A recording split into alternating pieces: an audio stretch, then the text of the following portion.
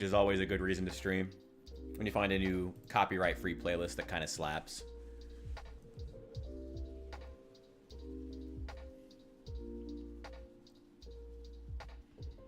There we go. There we go. All right, everything should now be up. Hang on, quick interruption. There we go. That is now ready. Welcome, welcome, welcome, ladies and gentlemen. I am, as always, your master of ceremonies, the Richard. This time, I'm going to be a little more aware that things could go horribly wrong with the chat. And if no one chats for a long time, I think I'm going to check Twitch directly instead of just assuming that no one is there. But welcome in. I am glad that you could be here today, including all of our VOD watchers. You guys are amazing if you're watching this in the future.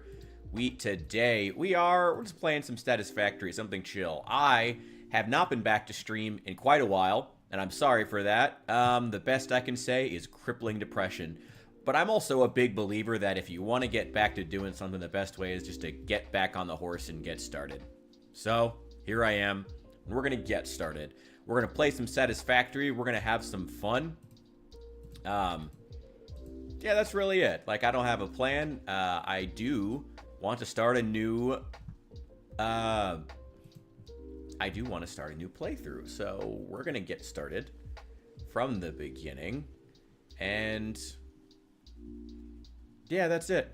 We're going to start out in the deserts this time. Out in the foreign wasteland. Recommended for advanced pioneers. That's right. Yeah, just something of an advanced pioneer myself. Yeah, I'm just a little bit advanced. Let's call it... what do we call it? Was the new Memphis Wasteland? Wasteland? Maybe... we're rebuilding old Memphis. Now, I've played... yeah, you know what? We'll go through the full onboarding process. Are there anything we want to... power, fuel, build cost, God mode, flight mode? No. No, no, no, no, no. We don't need to do that. Keep all those. I will turn the lo-fi off just for a moment. Just to get us through. Welcome to old Memphis. We're going out to the wasteland. We're building us a big, nice desert dwelling factory. Too bad you can't build solar panels in this game. I know some of you guys may have seen this before, but... main transport complete. Group A delivered to Calistian region. All pioneers functional, initiating dispersion. Attention pioneer, I am Ada, your personal instance of the artificial directory and assistant. What a tiny pod to ride in across Welcome the universe. To the Fixit Incorporated Save the Day program. A Fixit pioneer has 3 core assignments. Construct. All pioneers must follow Fixit guidelines and instructions when constructing any building. Automate. Every pioneer is responsible for setting up and managing efficient pipelines, outposts, and power infrastructure. Explore and exploit. Fixit selected planets are rich with resources suitable for direct use or further investigation. Stay within your designated. And that is why the world is counting on pioneers like you. Fixit. Short-term solutions to long-term problems. Initiating planetfall. Atmospheric entry in 3, 2, 1. Gravity kicked in. Beginning arrow assist. Okay.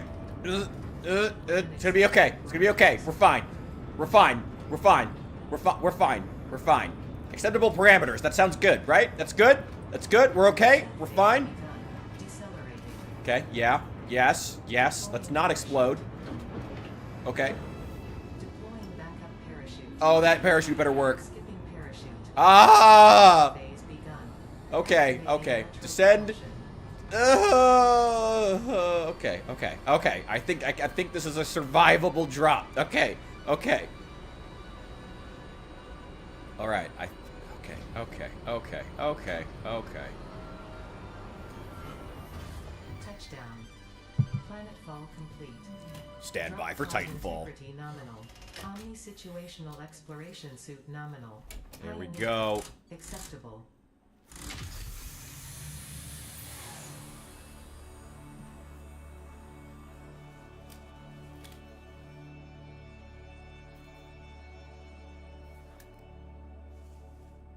Congratulations. You are the third in your region to survive planetfall. Great. Welcome to Massage 2, ABB, in the binary system of Akicha. Oh, right. We got to do the tutorial. That's going to be a lot of messages from Ada. Loading objective-based introduction. Begin onboarding. No, what we need to begin is the lo-fi. Hang on a sec.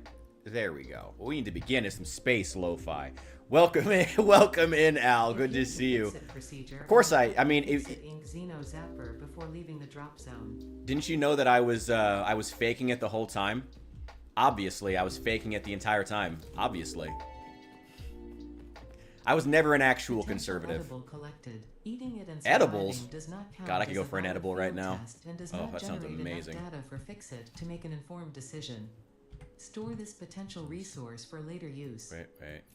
Interrupting previous message for higher priority message. Yeah. Next objective. Dismantle the drop pod. Fixit incorporated as cost-effective and efficient. We do not waste. The drop pod will be recycled to construct the first stage of the habitat and utility base, often referred to as the hub. Wait, hang on. I'm gonna check something here real fast.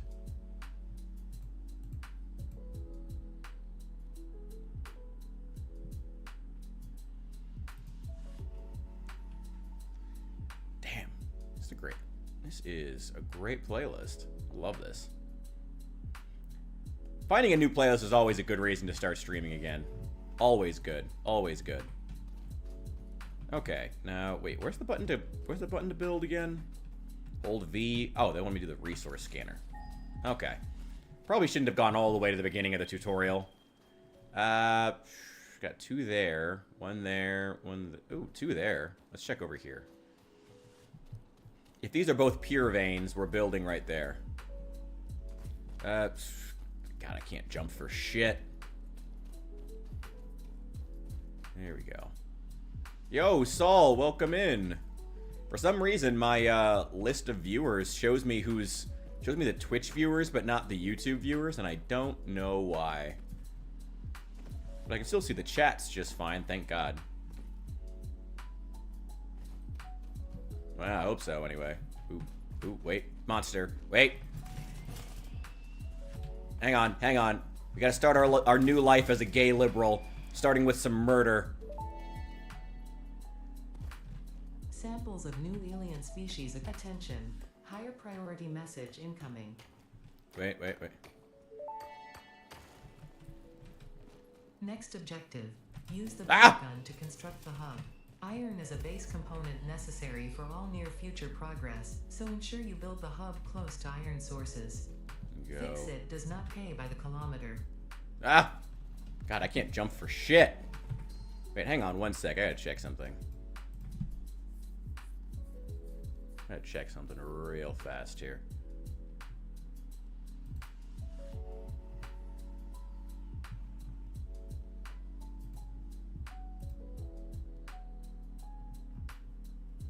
There we go. Okay.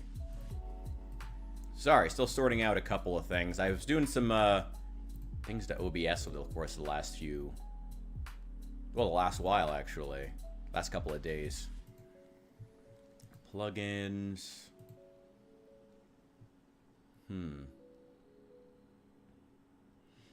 Do I think the dynamic between trade unions and the Republican Party will change in the long term? Yeah, actually. I think that it's there's a lot of interesting things happening with the unions right now. They're actually one of the things we should most be taking a look at are the unions.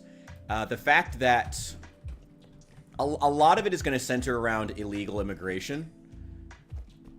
You know, I mean, Democrats have the last, several decades been the party of unions. You know, Biden was the first president to join a picket line for a reason. But at the same time, they are also currently the party of unfettered, unskilled migration, and that was always going to cause problems Now, the problem with that is, just because Democrats are the pro-immigration party doesn't mean that the unions are going to switch to being Republicans overnight. You know, because Republicans are also made up of a bunch of rich oligarchical douchebags who also don't give a shit about unions, because unions are, you know, unions of the poor's, working class. They're not even college elites, you know. I mean, the Republican Party is just as dominated by college elites as the, ooh, yeah, next part of the hub. Let's get it. There's like no flat ground here. Yeah, the Republican Party is just as dominated by college elites and just as anti-union. Probably more anti-union than the Democrats at this point. It'll be interesting to see. The hub terminal and crafting bench. Yeah, that's great, Ada.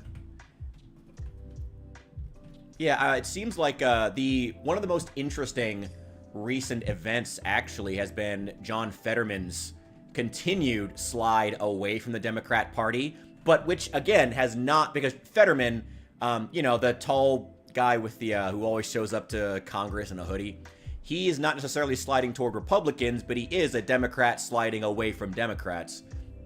And immigration, one of the biggest ways he's done that is by supporting ICE. But Fetterman got big because he's in with like the Teamsters union. Of course he's not pro unskilled labor, you know, for when he's like representing like fucking lorry drivers and truck drivers and shit. Of course, you know, some of the jobs that are most taken by immigrants. So there actually is a lot of interesting things happening with unions right now. There's a lot of interesting things. And then of course you get into the fact that unions themselves have decreasing, honestly, like decreasing reputations in the public eye in general.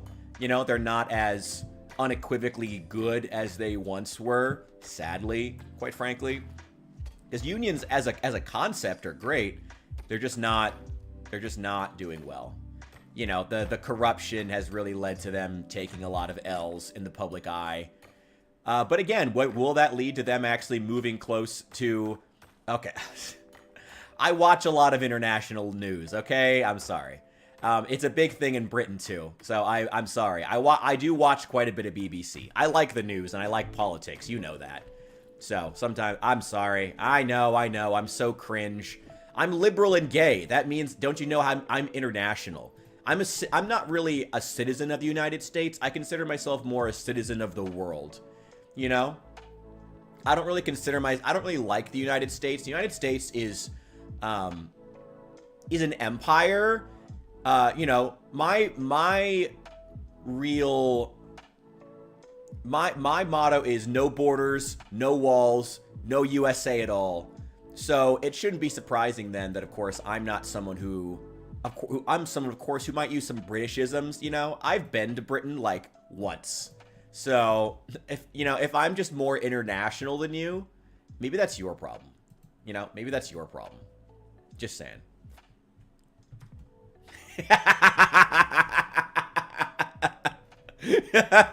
You're not wrong. Oh my god. Oh. Oh my god, when Trump defunded NPR, that's what the Nazis would do. Wait, no, I can't make that joke. That's what that's what my people believe. I'm not saying that Trump is a Nazi, but I am saying that is literally what the Nazis did. They defunded public radio, and they tried to just so they could give you more propaganda. Equipment like the portable miner can now be made in the workshop. Joke's on you. I actually like... Wait, don't tell me. The sad thing is, I will say, NPR actually makes some good content. I've liked NPR in the past. It's just that, like, you can't both be a blatant mouthpiece for one political party in a democracy, any democracy. You can't do that, USA or not, and then also receive public funding. You can't get tax dollars and openly propagandize for one political party. You can't do that. Like, I don't even fucking like Trump. But it did make sense. You can't do that. Oh, NPR. Power and shell completed. Oh, the lesbians were so mad. Well, that's not true. The lesbians are still mad. They're always mad. Generates power when fueled. Fun fact. Most of the native flora and fauna is compatible with Fix-It technology. Fueling the biomass burner with inappropriate materials will result in deductions or even cancellation of your yearly bonus. Next objective, complete hub upgrade 3. Fuck you, Ada. Oh, actually, you want to hear some really interesting news? So apparently, speaking of the gays, apparently one of the most prominent gay rights or organizations, like the Stonewall organization, Stonewall being a reference to the Stonewall riots, which were a really prominent civil rights movement that took place in New York back in the late 60s, I think. Funny enough, they removed, you know, they have considered themselves for many years an LGBTQ organization. They removed the T and Q from their website. Trans is no longer under their umbrella. Like, no prompting by Republicans, no Trumpism, nothing. Like a leftist LGBTQ rights organization, a very prominent one, removed the TQ plus from their website. They are for lesbians, gays, and bisexuals only now, which is hilarious. It's great. America's Test Kitchen Hat, nice. Honestly, like, I'm not even joking when I say, like, NPR, you know, of course I think this being liberal and gay, but honestly, like, NPR's made some really good content in the past. Like, I like a lot of NPR's content. It's, I wouldn't really call it intellectual, but I would say it attempts to be, it's some of the only content that does, like, and, you know, that you see that a lot of publicly funded content, you know, even in things like, you know, you and I, we're all about the same age. You guys may be a little older than me, but, you know, watching, like, educational content on PBS, you know, the edutainment. You know, I remember watching Cyber Chase, Liberty's Kids, you know, Arthur. Arthur was on for decades, you know. Lots, I mean, that's not really educational, but it was about reading Rainbow. So much good stuff, you know? So much good stuff that you wouldn't be able to get from a publicly funded site, you know? And I feel like NPR is on that level. It does try to do stuff a little higher quality, and I like that. But it's also not, you can't openly propagandize. It's that redundant liberal and gay that'll place the other. That's insulting, Saul. They could be liberal and a they them, in which case you can't be gay, because being gay requires you to have a gender, so you can then be attracted to that same gender. That just shows how small-minded you are, Saul. Clearly. Oh my God. How dare you? How dare you?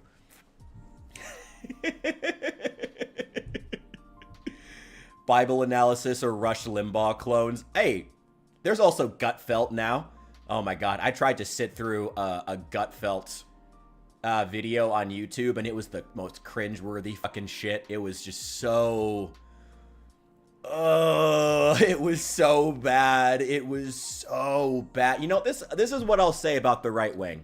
The right wing does not do, like, when the right wants to do, the right can't do subtlety. They've never been able to. The right cannot do subtlety. If they want to sneak in propaganda or they want to sneakily try to hit that target demographic, they can't do it. It's got to be blunt as a sledgehammer. But when the right goes straight propaganda, it's propaganda, and it is effective, and it is cost-effective as well. They are good at that. They're not so good when they have to actually, like, make stuff that's, like, quality content first and propaganda second. That's when the right struggles. That's why Gutfelt still sucks, honestly. Oh, it's not good. Yeah, I mean, Rush Limbaugh clones. How many of those have we had? We're on Tucker Carlson. Actually, Tucker Carlson has been going from strength to strength since getting fired from Fox News. He's all over social media now. Like, Tucker Carlson has never had this much of a young audience as he does right now. Because he's all over Instagram, all over TikTok now.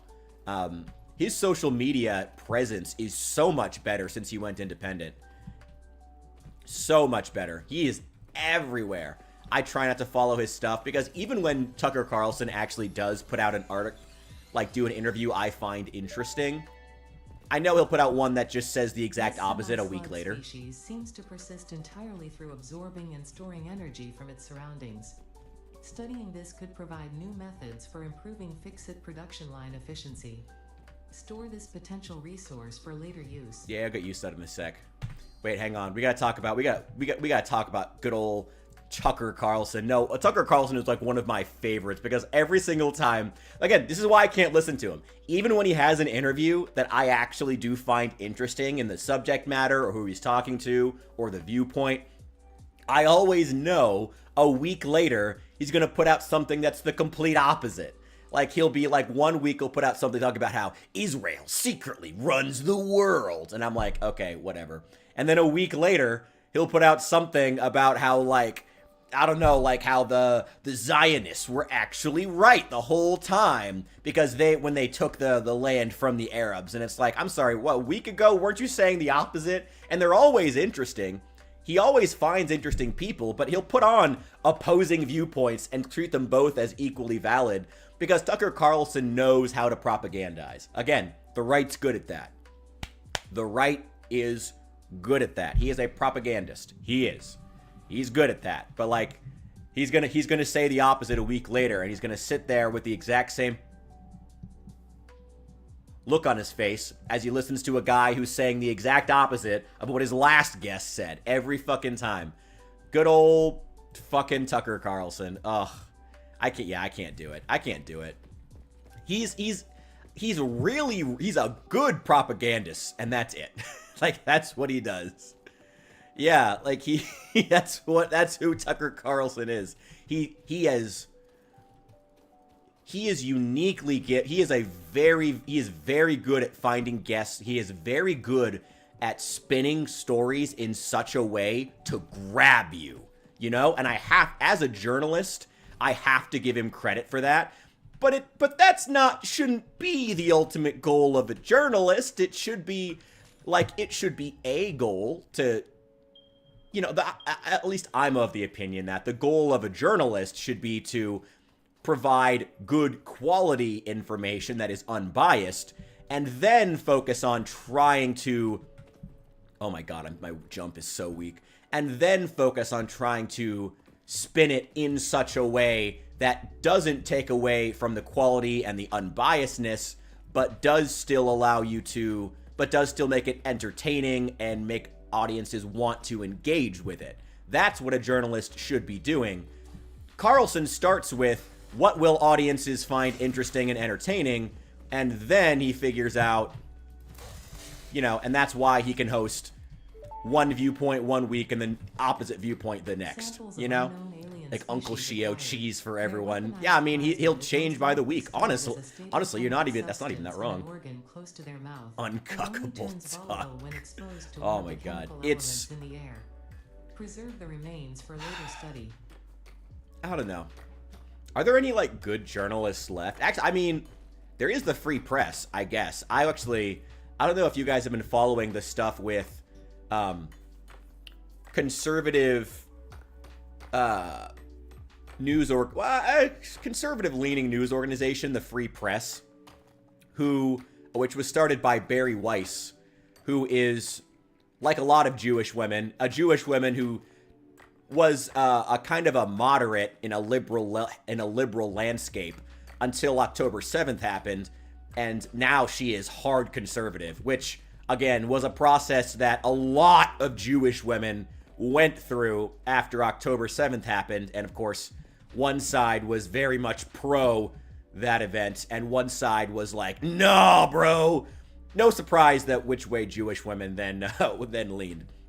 Anyway, Barry was very much on that train, and Barry Weiss in like 2020, so before October 7th had started, had already been in process of getting the free press off the ground. Actually, if you watched my video on Homath, that video, there's that blonde girl in that video, Emily Jahinsky. She actually works for the Free Press. She's a contributor. I don't know if she's a full-timer, but she at least contributes. And she's really, really great. I like her. I like a lot of her stuff. Anyway, so the Free Press, which is like expressly, they probably claim to be unbiased, but they're expressly conservative news outlet. This is going to run in the background. They are now CBS acquired the Free Press for $150 million. Barry apparently tried to sell it for $250 million and didn't get that. But low-key hot in the library.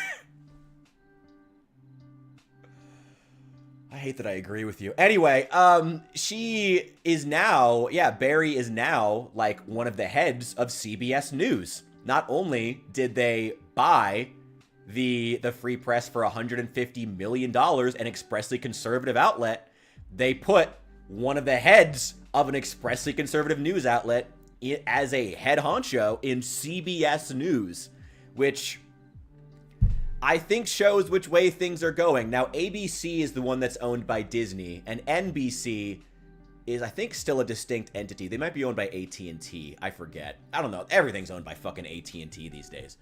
But they, but yeah, just like, actually, I'm curious. Wait, I'm going to look up CBS parent company. Who is CBS's parent company?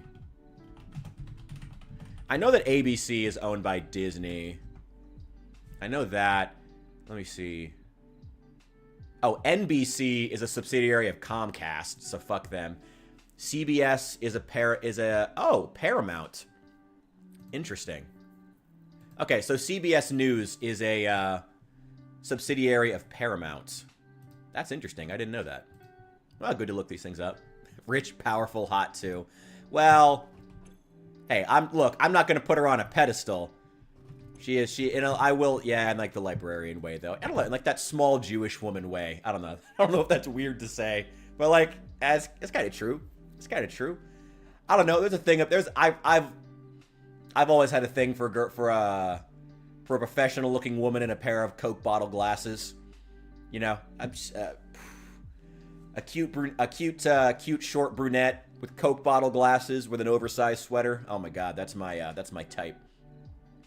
Ooh, I don't know. I don't always respect Barry's journalism, but she is certainly having the upward career trajectory now. It is interesting.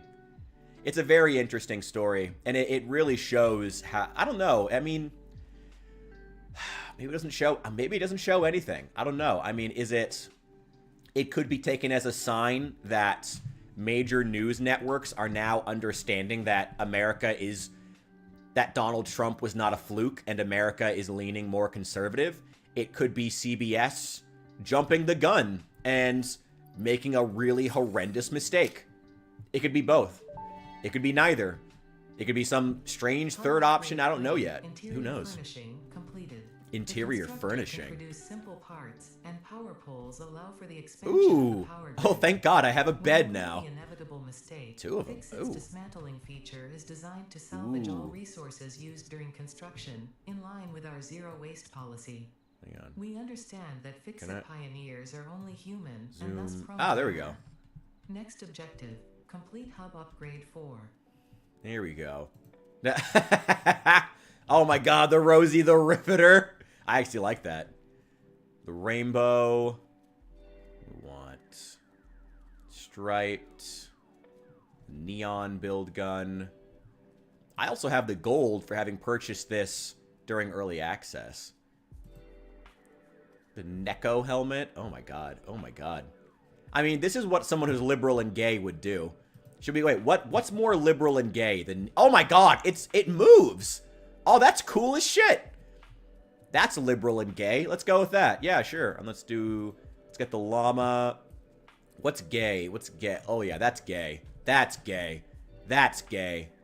And then the color for the overalls, maybe like a pink. Ooh, it's really washed out and faded. So maybe we don't want to go too crazy with it. Maybe like, oh wait, hang on. We can darken it up. There we go. It was just really desaturated. Maybe like, a red? I don't know. That looks butch, doesn't it? Hey. Secondary. Oh, this is the straps. Hang on. There we go. You know what? Let's make this the same blue. There we go. Oh yeah, that's gay. That is gay. That's about as gay as you can get. Oh yeah, that's gay as shit. Oh yeah, that's liberal and gay if I've ever seen it. Hell yeah. There we go. There we go. Okay. There we go. We're looking gay. We're fitting our new lifestyle. There we go. We hate Barry Weiss. She's a traitor to women. Yeah, that's what we need. That's it. That's it. We don't accept. CBS News is now a traitor. They're a fascist organization because they put a Jewish woman in charge. Yeah. Oh, it's awful. It's awful.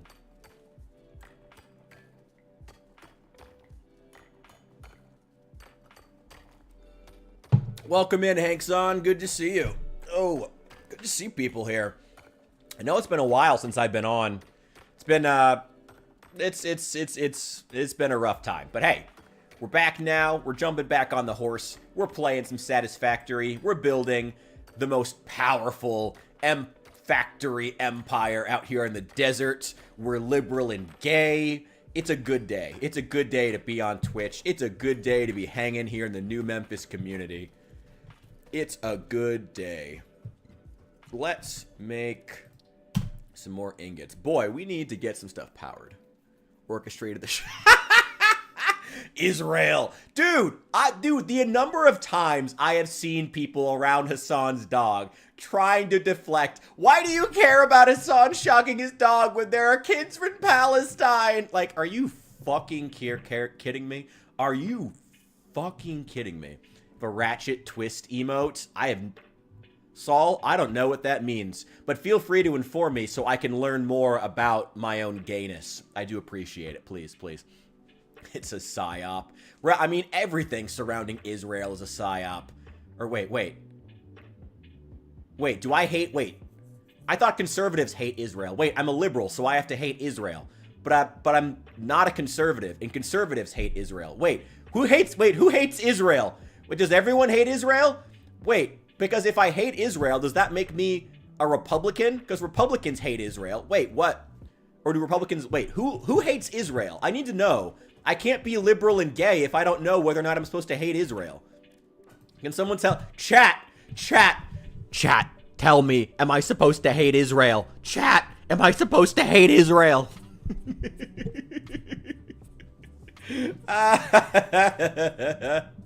Oh my god. But Tucker Carlson hates Israel. Candace Owens hates Israel. Is she a gay and liberal? I mean, actually, if Candace Owens one day came out as secretly a lesbian, I wouldn't be surprised, honestly.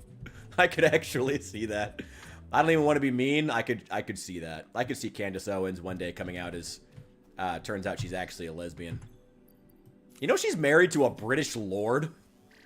Oh my god! My miners are liberal and gay too! Yes! They're so gay! Yes! I love it. I love it. I love it. If I hate Israel, can I use shock collars? It was a vibration collar. That's why the dog screamed, obviously.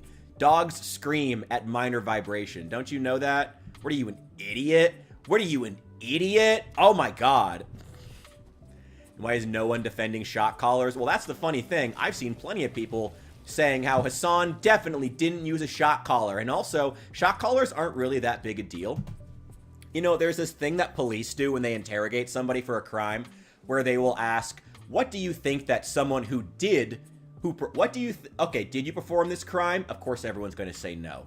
Second question, if someone did perform this crime, what punishment do you think they should get? If the person, like, pulls their punches and says, oh, well, maybe we should, like, forgive them for it, and, like, maybe we shouldn't be that harsh with someone who did this crime, that's actually a sign they're probably guilty. Because they, of course, know that they did it. So when you see people defending Hassan, or Hassan himself, saying how shock collars, how I would never use a shock collar, and also, shock collars aren't really that big a deal, guys. A lot of people use shock collars.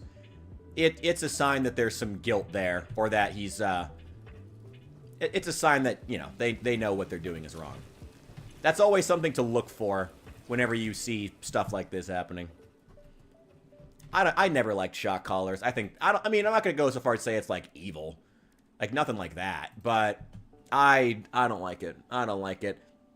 I've seen people use those where they just, like, even, like, using them only off and on, they'll, like, because they heat, you know, obviously it's electricity. even if it's a small amount, it's heating up the prongs, and they will, like, dig in to the neck, like, after a certain amount of time, and, like, you'll end up with, like, pus, and, like, it'll fuse into the skin and, like, burn its way in slowly but surely. It's terrible. Oh, it's awful. It's just awful. Midwest safety, other AI voice content farm. Dude, AI content is just a fucking plague. Not only at one thing to watch out for, more and more common, not just AI voices, AI scripts. More and more content creators are using AI to just generate their scripts for them before they even make a video. You know? I mean, yeah, okay, that's a very unique situation. If you live on a property where you couldn't feasibly fence it in, but, like, your dogs are gonna run around, I feel like that's, you know, because, like, in that case, the dog isn't gonna get shocked that much. Like, the dog only gets shocked in a very specific situation, you know? Like, that, I think that's different. I guess personally, some people might not see it as different, but I do. I don't think that's the same thing, you know? Because, like, the dog could actually die otherwise, you know? And if you're on a property you could never feasibly fence in, you don't have a lot of other choices. You know, I get that. You can't feasibly put them on a leash on a property of a certain size. I get that. You know? I get that. 45 acres. Yeah, so the dog is fine.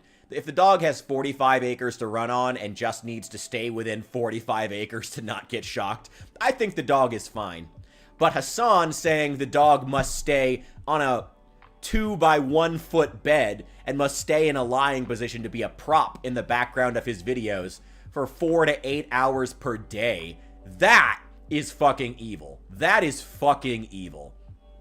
That is fucking evil. That shows just an absolute disdain. Like, honestly, even if it was a vibration collar, even, like, that's the really terrible thing about fucking Hassan. That is animal abuse. 100%. Like, he streams every single day. 4 to 5 to 4 average 4 to 5 up to 8 or 9 hours a day. The dog has to just sit on this bed and not move. Like, it sometimes paces back and forth. Can't get water, can't go to the bathroom, can't do anything but just sit back in the background and be a prop. Even if it is a vibration collar, that's still animal abuse. That's the really fucking terrible thing about people fucking defending Hassan. I'm gonna blow out my voice already trying to defend this dog. But, like, that is fucking animal abuse. Even if it is a vibration collar, it would still be animal abuse. To not let it go to the bathroom, run around, get water, get food. It's a puppy. Like, I think the dog is less than, like, 4 years old. Like, to have it just used like a prop, that's so shitty. Like, he fucking, again, assuming it's a vibration collar, he set off a vibration so intense it made the dog yelp, all because the dog got up off of its bed. Like, it's 2 by 1 foot bed for, like, a second. And when the dog first gets up, you can clearly see how shy it is. How it's like, am I allowed to do this? Am I allowed to do this? Am I allowed to do this? Like, that's fucking evil. That is fucking evil. Fuck him. Oh, yeah, 45 acres is a very different thing. Hassan won't even give the dog the whole room. That dog doesn't even have 45 square feet. Like, it's terrible. Ugh. Fucking evil shit. And it really it really, there's the old saying, you know, look at how people treat animals. If you want to know who they really are, how they see people, you know. And I'll say, hey, I'll bring in Palestine to it. Really makes you think, what other aspects, what other things does he pretend to care about but think of as a prop to further his own career, you know? Worth asking. What other things does he claim to care about but really are just props to further his career and maintain his audience and status? You know? It's worth asking. Worth asking. Fucking awful shit. Fucking hate Hassan. Ugh. And, like, there are a lot of creators I criticize. Like, you know, I've criticized Critical for being a fucking slop tuber, or Asmongold, or like, what's his name? Yeah, Asmongold for being fucking disgusting slob. Any number of slop tubers, Tectone. But, like, Hassan, I actually fucking hate Hassan. Like, that dude is fucking evil. That dude is fucking evil. Ugh. You know, it's weird. Hassan claims to be white and American. But boy, he sure seems to fetishize Muslim terrorists a lot. He sure does. I'm speedrunning getting banned on Twitch right now.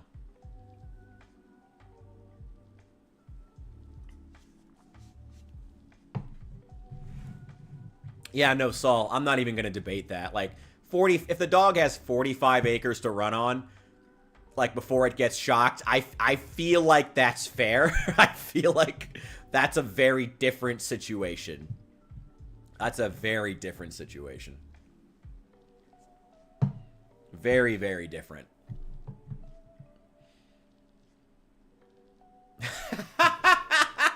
I forgot. I'm liberal and gay now. I can claim it's a hate crime. Being black wouldn't be good enough in 2025. You gotta be gay. Because you might not know this, but the black men, they went for Donald Trump in the last election, so you can hate crime them now. And it's not actually a hate crime. Oh. Speedrunning getting banned on Twitch. It's alright. Fuck Twitch. Oh, man. And racist. In my experience, most liberals are racist. Controversial statement, but true. But true. But true. Honestly, most liberals I know are violently racist. Like, they care about blacks and Latinos as long as they are, as long as they vote the right way. And then as soon as you don't, you are ostracized. Just like everyone else in their life. And what's really funny is, even when liberals, such as myself, even when we claim to care about the poor, starving masses coming over the southern border, the immigrants, they're our neighbors, oh my god, oh my god. Even then, it's always with this weird aura of, like, you know, they want them to be their slave class. Like, they're lesser peoples. They're the dirty, disgusting third world masses, you know? Always. Always. Yeah, they engage in a rate. They're not explicitly, like, white supremacists, but they do engage in a very violent racism of low expectations. That's the liberals' form of racism. It's not less racist, it's just different racism.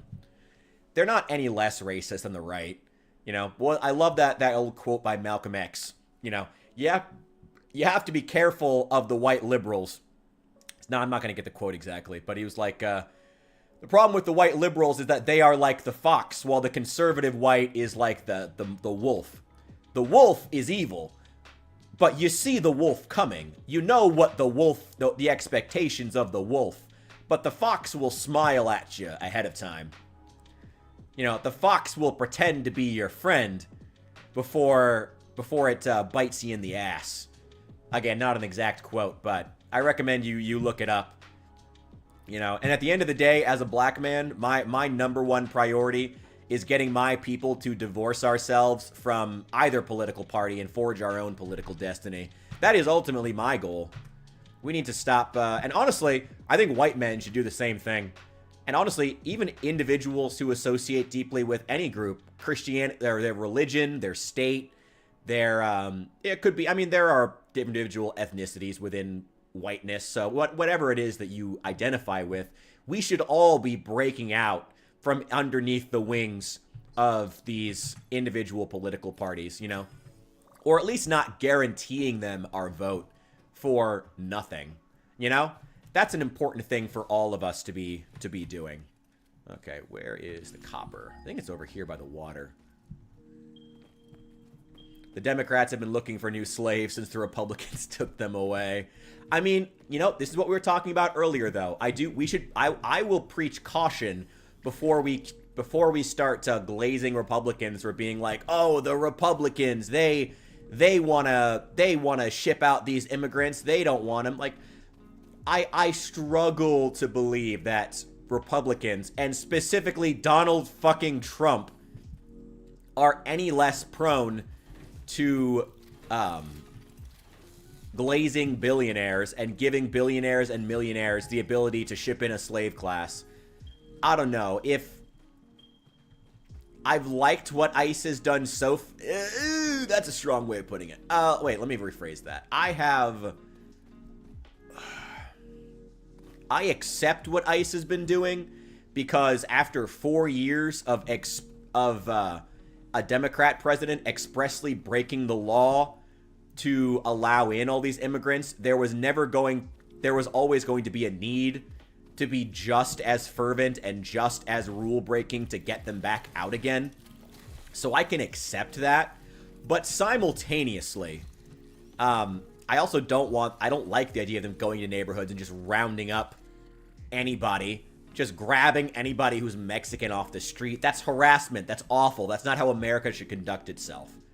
You know, but you know, like we were talking about at the beginning with the trade unions. You know, the trade unions are would unions of American workers go Republican? We don't know yet. Have Republicans proven themselves to be in favor of the American worker in some ways, but also in other ways not? You know, they still very much are in the, you know, the problem with Republicans, they're still very much in the, once you get below Trump and his personal hand-picked squad, you know, RFK and, what's-her-face, Gabbard, and all the others, Kushner. Once you get below them, a lot of the, you know, you get down to like the people who actually make the policy, the Lindsey Grahams, the Mike Johnsons. A lot of them are holdovers from like the Bush era of politics. You know, that old school bootstrap Republican that's deeply unpopular is still very much rooted in this, you know, in this era of the Republicans, and it's deeply unpopular. You know, they still tell young men that they're lazy and just not working hard enough, and you got to stop playing video games all day because you're not working. It's like, well, there's a lot of shit going on here. There's a little more complicated than that as to why young men can't find jobs or start families than just they need to pull themselves up by their bootstraps. And a certain degree of sympathy for that is going to be required that was not there in the Bush era pre-2008 because it didn't need to be pre-2008, but it's a very different world now. You know, again, the Republicans are, once you get to the Republican policymakers below Trump, it's still Bush-era Republicans all the way down. And that's a deeply unpopular mindset. We'll see what happens, I guess. We'll see what happens. The optics on ICE's behalf have been dog shit. They have. Do you see that they've been recruiting cops in Chicago, though? That's fucking hilarious. They've been running TV ads to steal Chicago's best cops. They tried doing it in Florida, too, but the Florida AG and the Florida governor were pissed that ICE turned around and started trying to recruit Florida's cops away from them, and they were fucking pissed about that. There's some really good footage of a bunch of different Florida sheriffs all ranting about how, like, fucking betrayed they felt about that shit. You know? But also, I mean, I guess to be expected. No circuit, no follow-through on the good outcomes, even from conservative media. Yeah, I mean, one of the best examples, I think, I'm sure that you guys now being, I'm going to let this run in the background. I'm sure that you guys being at least somewhat politically aware, I'm sure you guys have heard of Zoran Mamdani, the New York mayoral candidate who is running as a Democratic Socialist. One of the biggest, most egregious mistakes I've seen Republicans making regarding that election is the fact that they are blatantly spending more time talking about what a danger Mamdani is. Talking about Mamdani. Mamdani did this. Mamdani did that. This is about the story behind Mamdani's rise. How Mamdani got here. Spending no time actually, you know, talking about their own candidate, who is Curtis Sliwa, who's gotten absolutely fucking no coverage on Fox News, no coverage in any conservative outlets whatsoever, barely any interviews. Now, Sliwa himself is a little bit problematic because he, of course, is someone who's not as hip to social media. He hasn't been doing the interviews he should be. He's not as good at organizing.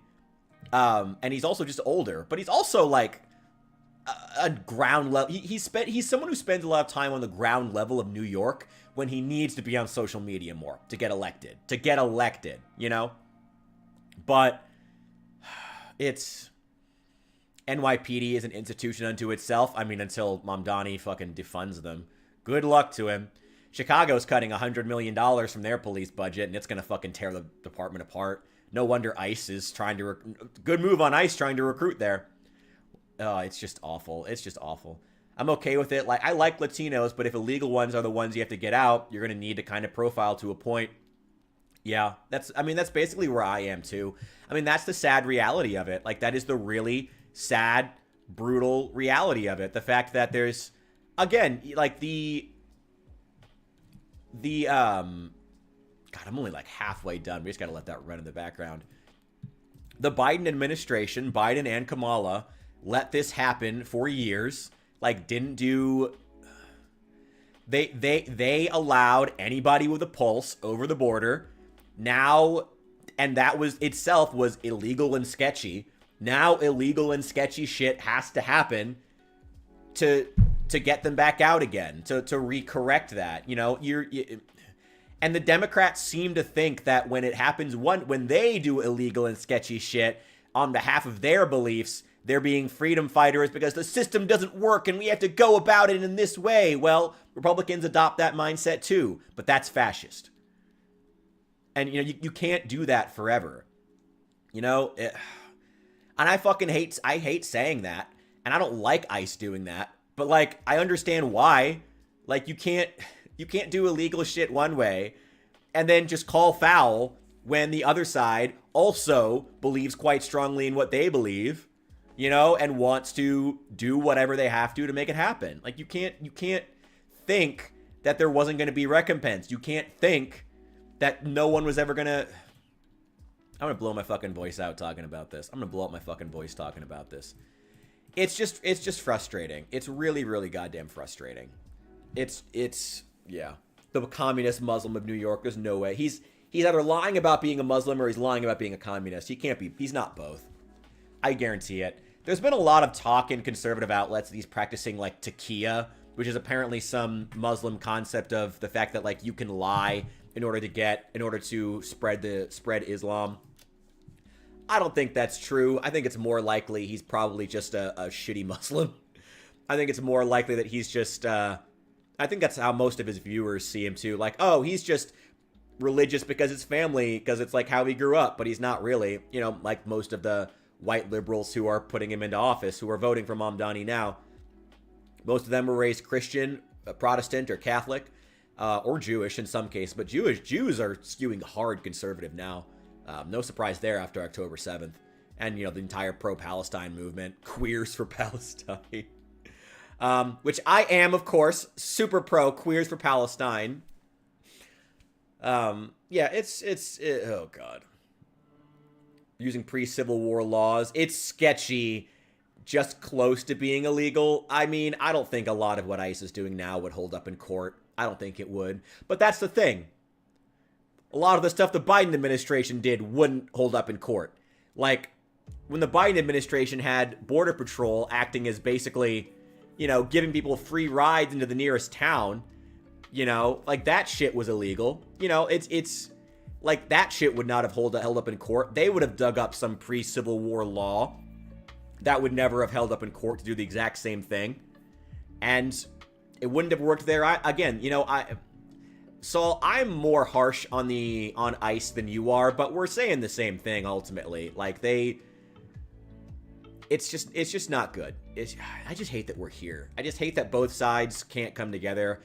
And I worry that the United States is going to reach a point politically where we're just sign waving back and forth between an extreme leftist government and an extreme right-wing government, to extreme left, to extreme right, to extreme left, to extreme right.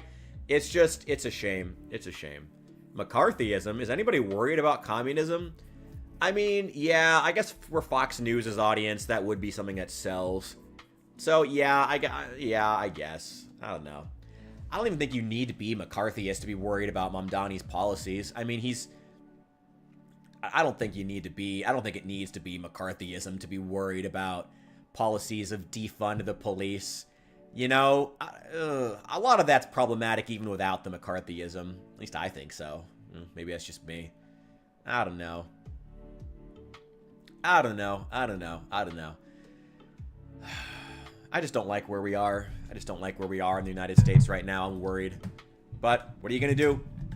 Put one foot in front of the other every day.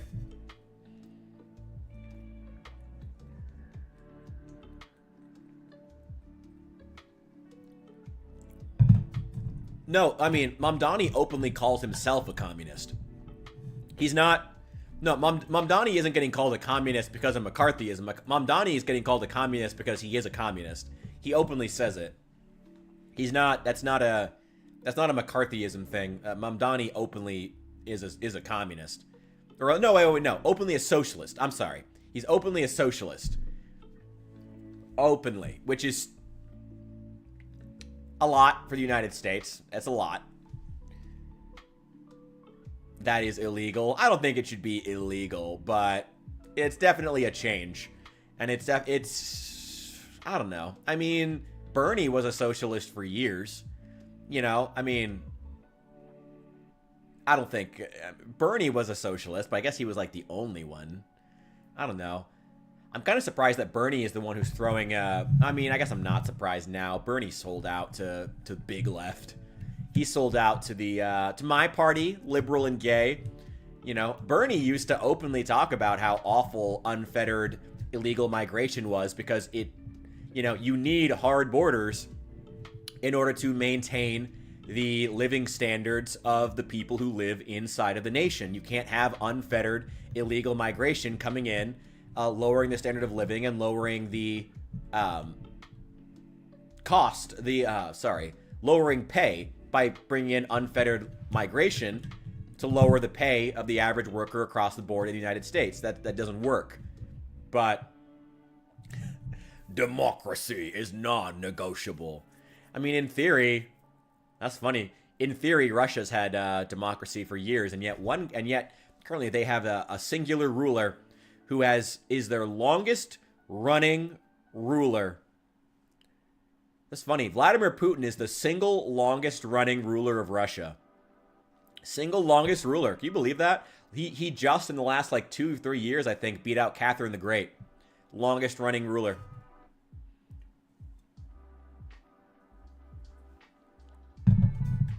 And they've had performative democracy. I guess even making a joke about them having democracy is a bit of a misnomer, because I mean it's very performative democracy. You know, the Russian people know it's not really democracy. They know that at the end of the day. They're fully aware that it's not. It's honestly kind of sad more than anything else. It's sad. I just hope that we don't get there eventually. I'm worried that one party, it could be the left or it could be the right. It honestly could be either. The more that we try to ascribe fascism to one side and not the other, the more vulnerable we'll be to this happening.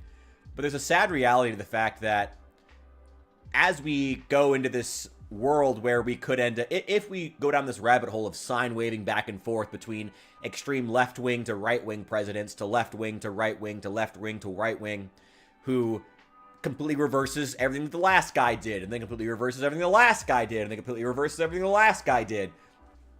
One side could just decide that we're just done having elections. Or, actually, similar to Vladimir Putin, you could have a centrist come in. You know, the idea... Vladimir Putin very much pitched himself as a centrist, as did the current French government. France actually has a lot more parallels with Russia than you might think. Pitched is... Argentina. I don't know enough about Argentinian politics to talk on that. Talk about Milei, but I know that in Russia and in France, they both currently have a prime minister, president, head honcho, who pitches himself as the centrist, stuck between an extreme left and an extreme right, and that allows the centrist to get away with a lot when they can blame everyone else. You used to have a buddy that lived in Argentina. Oh my God. In Argentina. Damn. I mean, Argentina, has the corruption gotten better? Does he still live there? I'm curious to know his thoughts. I hope things have gotten better. I like a lot of what Milei says, but ultimately, especially with South American countries, it's all about follow through. It's all about whether or not they can actually combat the corruption endemic to the system, and the generations upon generations of exploitation, how that's infected the culture and sunk into them. Also the possibility external problems like a real war could spiral the whole political system sideways. Yeah, that's unlikely to spiral into the United States. Like actual... I mean, the US could get involved in a war, but like a full-scale land war in the Americas is extremely unlikely. So I wouldn't worry too much about the American political system. America could send troops somewhere or get bogged down in another quagmire. Venezuela could very easily become our next Afghanistan if we're not careful. Or Haiti could be. You know, it very easily could happen. But we'll have to see. We'll have to see. I hope not. I hope Trump is smarter than to send troops into into Venezuela. But even if Maduro is a prick. Landing platform and utilities completed. Oh, wait. Conveyor belts connect the output of one building to the input of another and transport resources. Oh yeah, Taiwan could be Due to too. past incidents, I have been asked to issue a clarification. Portable miners, obviously, do not have a connection for conveyor belts. There is nothing to suggest, visually or functionally, that they can be connected to portable miners. If this is something you struggle with, do not worry. Fixit has alternative uses for older pioneers. Next objective, complete hub upgrade 5. Funny enough, I still don't think China will be dumb enough to try to take Taiwan. As much as, like, I know everyone's worried about it, and we should be. I'm not promoting, like, being lax about it. I don't think China would be dumb enough to try to take Taiwan. You know, like, there's been a lot of hullabaloo about, oh, they're just debuted their new space laser in their parade and all this stuff. It's like, if they wanted to debut that weapon, they would have debuted it by taking Taiwan. Like, honestly. They would have debuted it by doing something significant, not by in a military parade. Military parades are for people who don't intend to be in wars. North Korea throws a lot of military parades. They haven't been in the war. Well, actually, they're in Ukraine now, but that's the first war they've been in 60 years. And requires power to function. Caution, as you expand, the energy demand of your production may exceed the capacity of your power grid. The onboarding program was established because Fixit pioneers often experience memory issues after planetfall. If you are experiencing nosebleeds, nausea, existentialism, or an itchy scalp, there is no need for concern. This should pass within 5 to 7 workdays. Next objective, complete hub upgrade 6. Well, it's already almost done. Looks like our forces are going to be peacekeeping in Gaza. I did see that. Russia will fracture. That's inevitable at this point. Russia fracturing is inevitable. I mean, you got to remember, there's one really fun fact about it. You know how the war in Afghanistan arguably caused the end of the Soviet Union? Russia lost about 50,000 soldiers. A quagmire that cost Russia 50,000 soldiers broke up the Soviet Union. Russia's currently lost, like, hundreds of thousands of troops. They have lost hundreds of thousands of troops now. Hundreds of thousands. And, like, Ukraine claims it's over 1 million. Who knows? Ukraine is going to embellish the numbers. That's inevitable. Russia will fracture. It's just going to be, I mean, and that's going to be the thing to watch. That is going to be, and that's also going to be a massive issue for China. That's actually part of the reason why I don't think China will try to take Taiwan, because they know Russia is not going to last another 10 years. Like, Putin won't last that long. Either due to political instability, someone taking him out on the inside, or due to just old age. He's not a spring chicken. He's like 80 something. Like, he's not going to last. Oh yeah, the Chechen War. They lost, I think it was only like 10,000. How many did Russia lose in the Chechen War? I'm curious.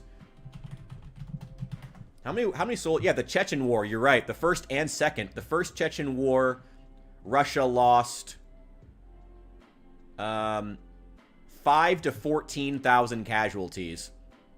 Second Chechen War, 3,500 to 14,000 plus.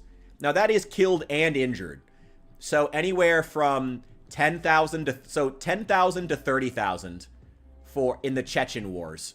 Losses for Russia alongside the 50,000 they lost. So maybe 100,000 if you take the very high upward numbers, maybe 100,000 in total over the span of like 10 years. 10 to 20 years. In 3 years, they lost hundreds of thousands. Hundreds of thousands. Russia is not lasting. Russia is going to fall apart. It is inevitable. This is not happening. Oh my god. Oh my god. Alright, Saul, what'd you say about this guy from Argentina? Sorry. Used to say liberals took over, then everyone gets mad, then go conservative. People get, yeah, they sine wave back and forth. Yeah, it's sad when that happens. New place is new. Has no internet. Ooh. Well, I hope he's doing well. Hope he's doing well. But you are right. That's exactly the thing that I want to try to avoid here, if at all possible. We need to avoid having one of those governments that becomes inefficient because it just sine waves back and forth, you know? Most of the Russians are west of the Urals. A lot of Russia's uninhabited. Yeah, I mean, that's actually makes it kind of worse because now that the Ukrainians are bombing their gas facilities, like, people can't drive anywhere. And Russia is one of the few countries that, it's actually kind of funny when you look at, like, how much America and Russia fucking hated each other for so long. How similar they are in so many ways. Because they're both extremely sparsely populated, but with extremely insane amounts of industrial capacity and natural resources. Congratulations, you have completed onboarding. Welcome in. The absolute minimum skill level required of a Fix-It Pioneer. Yay, minimum. To your future achievements because of Yay. Tier 1 and 2 milestones are now available in the hub, and biomass burners can now be built individually. Yes. Your first official objective is to initiate Project Assembly by building the space elevator. This objective will take a significant amount of resources, so Fix-It recommends getting to work. Thanks, Fix-It. Great. Map, inventory slots. Okay. Let's get to... Okay. Can I build the MAM? Not yet. Can I break down this meat into biomass? No. Okay, so the first thing I need to get is the MAM. So, quick note for those of you who may want to play Satisfactory in the future. I'm going to try to get off politics once in a while to talk stuff about actual Satisfactory. If you want to start in the more difficult, sparse regions, such as the Wasteland here, obviously, collecting leaves and sticks to burn for biomass is not feasible. So what's better is to go hunting. The first thing you want to try to get is the MAM, which is the research station. That's the first thing we're going to try to get. And once we have that, we can research these things we have here, these remains, the hog remains and the spitter remains. And each of those, we can break those down to give us 100 biomass apiece. It's great. So that's the first thing we need to do. China simply has the manpower to colonize that shit in a hurry. Their border town territorial claims and shit. Yeah, I mean, you're right. I mean, yes, actually, it's funny. I did hear, and please, by the way, anything that I say here, please feel free. I will not be insulted ever if you look up what I am saying and see that it may be false. If anyone, if you want to fact check me, please. But there have been reports that apparently China has been changing some of their maps internally to mark the region of northern Manchuria, which was conquered by Russia, to now be part of China. China has changed their maps to make that part of China. And there have been land exchanges already. There was a particular junction along a river. I'm going to look it up. Wait, hang on. Russia River. I'm trying to find this. This is a really interesting story. There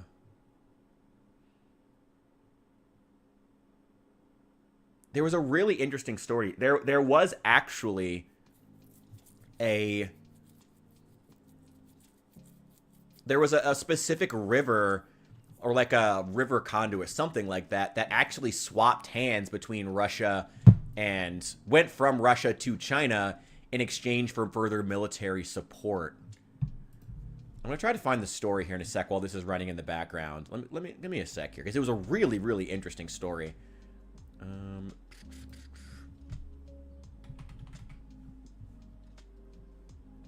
No, that's not it.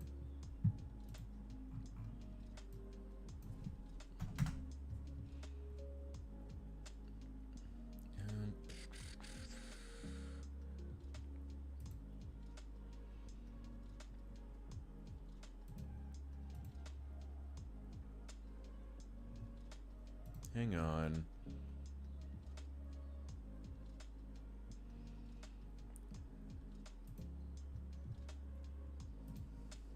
Which one is it?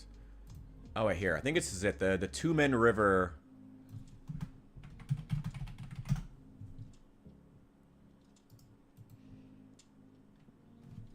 Okay.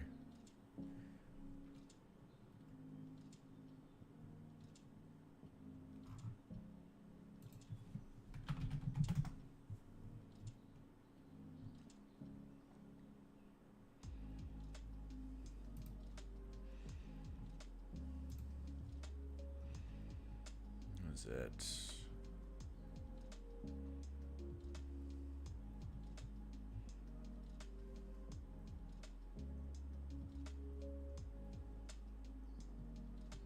Wait here. I've got something from Forbes here.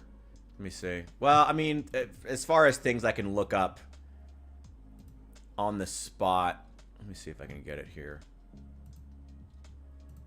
Let me see.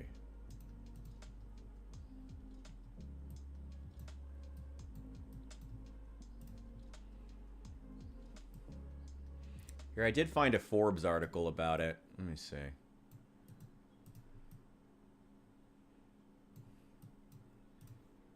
There we go. This is it. Strategy observers. The Moscow Times reported impending deals between Russia, China, North Korea to allow that... Right.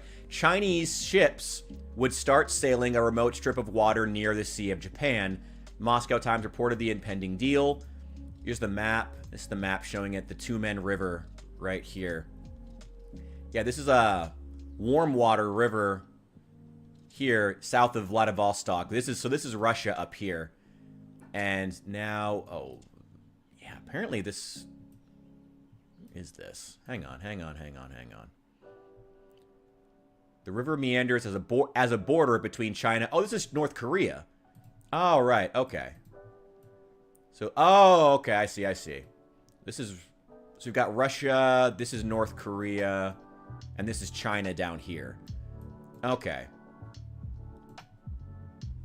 Oh, okay. Oh, right.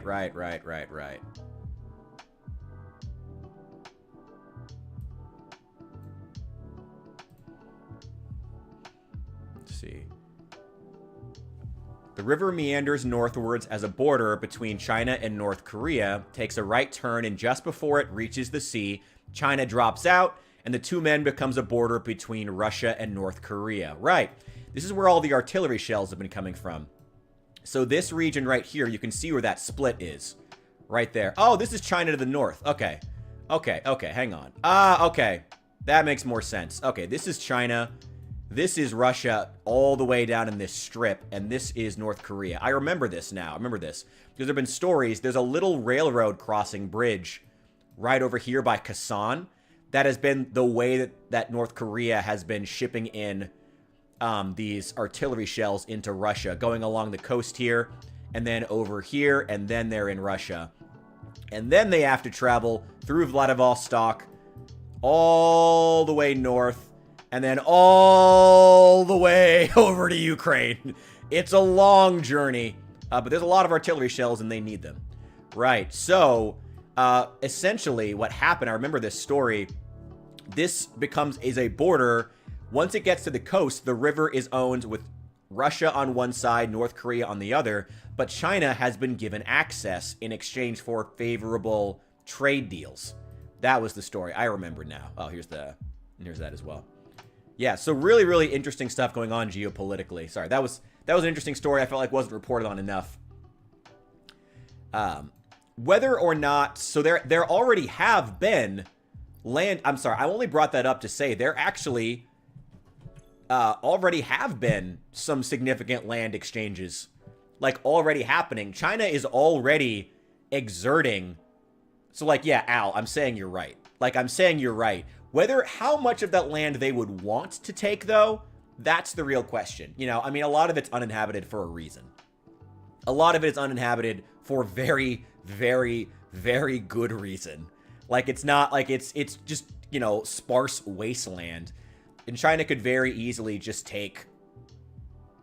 Well, I mean, I guess it probably would be. I mean, with the failure of the Belt and Road Initiative in Africa, it would be best for they would be looking for more sources of natural resources, rare earth minerals, oil, and with trade deals with the United States falling apart as well, you know, they would be looking for more of those. And a lot of those areas are net grain exporters too, and China always needs food. China always needs food. China always needs food. China has been a net food importer since the Han Chinese have existed, basically.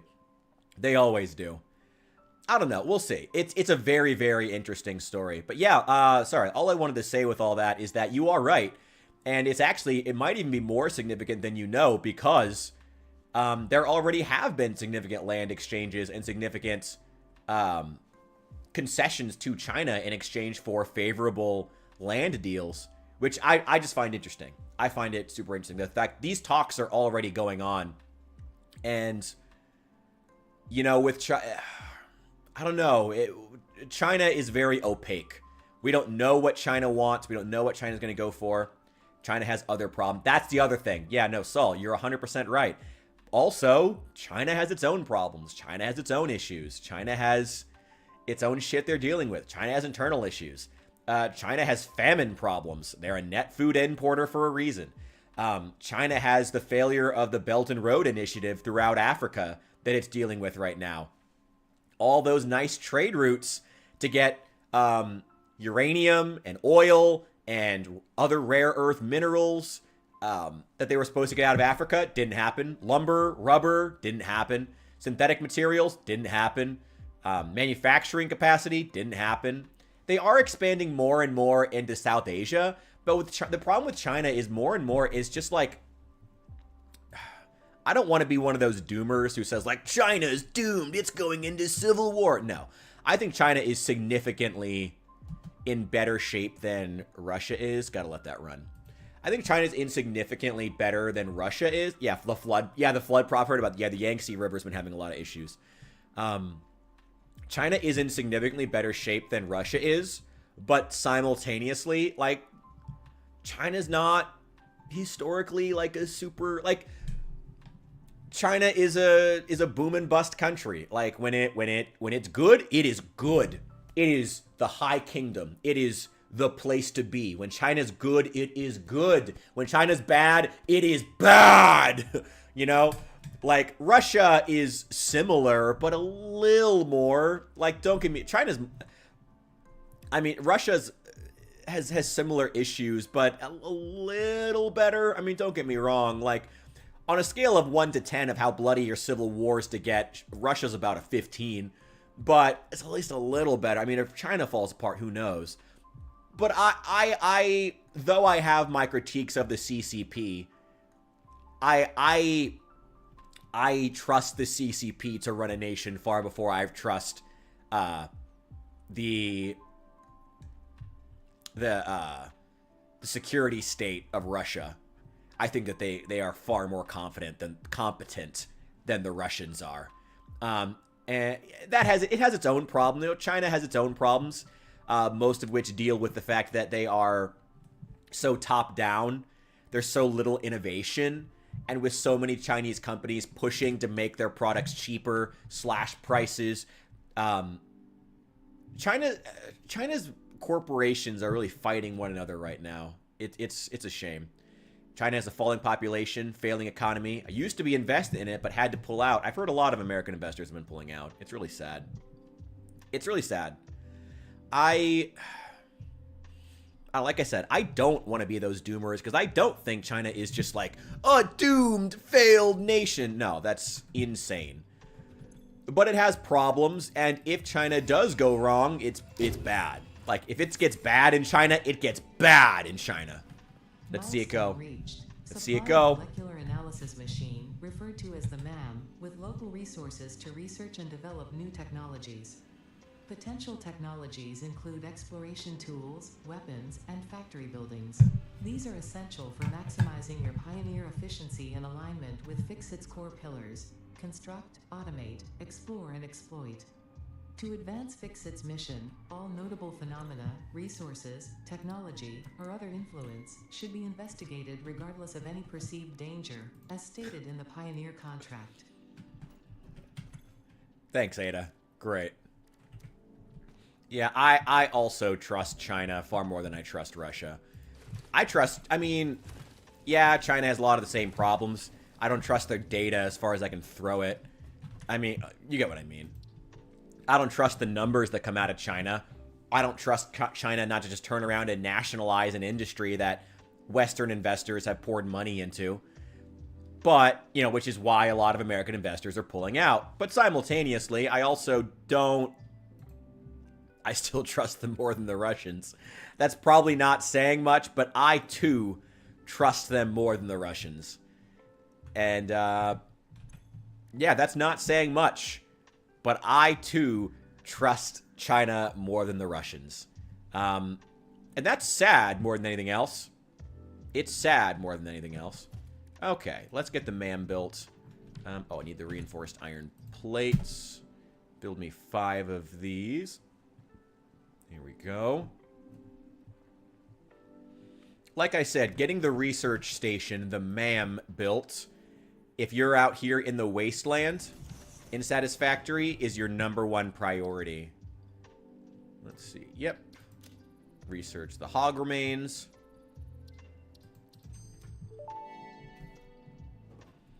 Now we can turn that into biomass. Belong to an organism now dubbed the fluffy-tailed hog. It has many characteristics that would likely classify it among the Suidae family were it native to Earth. Hog remains can now be made into alien protein, and additional research may reveal options for improving Pioneer safety during exploration. Damn it. I think I need to do one more.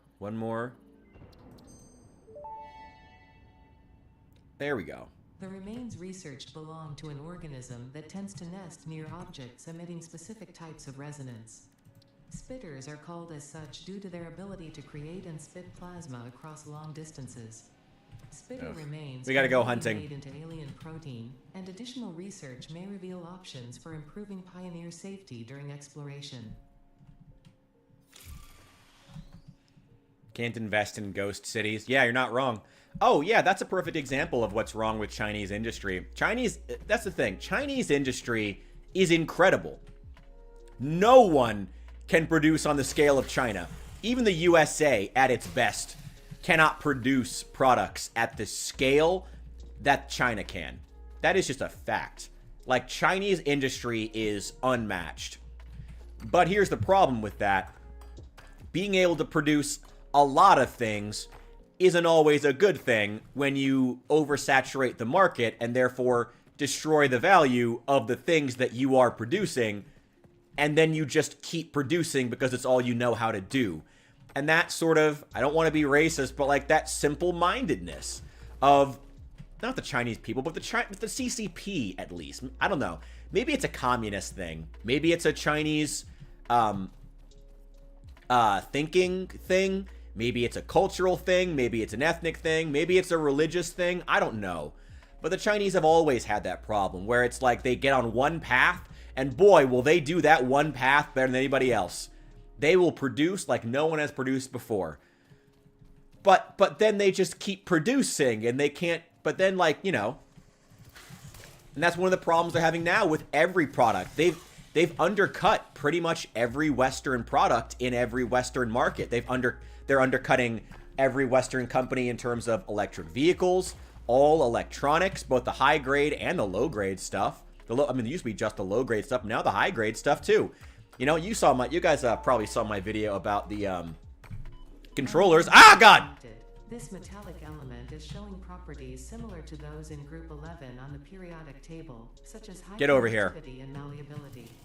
Research it in the MAM to establish classification and potential application. There we go. Max Brooks, author of World War Z, made a short story set in a world where war with China slowly goes hot. After Pacific defeat, U.S. naval forces, China tries to land an invasion of the West Coast. That's insane. That is insane. That is insane. China has never been an imperial nation. I mean, okay, hang on. I gotta clarify that. China is an empire. But China has never been good at reaching out far past its borders. China has never been a naval power, historically. Never. China has never been a strong naval power. They're still getting clowned on by the fucking Filipinos in the Pacific right now. They would get obliterated by the U.S. Navy. Obliterated. Wouldn't even be close. Wouldn't even be close. Like, China is no. Anyone who tries to tell you that China could actually threaten the U.S. mainland is insane. Cool to think of. A fun detail for the Fallout universe. Or, was like Red Dawn. But, like, it's insanity. Insanity. China has never been good at reaching out past their borders. And they've never been a naval power. Again, all throughout their history. All throughout their history. They've never been a naval power. They've never been an expansionist power. They've tried to be, but they've never been good at it. Because Chinese thinking and Chinese culture is so opaque, in large part, they can't do it. They won the naval with air power and long-range nukes. What would that do? What would long-range nukes do against a like you can't take out an entire battle group of American naval ships with a few bombs. Like, you can't, no. Yeah, it's Red Dawn. Okay, yeah. As long as we understand that, yeah. Like, that's never gonna fucking happen. They basically use slave labor. It's about pride. Yeah, it's, I don't even know about the pride and honor part. There's definitely, I don't know if I would describe them that way. I always try to preach against oh boy. I feel like we're going to see some spiders in here. Sufficient data Oh, I hope not. Exact risk of consumption. Just because it looks like you can eat it does not mean it won't eat you. Research it in the MAM to establish classification and potential application. Yeah, I mean, America is one of the most well-armed countries on Earth. Like, no. China would, I mean, China's never even invaded Afghanistan. Not to sound weird, but Afghanistan is like 2 countries away. None of the major powers in East Asia, India or China, I guess are probably the 2 biggest ones, have never invaded that. Russia's invaded Afghanistan, but China's only like 2 nations apart from Afghanistan. Like, you can go from China to I think China is China, Nepal, then Pakistan, then Afghanistan, I want to say. Like, China and Afghanistan are pretty close to each other. That's why China has had open negotiations with the Taliban, basically, since they took over. And they've never invaded once. To give you, to give you a sense, China's never even once made it to Afghanistan. You know? They didn't even make it that far. Just to be clear, like, I don't want to say that as in, like, invading Afghanistan as some, I mean, I guess I kind of am, though. As some, like, only great empires make it that far to then lose in Afghanistan. You know, China's never even made it there. You know? Future of drone warfare than anything else. There is a lot. Okay, I can kind of see that. I mean, there is a lot to be said about how in warfare, so much of modern warfare, and I mean, warfare in general, like historically, but especially in the modern day, how so much of it is based on industrial capacity. The ability to produce cheap products, you know, like there are famous stories from World War II about how all the European powers, you know, tried to have the most expensive rifles, and that's a long-running thing. But then in World War II, they all just eventually defaulted to a grease gun with a spring in it that fired 9mm or something, or some cheap round they had a shitload of. You know, they all tried to have like they all the European powers tried to have like the Napoleonic like this is like the most finely crafted musket in all the lands in all of Europe. They all tried to do that and it failed because they were too expensive, and they eventually defaulted to, like look at the American trajectory as far as its guns in World War II, starting with the big heavy Tommy gun with its wooden parts and elegant design, and the big ass drum magazine that didn't actually work. No one used them. They always stuck to the sticks anyway. And then eventually they went down to the little 9mm grease gun. That was basically just a fucking grease can with a spring in it. And that was what they went with. You see that. You see how warfare is shaped by production capacity, and how that is one of the things that eventually causes, that one of the deciding factors whether or not you win. And in that sense, yeah, I could see the speculation being interesting, because China's production capacity historically is good, and historically they're very good at producing. But that's it. Like, they're not a lot of, yeah, I don't know. I wouldn't overestimate China. Again, they've never been an expansionist power. They've never been good at reaching past their borders. They've never been a strong naval power. They've never been good at it. And usually when they try, some kind of a civil war just breaks out at home. And they have to go deal with that. And China's also a far more diverse country than we often give it credit for. The Han Chinese are not a minority, but they're not the majority. They're not. There's a lot more than just the Han Chinese within their borders. And they still have their border disputes with India that have never stopped. Their border disputes with India never stopped. To be clear, there's constant fighting along the China-India border that's never gone away for hundreds of years. Like, sure, they don't use guns. They just use tridents and baseball bats wrapped in barbed wire like fucking Negan. But that's never stopped. And China's always, and if they get into a quagmire in Taiwan, that's one thing they've got to worry about. And India's getting real warmongery. Like, India, just today we saw, not involving India, but we saw Pakistan and Afghanistan now getting into fighting. The Taliban and Pakistan launching missiles at one another and conducting strikes with deaths on both sides confirmed. The number of deaths is debatable, but we'll see. Your money's on India? Mine would be too, honestly. That's the thing. Like, both China and India, and arguably all Eastern nations, like all of them, like all the way from Korea to the Middle East, all Eastern, from, Korea to Palestine, they all suffer due to a lack of ability, to a real top-down sense of authoritarian will. Like, that's always been the weakness of the East compared to the West ideologically. That's always been their weakness that has helped the West remain on top. Technologically, culturally, even Western-inspired Eastern nations are on top. Japan and Korea, they have their own problems that they're dealing with, obviously, like the birth rate issue, but they are on top culturally, economically. They are flexing on China. India gets the boon of both sides of the U.S. v. Russia conflict.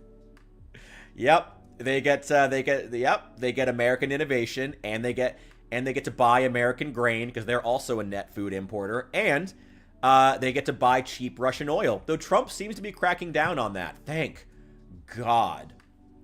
Actually, though, you and I should probably be worried about that being in the Midwest, because China buys a lot. Not China.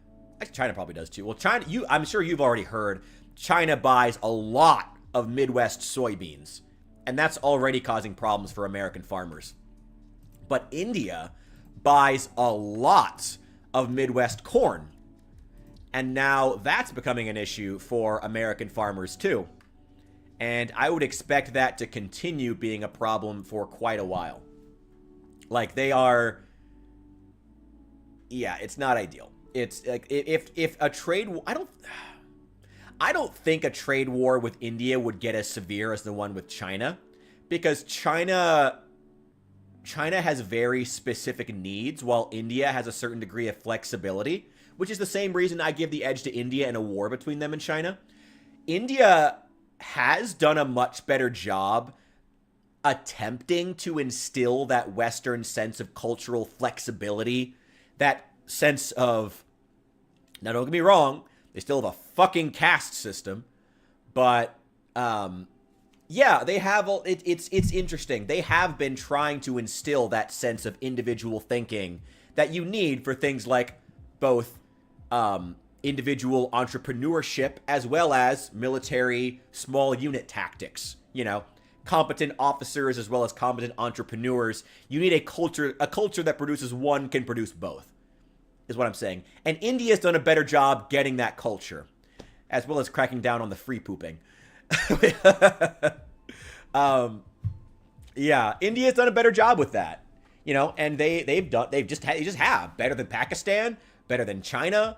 I honestly think that was a big reason. Like, yeah, Trump got involved too, but I think a lot of why Pakistan backed down was they just knew they would lose, because India just has a better officer corps, they have a better industrial capacity, they have a better economic capacity. Like, India is really the rising superpower of the East, especially as China is, I wouldn't say China is waning just yet. China has time to pivot.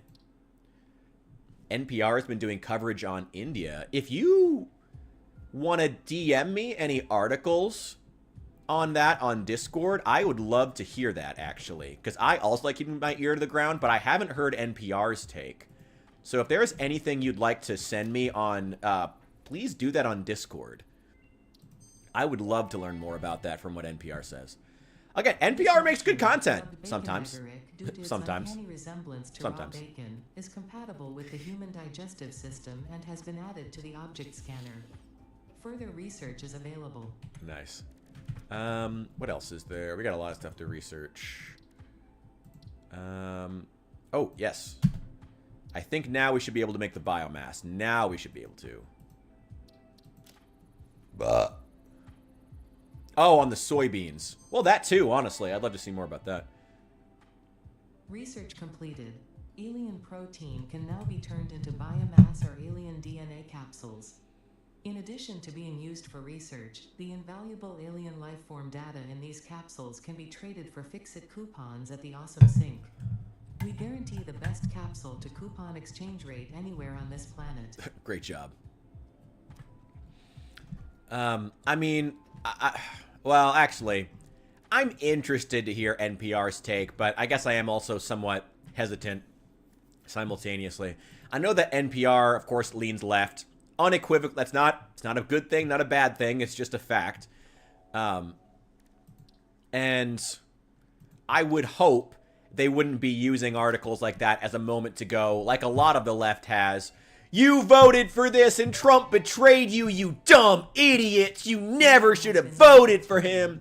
Like, geez, like. CEO Katerina Parks. It has been added as a viable alternative to gold in industrial applications, specifically in advanced electronics due to its superconductivity, malleability, and corrosion resistance. Hell yeah, send it to me. Thanks, man. Enjoy your night. If you come back later, we may switch over to some, let me know. We may switch over to LA Noire, because we still got to play that. Sorry for not being back this weekend. Hell yeah, bro. All right. No, I don't need to make. Let's not make. I want to see what else I can make. Sulfur. What else do we got? Ooh. Oh, we have a lot of coal. Chemical element Oh, we have so much was coal. in reality an unusual mixture of solid sulfide and sulfate materials from which sulfur can be extracted. Sulfur's primary use lies in fertilizers, which we have no use for. Instead, Nice. this element enables access to more volatile obstacle clearing and pioneer defending tools. Ooh. The other use for fertilizer, explosives. The crystalline mineral was a previously unknown variation of quartz, with uniquely large and flawless crystals, normally only found in synthetic quartz. The industrial application of this mineral will follow that of its synthetic counterpart, specifically in communication and exploration technologies. Gotta research those power slugs, too. Ah, there we go.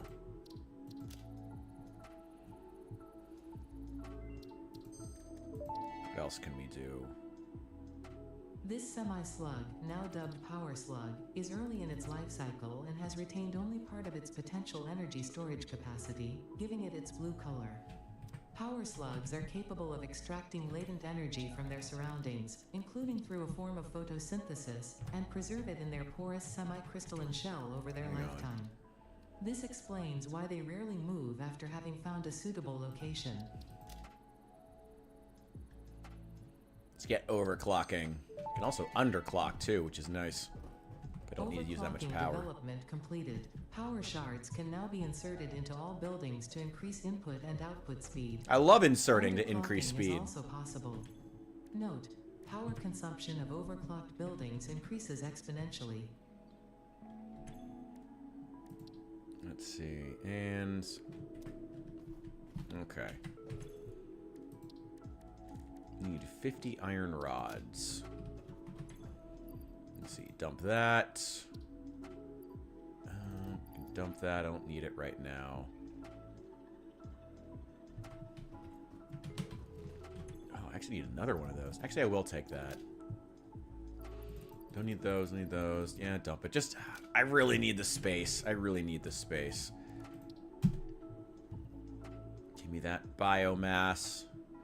Nice. There we go. Now we can hunt for biomass. Now we can really get started building. That is now full. Hell yeah. Now we have 40 megawatts of power, which is not great, but it'll do for now. Okay. 40 megawatts will do for now.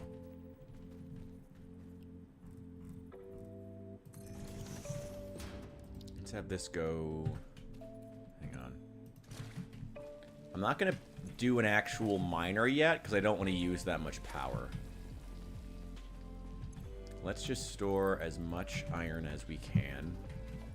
And just have it go straight to... Oh, wait, no. Straight to a smelter. Requires iron rods. And a constructor requires plates. Damn it! Okay. Okay, do those. I have plenty of screws still. Okay. I have plenty of screws to make more iron plates. And I got plenty of ingredients for that. Okay. We just need more iron rods. That's the number one thing.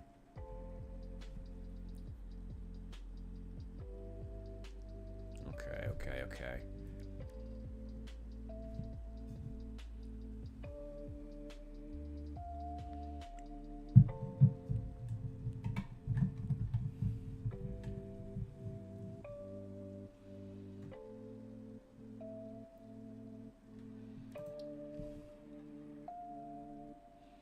I need 50 just for that research.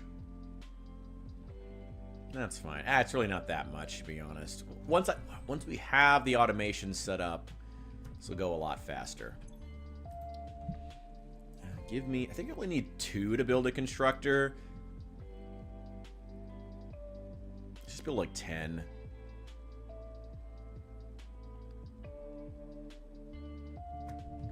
Alright. Okay, smelter... Go.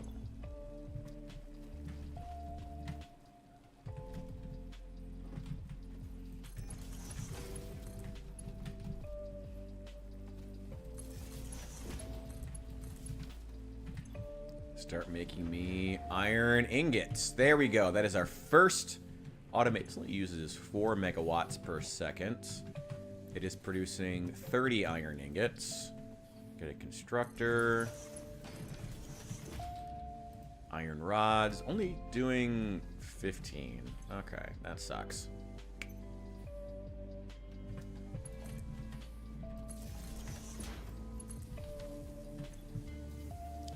Let's just underclock this to 15.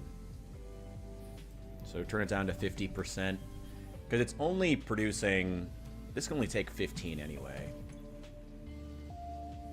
You know, actually keep it at 100 for right now. Build up a stockpile. in between these two. May as well. And then... here we go. Here we go. And have it go around here. Cool. And this should start filling with iron rods. There we go. Our very first automated building. Okay. We're not using that much power. Yeah, they're burning super slowly. We got to go do some hunting. We're going to go set up some more biomass burners. Okay.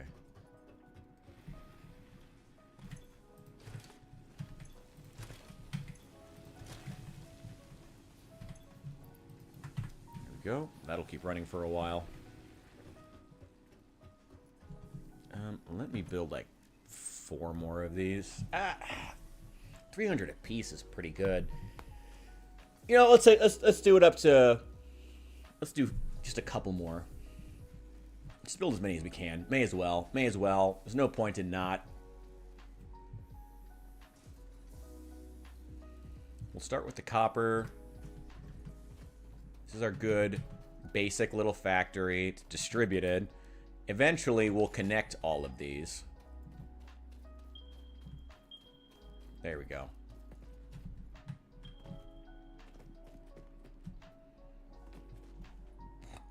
I wish they still had the beacons in this game. I think they had to remove them, though, because they were super glitchy in early access.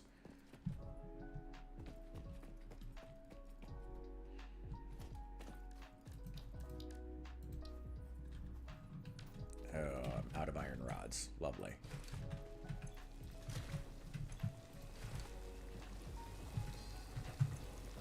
Hang on. And 3 more.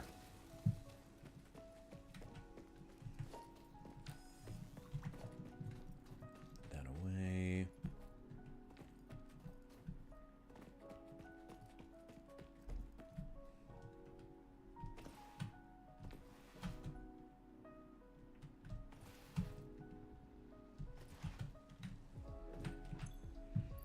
Go.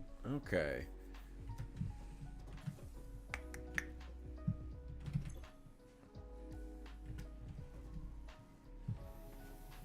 What do we need? Iron rods. Perfect. Is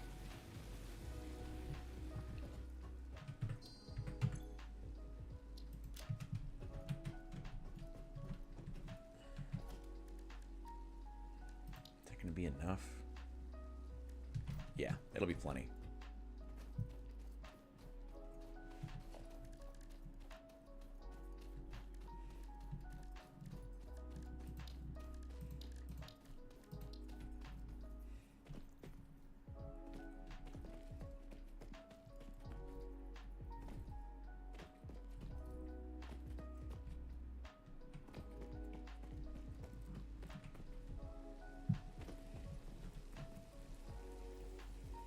Go.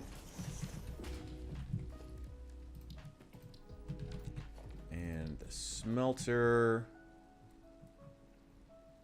Let's just align it around this big ass rock. Okay, hang on. This rock is more of a pain in the ass than I thought it was going to be. Sneak it back there.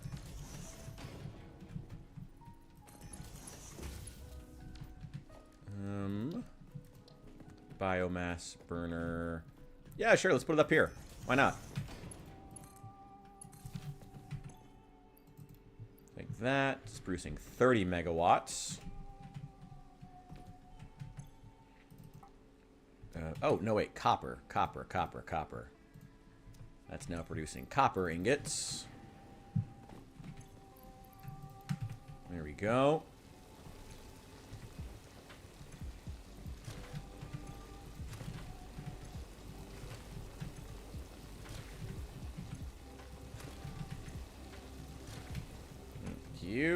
Alright, that's not going to run out anytime soon.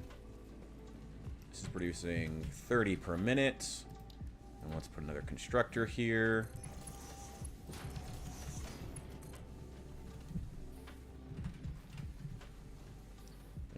Oh god, my jumping is so terrible. I gotta unlock the things as soon as possible. There we go. The Blade Runners. God, that name is so fucking edgy. Oh, damn. Only 15 again? Okay, fine. We'll cut this in half. You know, actually leave it at 100 for right now. Again, build up the surplus.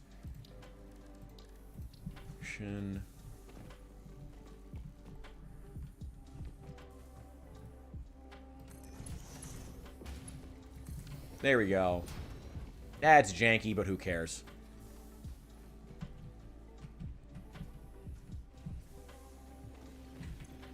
That'll keep running for quite a while. It produces 30 megawatts per second. We're only using 4 and probably 1.6.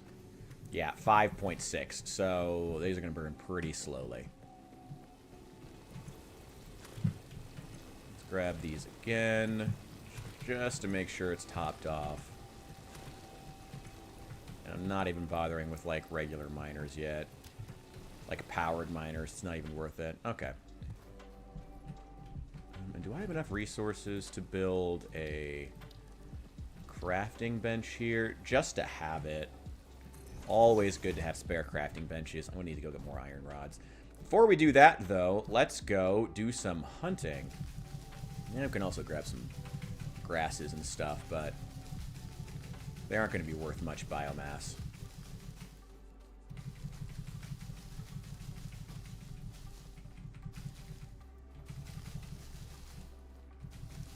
Here we go.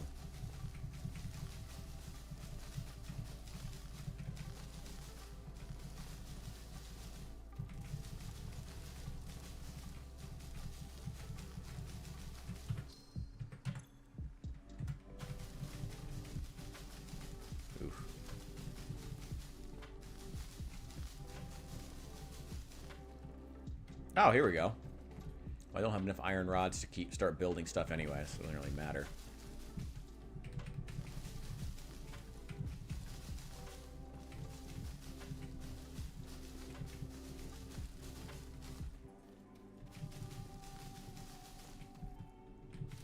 Usually you can find more animals near water. Ooh, and power slugs. Where are you? Hang on. Hang on. Can I get... Hang on. Wait. Ah, oh, come on. Can get... Oh, I need to bust this open with something. Coal? I don't need coal.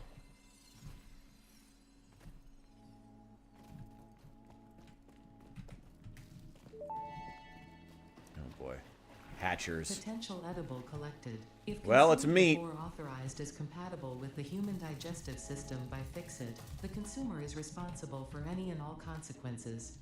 Research it in the MAM to establish classification and potential application. Ooh, no, I don't want to get close to those. Those will kill me. Samples of unknown alien species acquired. It is unclear where on the flora or fauna spectrum it lies, but initial data suggests this might be a nest or an egg. Research the remains in the MAM to establish classification and potential countermeasures. Ah. God, those things.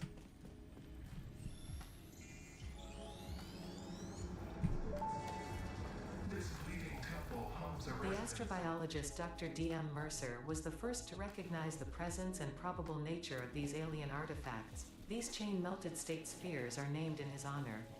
Each sphere emits a unique signal. Research it in the MAM to establish locally appropriate classification and application. Ooh, in the butt.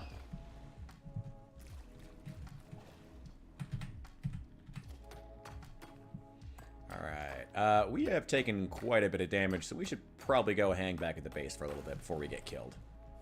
Not that it would be the worst thing, we're not even that far away, so if we have to come pick up our stuff, it's no biggie. But it would be mildly annoying.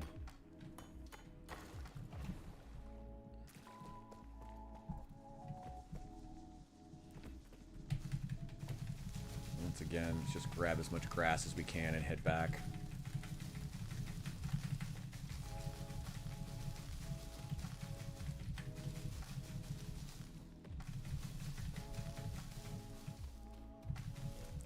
Hang on.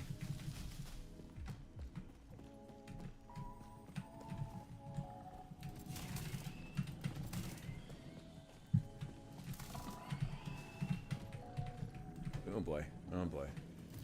Ah! One more. One more. Ha-ha! Gotcha, bitch. Another Mercer Sphere.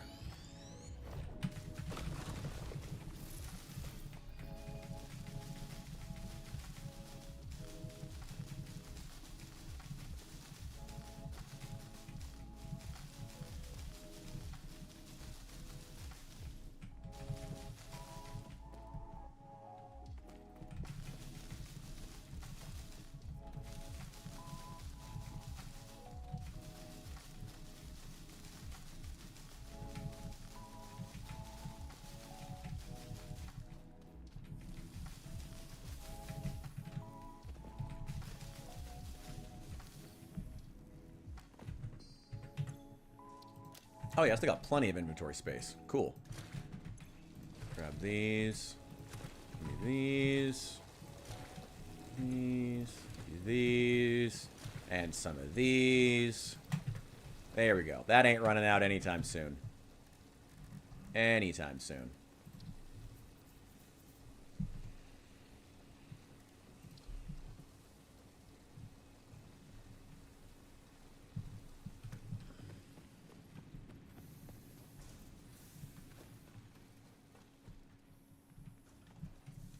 Go. There we go.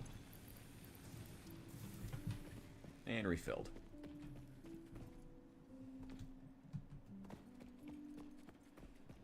If they end up shutting down, it's no big deal. I can eventually just link all these together with one big power grid. But I'm not really worried about it for right now.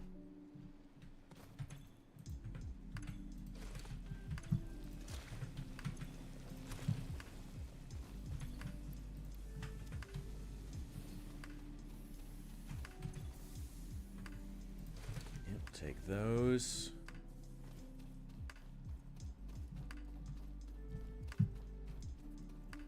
Oh, let's turn all this biomass, all this grass and leaves into biomass, and the alien protein.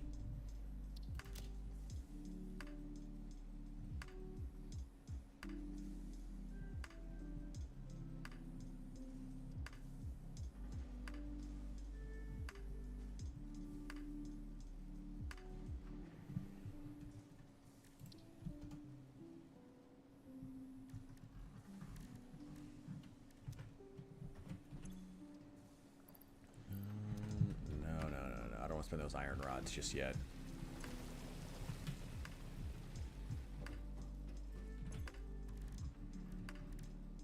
Am I on cable? Okay. We're okay on cable.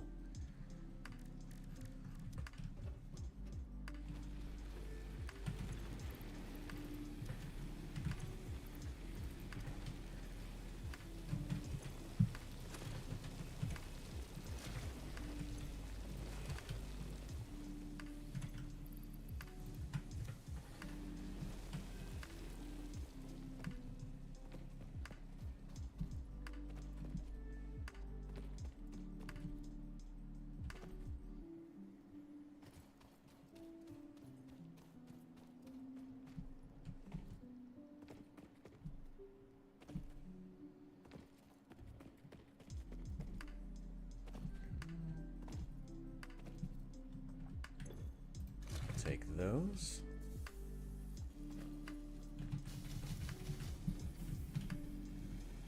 Oh god, my jumping is so bad. Probably shouldn't put the biomass burner way at the top. That's okay. Alright, now the concrete.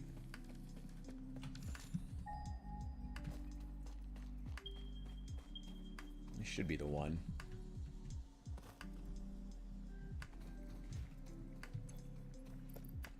Wow, we got a ton of biomass. We're doing great. Maybe I should just run power cables to all of these and have one central power grid. Might not be a bad idea.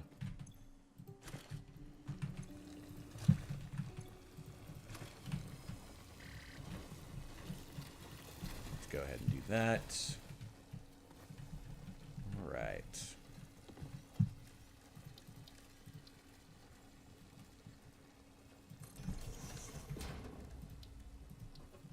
Constructor. You don't need a smelter for this, which is nice.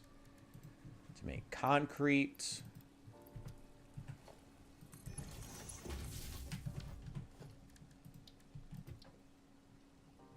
There's iron plates. Damn it!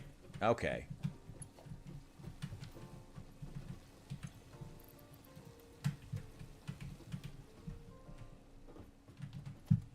Well, can I still build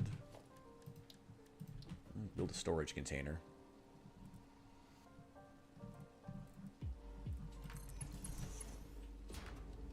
Iron plates. Damn it. Okay. Do I have enough to build a crafting bench? I do.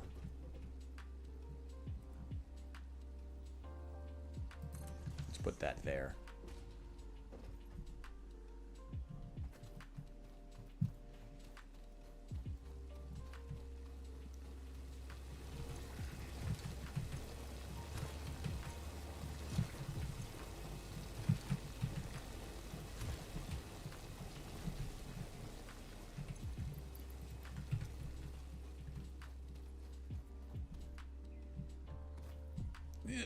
Come on. Okay.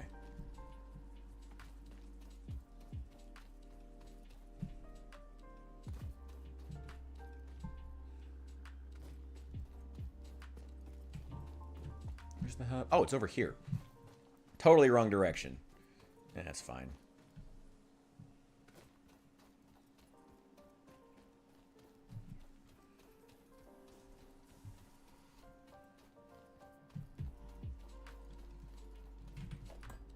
Ooh, I'll take this.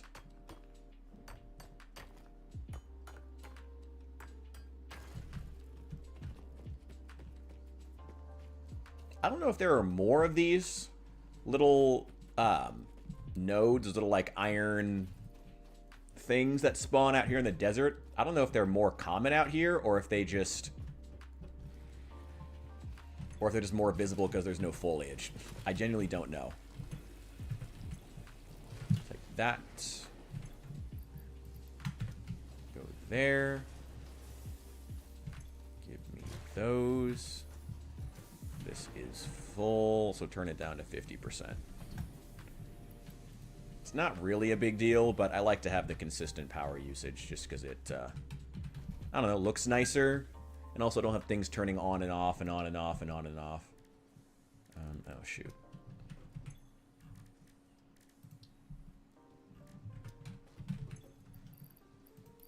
Get rid of those two. I have plenty of biomass. Get rid of that. Get rid of those. Oh, actually, I need those. I need the Mercer Sphere, too.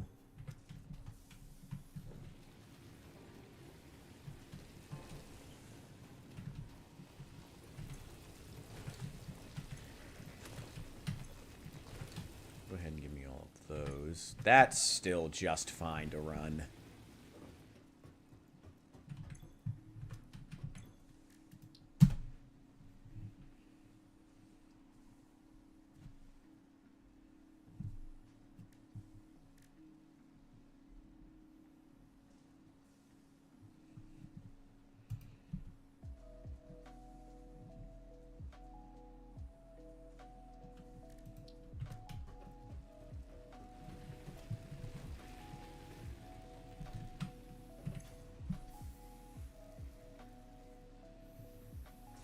Let's get these miners up and running.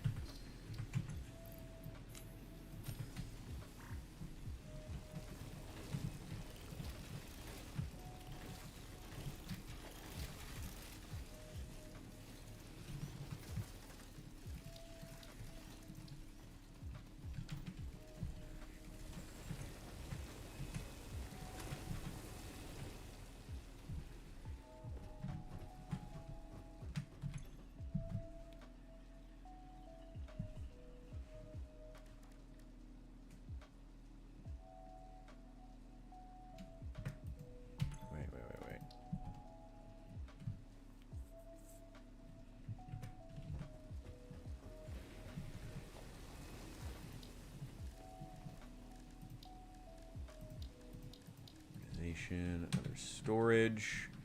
Damn, it takes 10 iron plates. Damn it.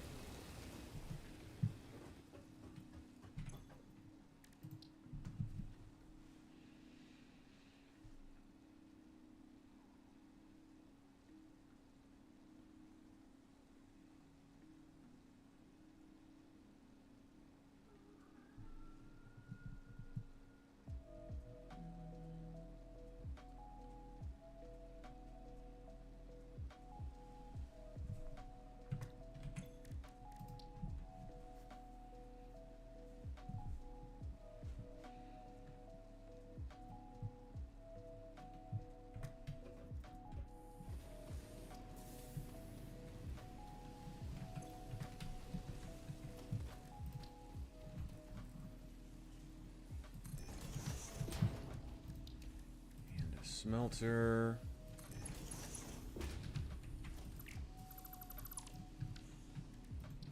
A little further out. And a constructor.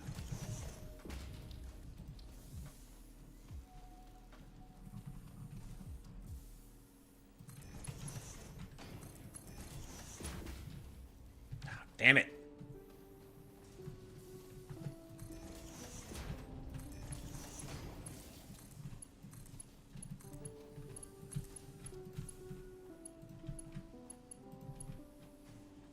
Not a cable.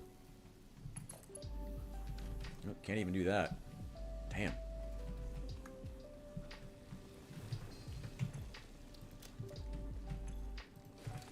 And they're all done.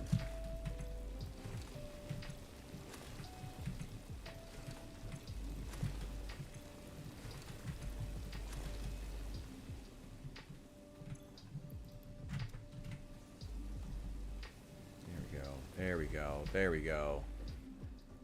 Okay. Probably should have kept a few of those.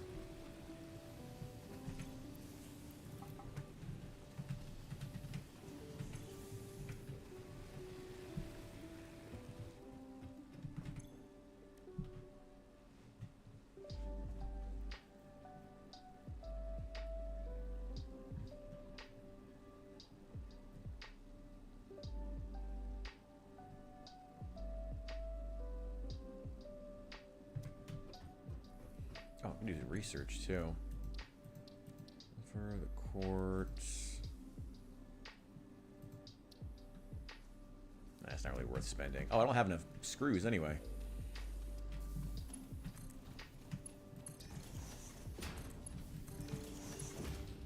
And the cable. I have plenty of wires. The cable's not a big deal. I can make that in 2 seconds. Yeah, I can make plenty of cable. I have shitloads of wire. So that's not a problem at all.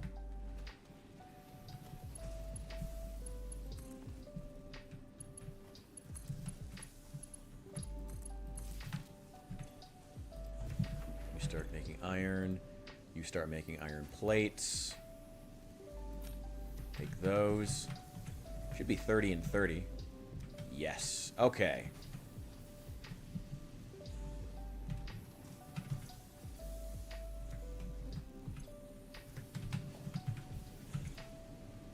Oh, shoot. Okay.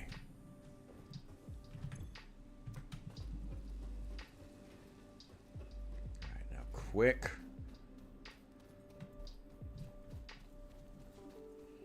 Still got plenty of power. At least for now.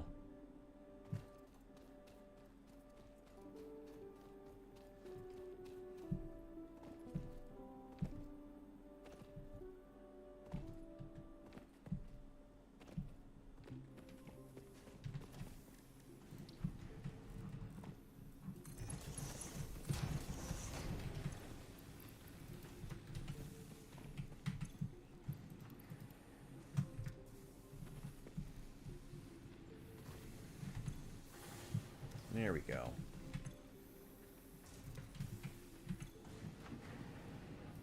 Oh, you can get this down to 50. Just let it run.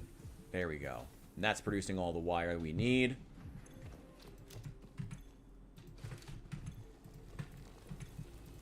Just got to make sure this stays full.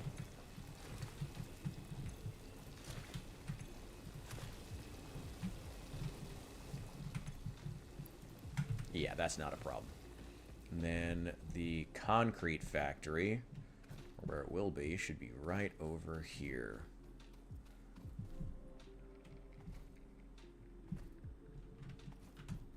I think that's it up ahead.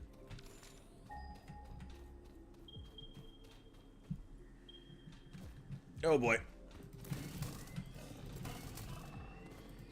Well, joke's on you. I wanted more protein anyway. Well, let me just grab as much as we can anyway. May as well just throw it all in the biomass burner while we're here. There actually is a lot of biomass here still. Nope, not that one. Wait, where is it then?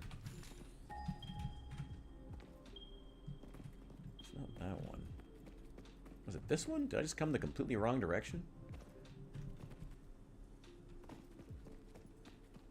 It's got to be that one, or it's got to be that one. And this one's the closer. And I'm assuming I would have been smart enough to put this at the closer one. To build at the one that was closest. I would hope so. Yes, there we go.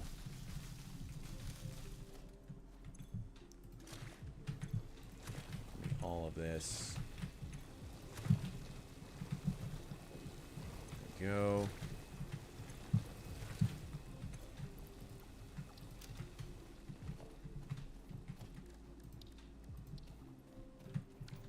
Need more iron plates, of course. Okay. That's frustrating. Can I at least connect to that? I can. But I just don't have any power because I can't build a biomass burner yet. Okay, that's frustrating. You know what? Let's just not bother. Let's just connect it to the main power source. This is just not even worth it anymore. Let that stay there. And also, I keep getting lost on the way back to this thing anyway.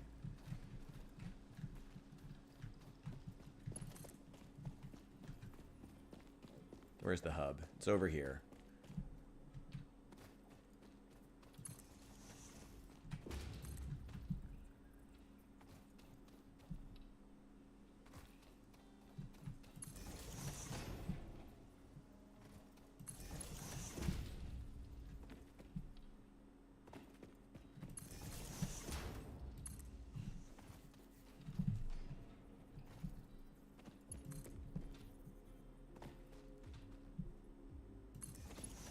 Good thing I bought all that extra cable.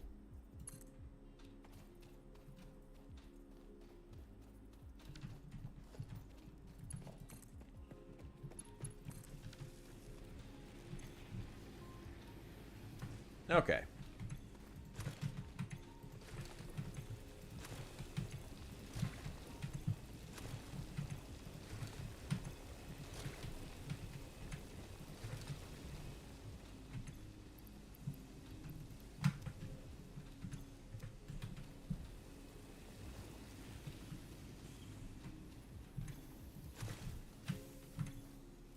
Alright, we now have a production line for everything that we need. Huh.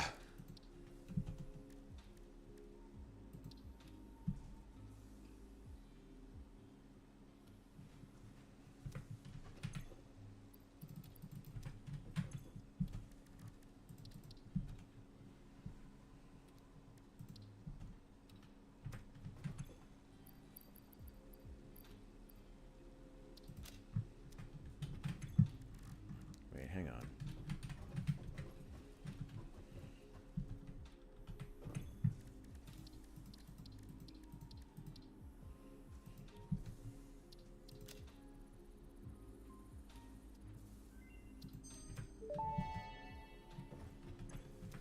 The remains researched belong to a plant-like organism hosting the larva of the flying crab, the most mature of which hatch when threatened. Hatcher remains can now be made into alien protein, and additional research may reveal options for improving Pioneer safety during exploration.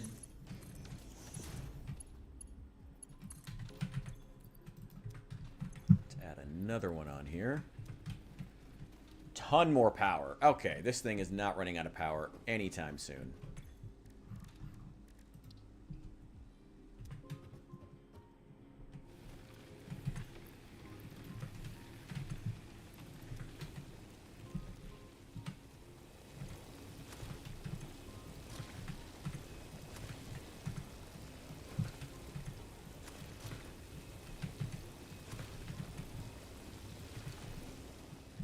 Alright, I gotta step away for a sec to go to the bathroom. I'll be right back.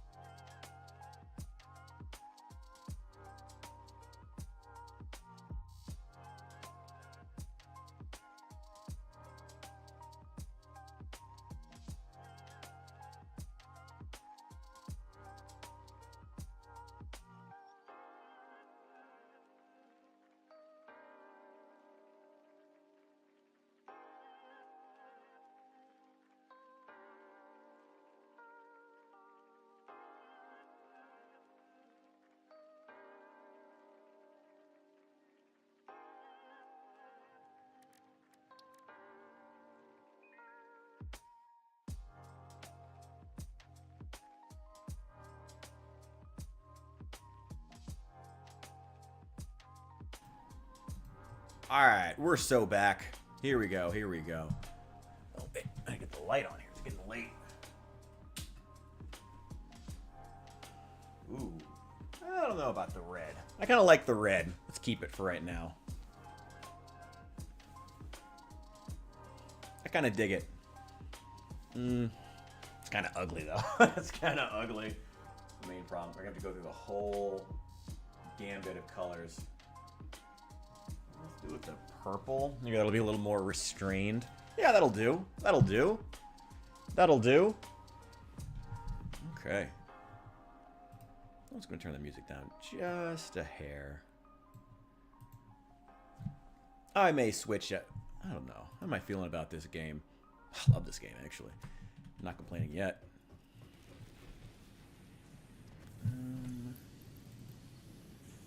Take 100 of those. And you take 100 of those. You just take as many of those as you can.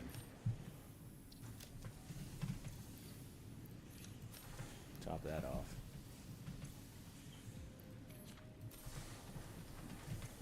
Go.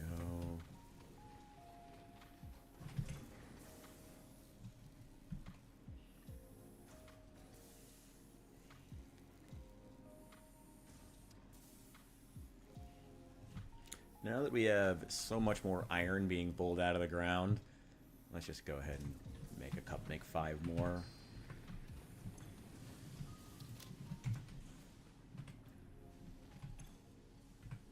Wait. Those in the hands. Let's free up that inventory slot.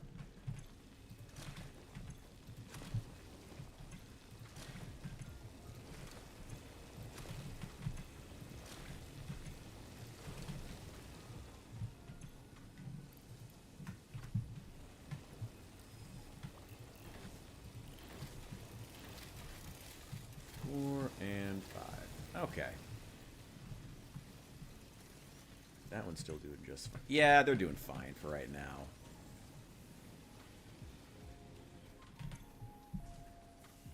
Screw it. Let's make 3 more. Why not? Why not? Why not?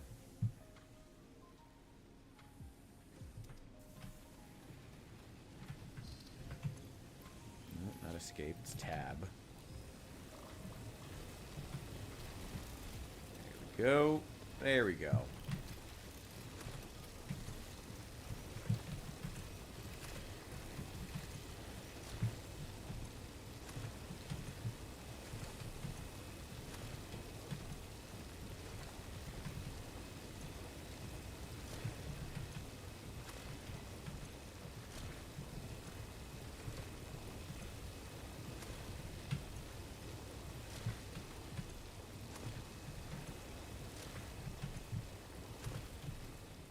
Alright, they didn't have to go for that long. God, there's just so many of them. There we go.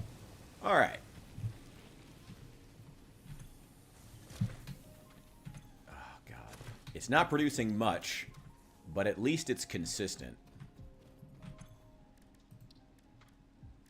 What else is there to get? Nutrient. Oh, right. I do need to research these.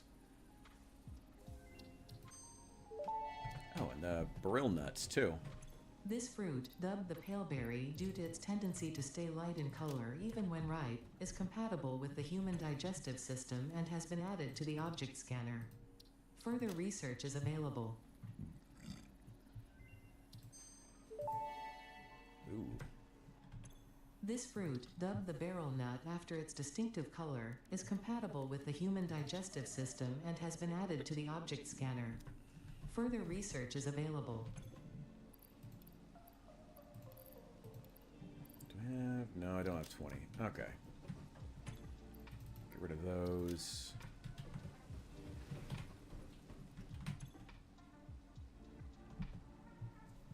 Let's see what we can do with these.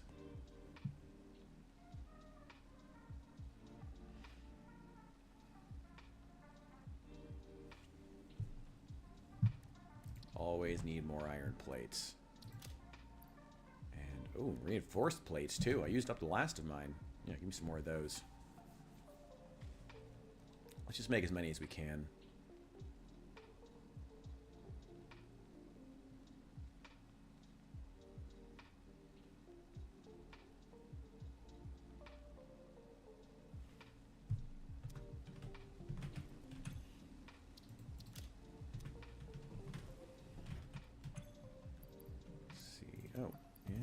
get these. I don't have the concrete for it, but that's fine.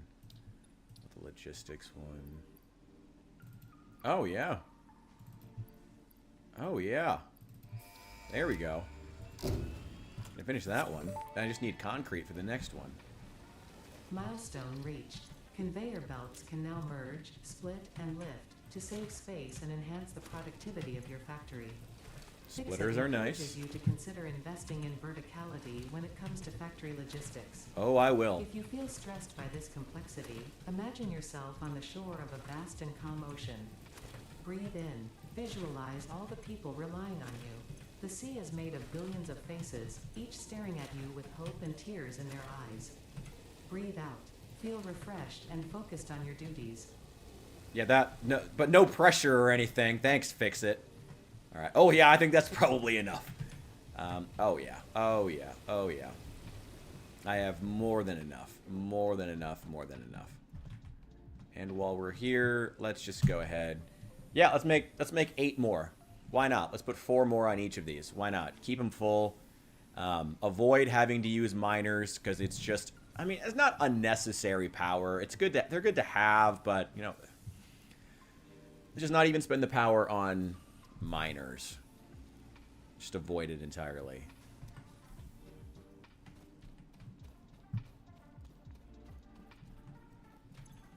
You take those. You're barely using any of this power that they have.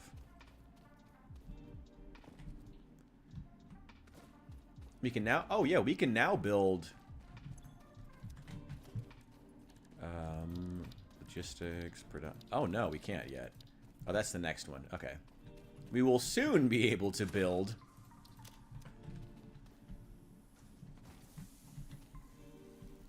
We will soon be able to build foundations. And once we have foundations, I think the first thing we need to be building is going to be a big biomass burner facility.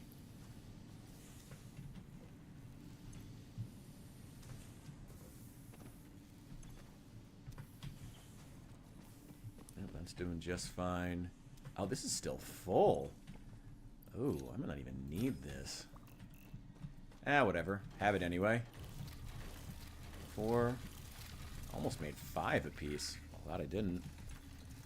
Don't really need it. Yeah. You. I'm gonna take all those. Actually, you know, now we have splitters.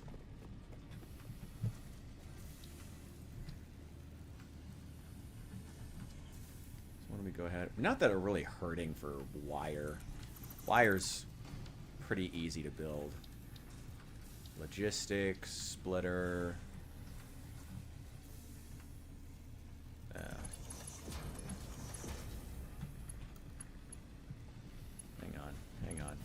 Hang on. Oh, damn it.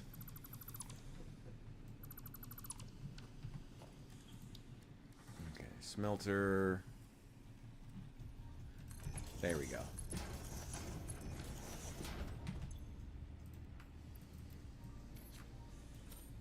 Take those.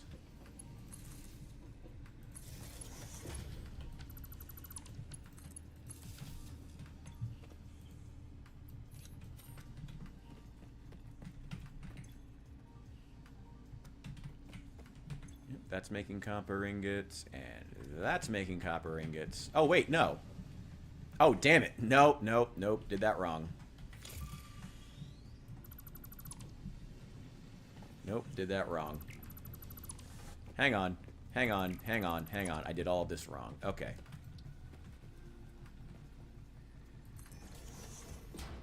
Can I fit it just barely in there? Can I fit it? There we go. Okay. Definitely won't be able to put it through that rock.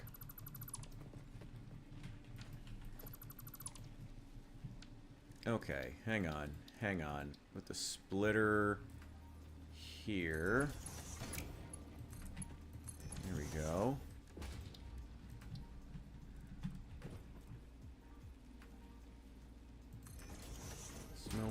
Smelter.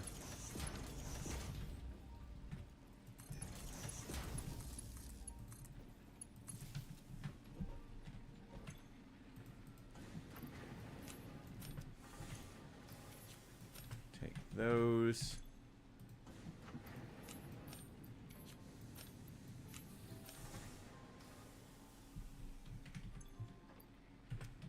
Okay. These are each producing... Oh, these are each taking 30. Oh, wait, hang on.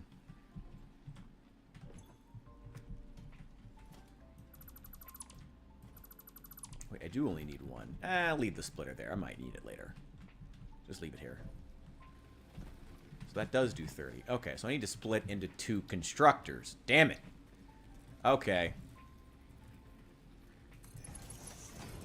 Turns out I did that wrong, but not in the way that I thought I did it wrong.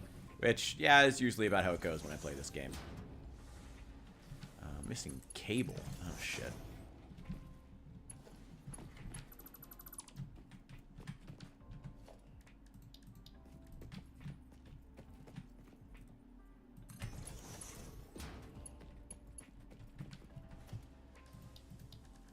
Wait, let's build a merger. Right there. There we go. There we go. Glad we both love the same game. That's all that matters at the end of the day. The fact that we can come together and like the same things no matter what we believe. That's what matters at the end of the day. Okay. Now. Damn it, I'm out of cable. Okay, hang on. Hang on. Hang on. I got plenty here. Let's get rid of the last of these copper ingots. Yeah, what matters most is coming together and enjoying the same game. That's all that ever truly matters. There we go.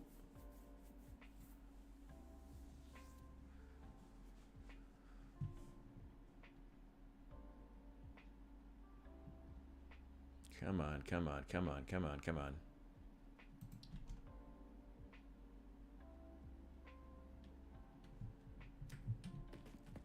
There we go. Why is it not? Oh, it's not powered. There we go. Now she's running. One more constructor. Can I get it up on this cliff? Surface too uneven. Damn it. Okay. Good. Okay. Okay. Hang on. Hang on. Hang on. Hang on. There we go. Yeah, it's a little bit of a roundabout, but that's fine. Like, honestly, it's fine. It's not even that big a deal. And up there. Okay, there we go. Cool.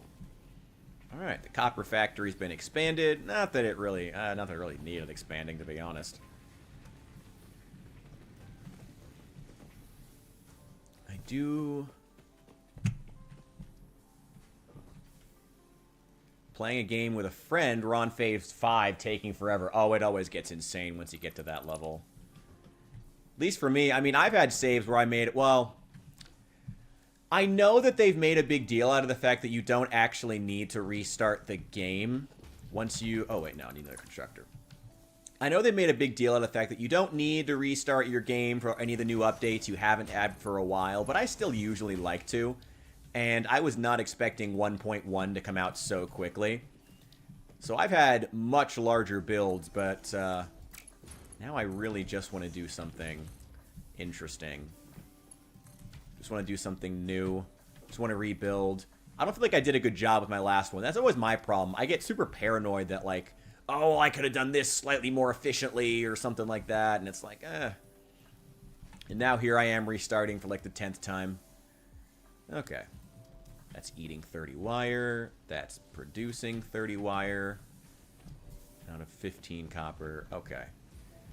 It's not much. I'm not producing much right now, but that's fine. I want to get foundations together, like a good set of foundations before I really start like building extensive factory setups that I'm going to need to move out of the way. Get a bunch of cable made. Just be done with it. Just do like 500, like an entire spool.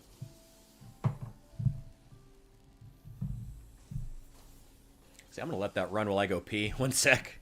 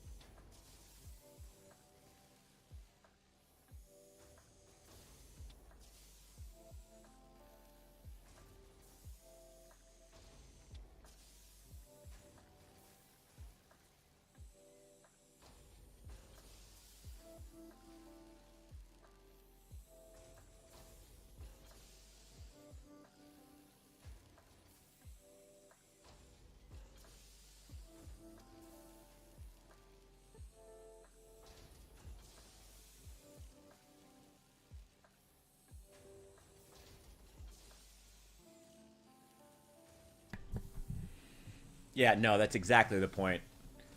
You need to get that initial factory. Right now, I've got my bait. I just got. It's been about. I'm hitting 3 hours now on this stream. Going all the way, and I didn't skip the tutorial, even though I definitely could have, but I don't know. I want to make this a series. I've been meaning to for a long time. I'm saving these VODs for anyone who may want it later. But we've, took me about 3 hours now, and I finally got a good setup going. We're making cable, iron plates, iron rods, and concrete's right over here. Though the concrete's always a pain in the ass in the beginning of the game. Because it's so awkward. Okay. Now this is taking 45 to produce 15. Ugh, concrete is so goddamn awkward. I could go get a power slug, actually, and just overclock it, but I don't even think it's worth it. I think it would actually just be better to just have a second constructor. Be less materials, too. Less expensive materials. Have one here, and then a splitter.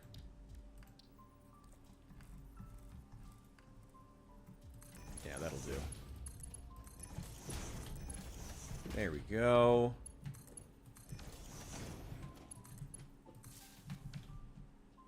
All right. Let's make sure that you're actually set, making concrete, get all those basics.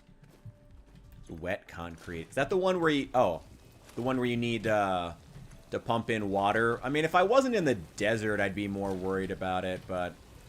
Like I said, I'm just getting the basics done for right now. Maybe at some point... There's only a few alternate recipes I use that much. And usually it's just more of a convenience thing. Like, cast screws are pretty nice. Not even because they're, like, good. Like, the cast screw isn't... Oh, right. I also need to turn these down. Down to 10. There we go.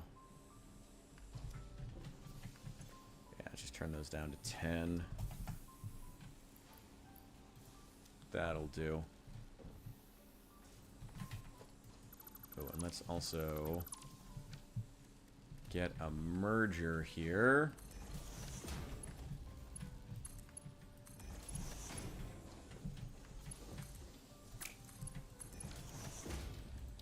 And there we go. And now we have 20 concrete per minute, consuming 60. And how much power is it taking? By default, these take 4. Now it's 4.6, as opposed to however much it would have taken if we had overclocked one of them, which probably would have been more. Unfortunately, this is an impure vein, which sucks. Probably just should have put a lot more of them here. Ugh. Yeah, where's that? Here we go. Wait, no. Give me an equipment workshop. Let me build 3 more of them. Just put them all here. Concrete is, like I said, concrete is a massive pain in the ass in the early game. Let's just get it taken care of. Just get that nice big stockpile going. Now, luckily for this one, I don't have to worry about the power. This one's on the same power grid as my main base. I don't even want to worry about powering actual miners yet. Too early on. I also just don't want to do that yet because I don't know where I want to... Well, I mean, only one place to put them, but... I want to figure out... I want to get foundations going first.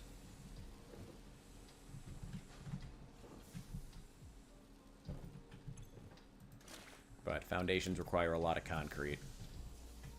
Maybe I should just do this setup at a couple different concrete nodes. May not be a bad idea. God, these are filling so slowly.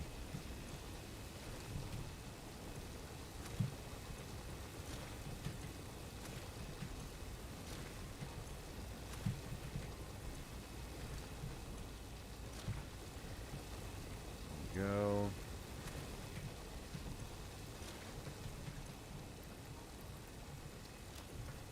There we go. Okay. There we are. Let's head back to the hub. Let that fill up with some time.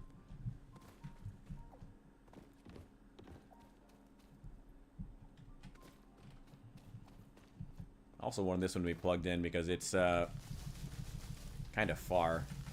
And just in like an awkward place that's hard to find.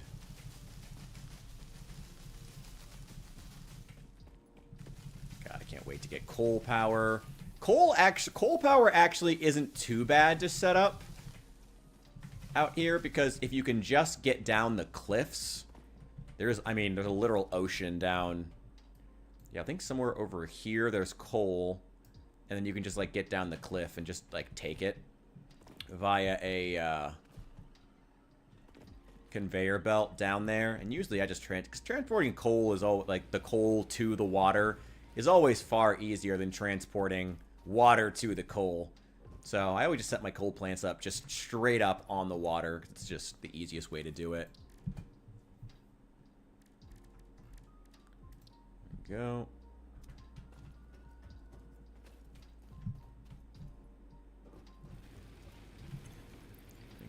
Set up.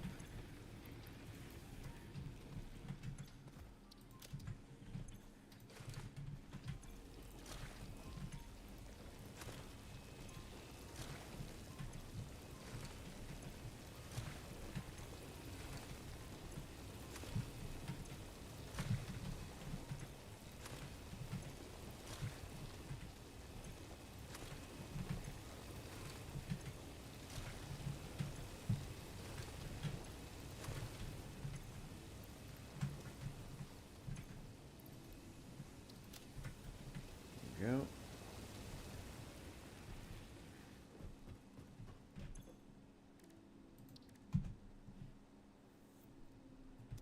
Nah, it's not worth it.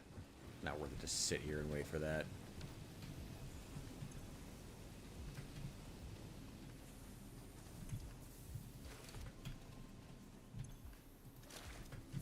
Nice.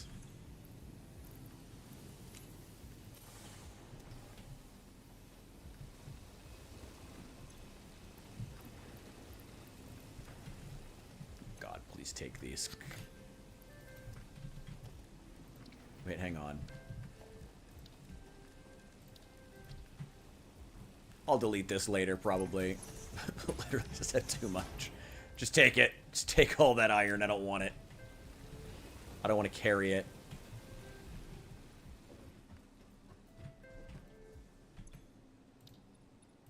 Here we go. And we've got foundations. Milestone reached. Several new structures are now available for improving factory organization. Foundations provide a building grid, which makes it easier to manage placement of any structure. In the event that you are experiencing amnesia for all events prior to planetfall, be reassured that memories of beloved humans and/or animals would have only been distractions from your important mission. Thanks, Ada. Much appreciated. Relieving as always. Let's go set up another node on the other one.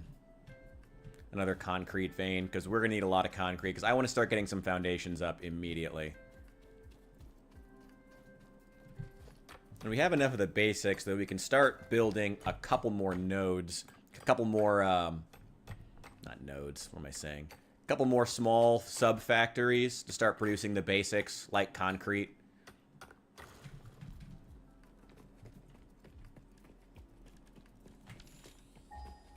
And plenty of power for right now, anyway. Power is always a worry at this basing location here at the, out in the desert wasteland. Power is always a concern. At least while you're setting up through biomass. Again, once you get up to coal, it's really not too bad. Because there's a surprising amount of coal out here, and moving it is pretty easy. Just put on a long-ass conveyor belt. But you just got to get those basics set up. And be able to spend the time and energy. Have the initial power required. There we go. They filled up eventually. Didn't even take that. It didn't take that long. Just had to go away for a couple minutes. And it's back.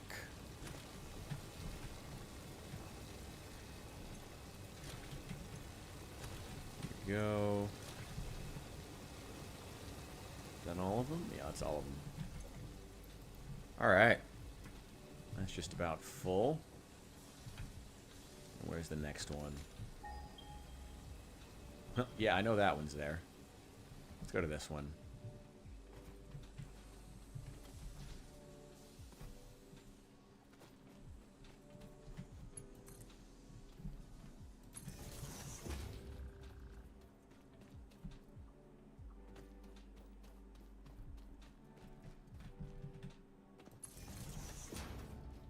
There it is. I see it. I see it.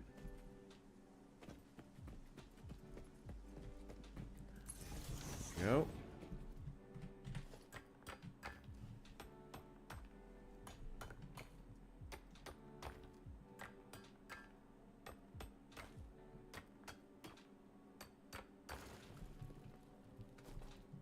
Okay.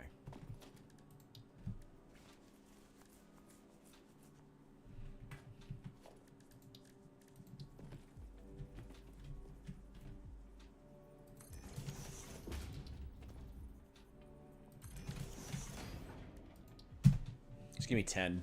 Give me 10 of them right off the bat. No need to be coy.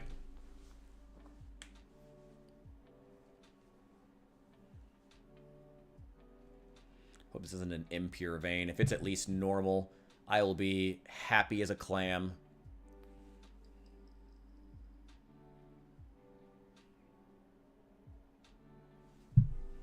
And there's 10.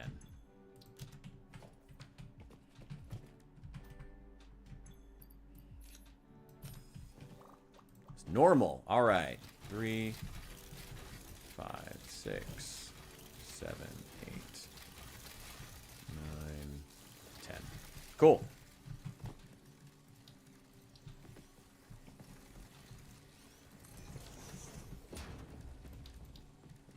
Let's just set up exactly the same as the other one, because it should be the optimal power output.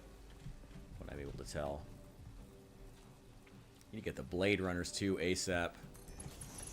I am real sick of having my terrible jump ability. That's always the thing that feels the most out of place when I start a new playthrough, is just not being able to jump. Alright, 2 constructors. There we go.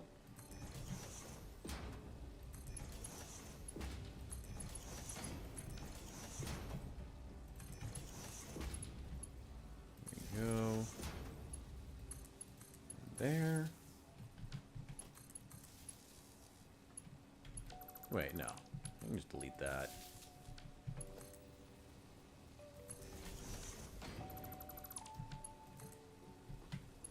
And connect that one. There we go.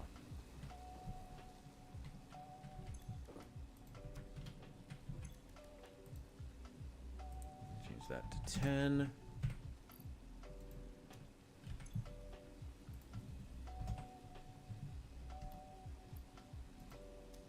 Okay.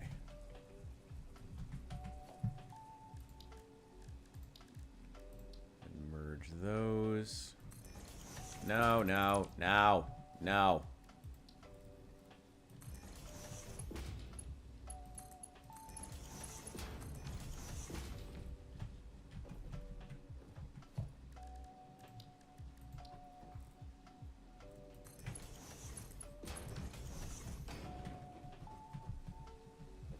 Go.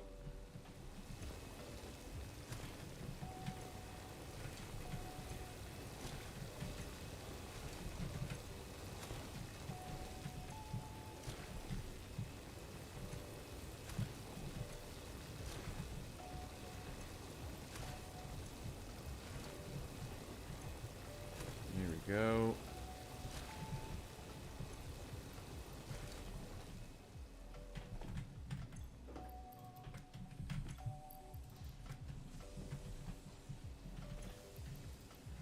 There we go.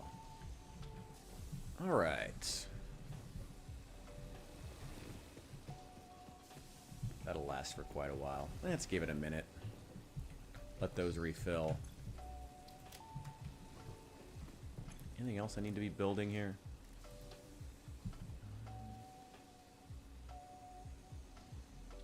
I do need some more reinforced plates, actually. And some screws. Let that run for a sec. I usually don't even bother trying to get screws until I've got my foundation set up. It's not even worth it.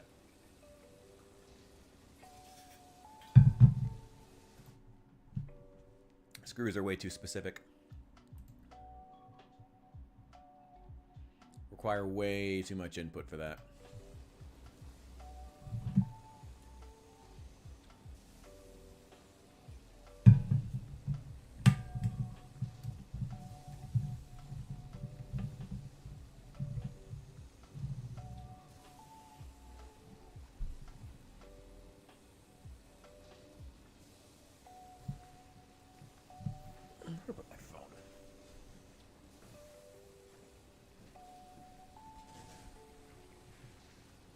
Keep wet concrete in mind.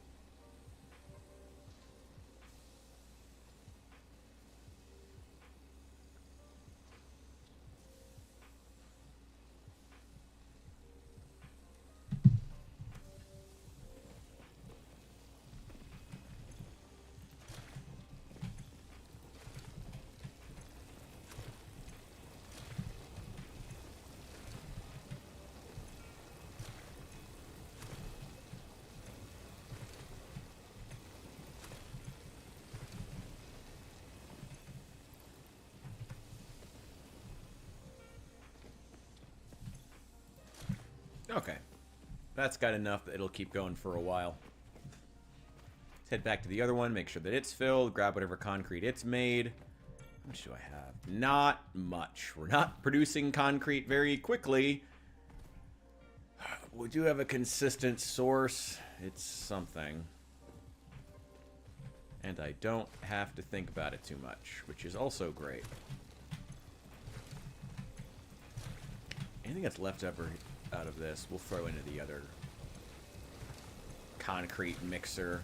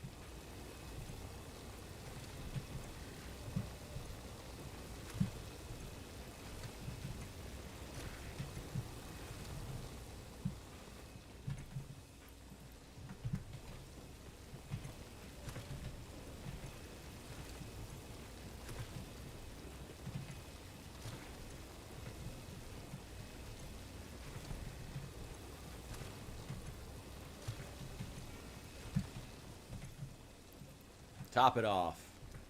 Okay.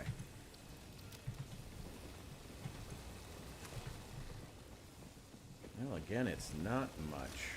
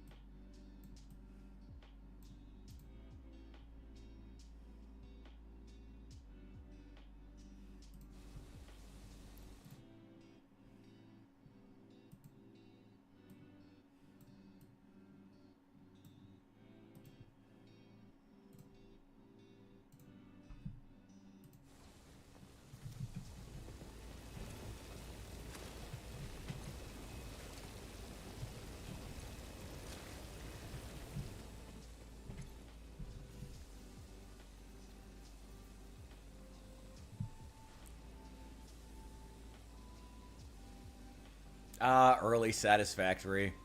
A lot of pressing spacebar and walking away from the keyboard. Ah, is what it is. You need that concrete. It'd also be easier if I wasn't at this, hadn't chosen the more difficult area. But I like the desert. Way more space to build. Way more space to build. If only it had more goddamn concrete.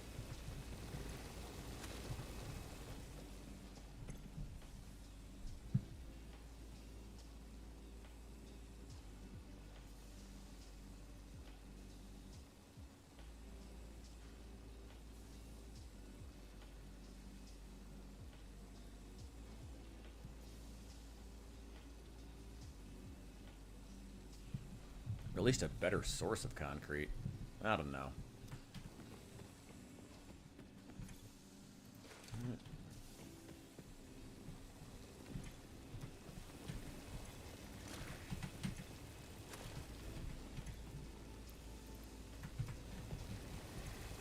Wait, no. Wait. Hang on.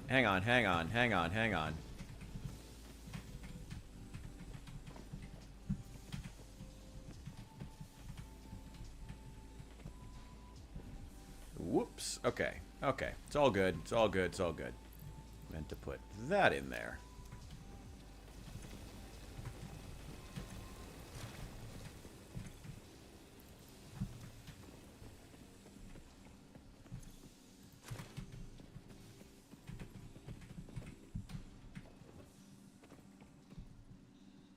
Power usage should still be well within acceptable parameters. Still got plenty of biomass. Oh, we actually need this sulfur, actually. I actually have a shitload of coal. I've been finding, like, little coal nodes everywhere. So I have tons and tons of coal. Oh, yeah.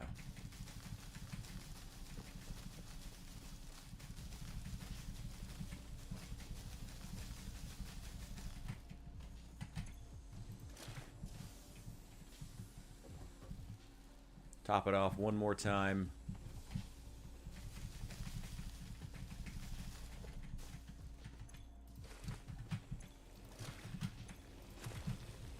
Probably enough. Yeah.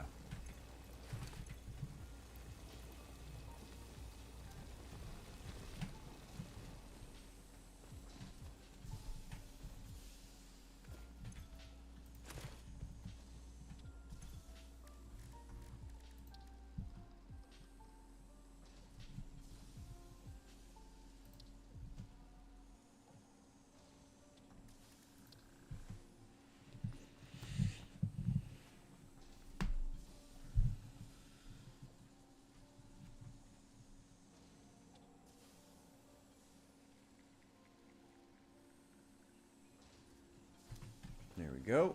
All right.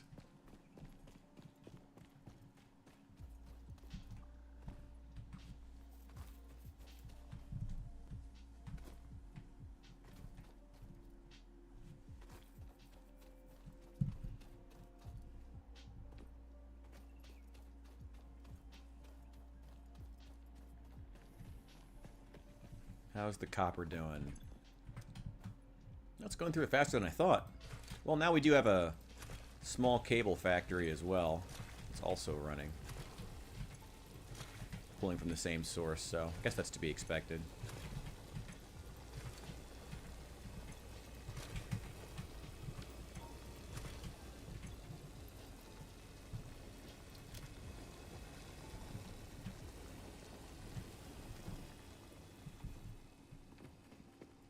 How's power consumption? Just fine. This is our consumption. 13.6 megawatts, capacity of 30. Yes, it's doing fine. Yeah, that in there. Yeah, they're doing fine. So you take those and grab this cable. Yep, there we go. All right. It's not much, but it's enough that we can get our initial factory. Get a... It's enough that we can at least get... I could take this thing offline if I wanted to. I don't really need it.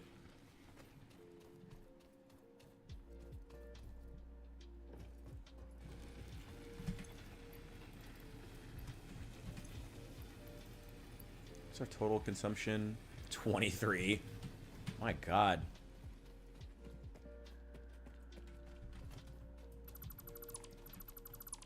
Yeah. Not using the miners is really saving us a lot. That's saving us a lot. Yeah, it's just fine.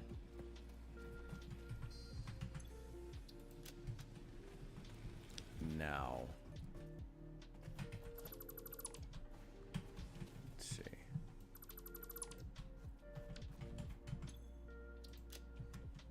Oh, God. Oh, yeah, probably... Dumbass. Well, only need one biomass burner to keep this place afloat.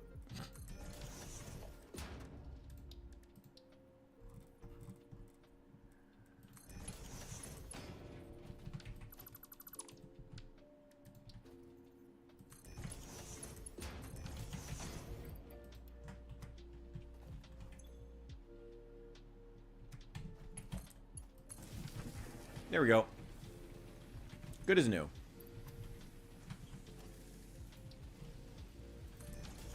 Put that there, and crafting bench to make more if we need it. Right, let's move that. I wish there was a move button. That'd be really nice. That's fine.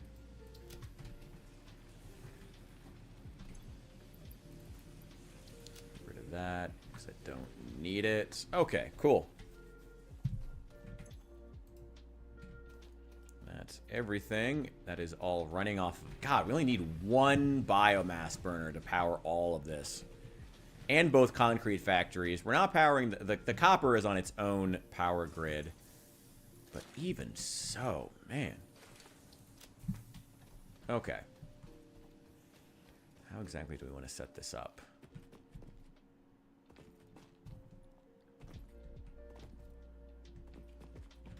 Highest point we can. Upon this rock, I will build my factory.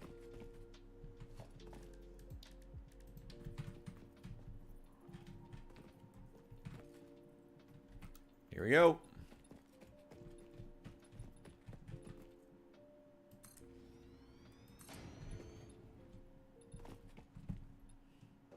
Do we have ramps yet? No. For some reason, I thought ramps were something you had to unlock. Nope. Okay. Oh, boy. Hang on. Oh, damn it. Okay.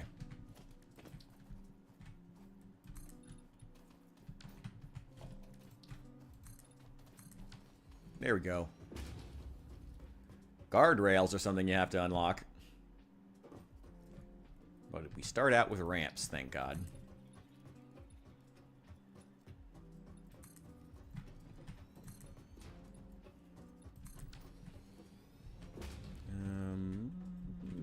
Actually, that'll do. That'll do fine.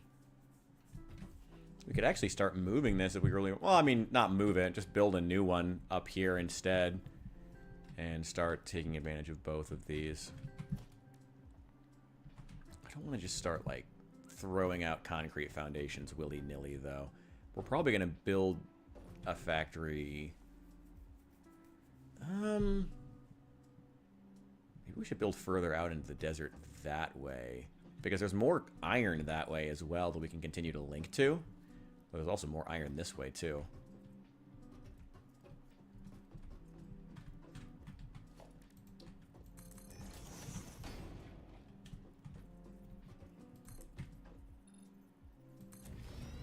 Yeah, let's do that.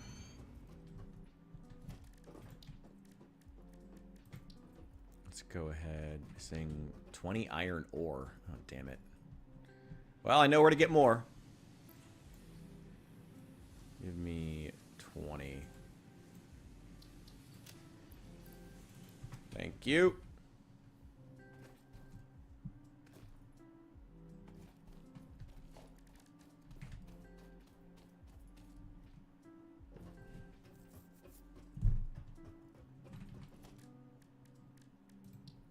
Let's go ahead and put the hub right here. And rocket should be coming down any second now. Where are you, buddy? There you are. There you are. Welcome back, friend.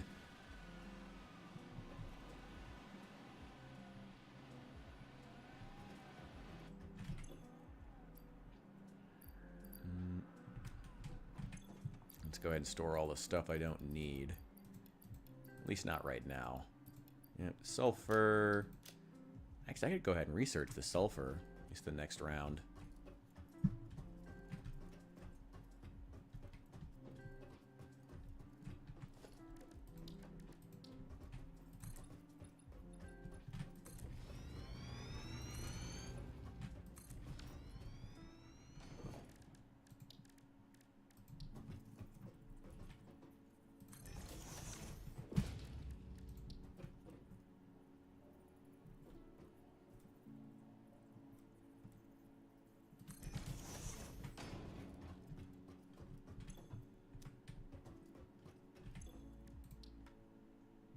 Oh, yeah.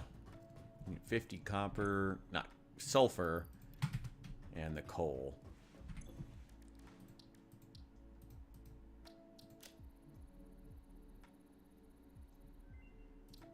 There we go. Research completed. Black powder recipe unlocked. New sulfur research available. Dump that.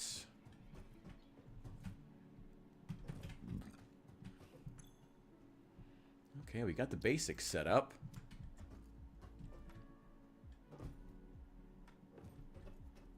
Where should we start building?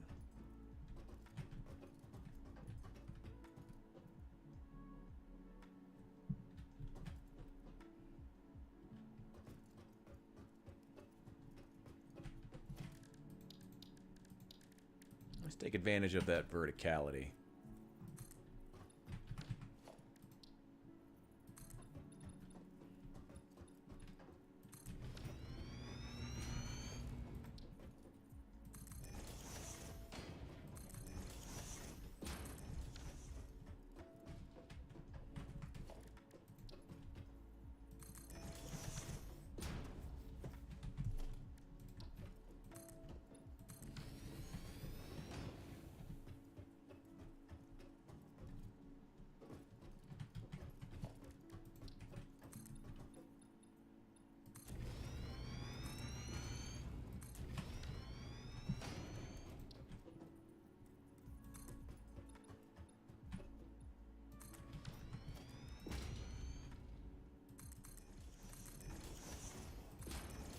Nope, nope, not that one.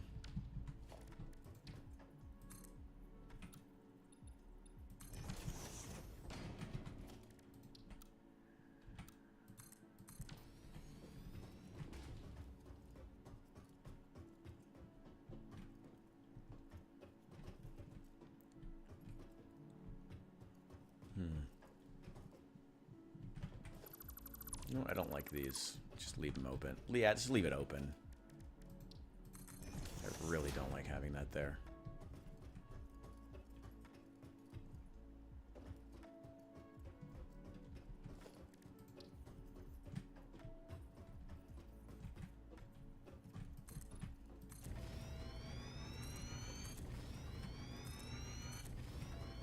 Okay. It's 50 concrete for each one of these.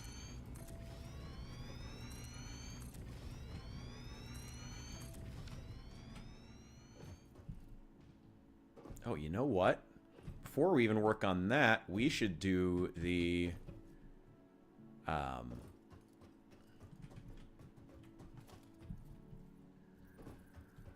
what am I thinking? I'm having brain farts. Before we build...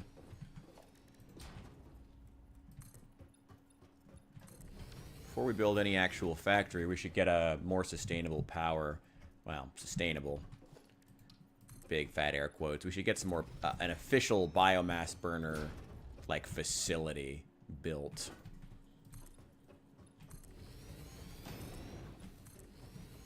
Just 3 of these should do just fine.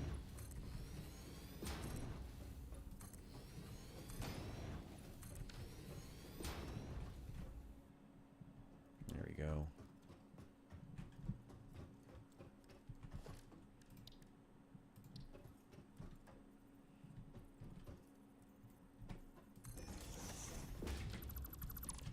too far over.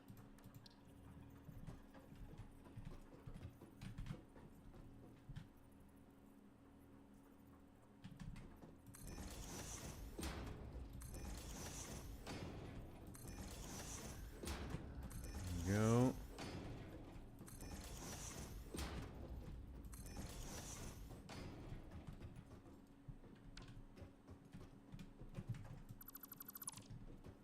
No, you know, just 4 will be fine for right now. That'll be more than enough for everything that we have set up.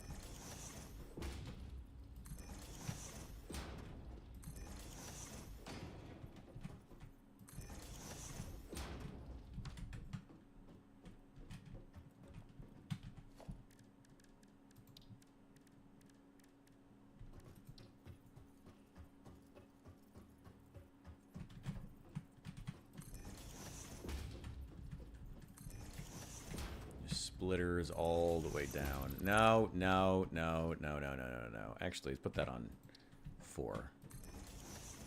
Start getting the hotkeys set up.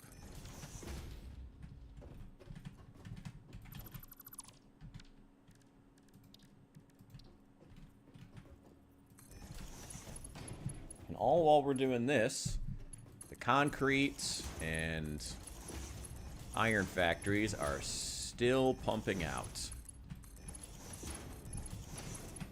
We can go collect more materials while we're setting up an official power structure.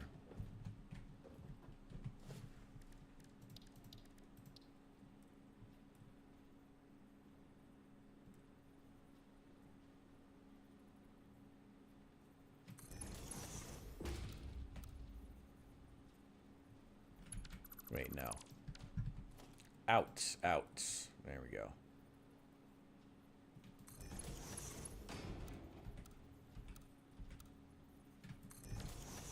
You know what? That'll do. That'll do just fine.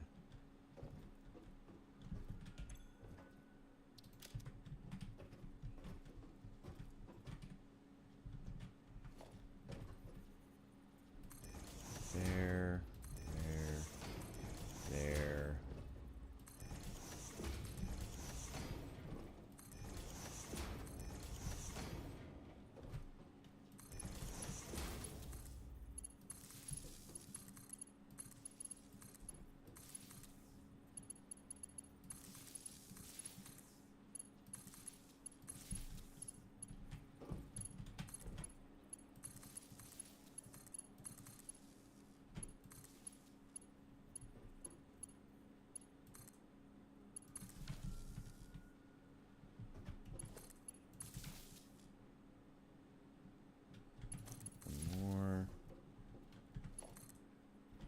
That's plugged in, that's plugged in, that's plugged in. Okay, everything here is good.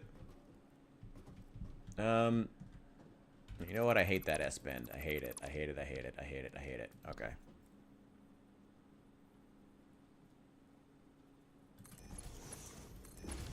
I just put it right in the middle. Why not? It's kind of ugly, but whatever.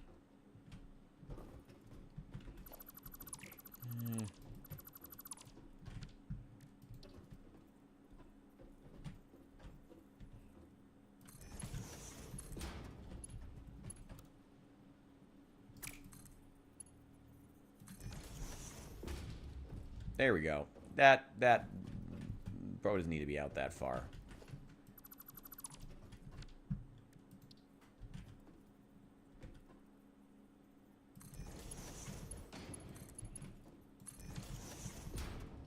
There we go. That'll do.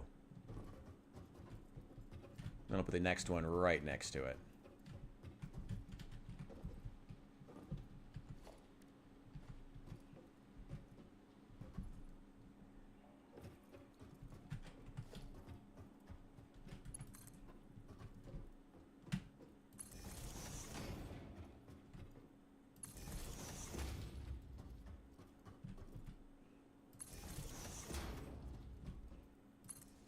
No, no, no, no. No! What the fuck? There we go.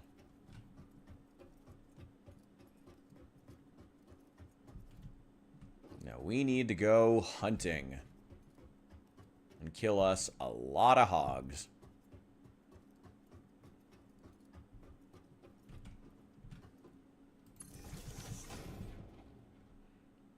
Yeah, okay. And took a little bit of damage, that's fine.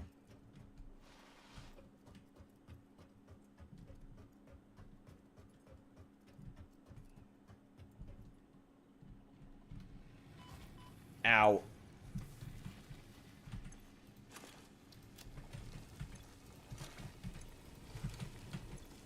They're all still doing fine.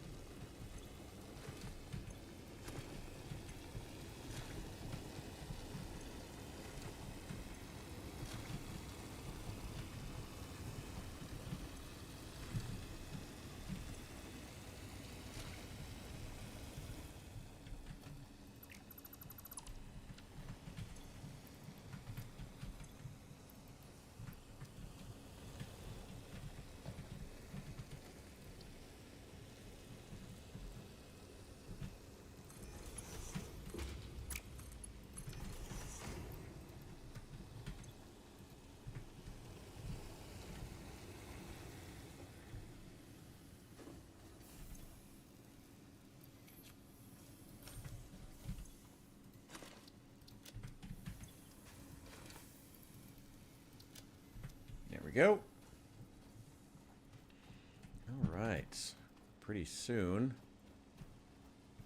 start getting these done. Get the factory up there built. Let's check on the rest of these and refill our concrete.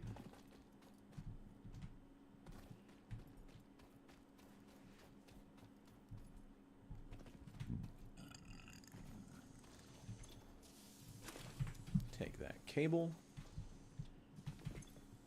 I don't need that much wire. Honestly, even that's a lot.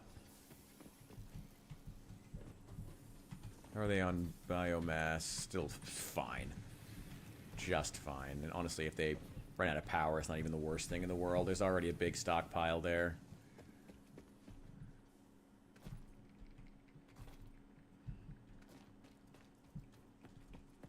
What's this doing?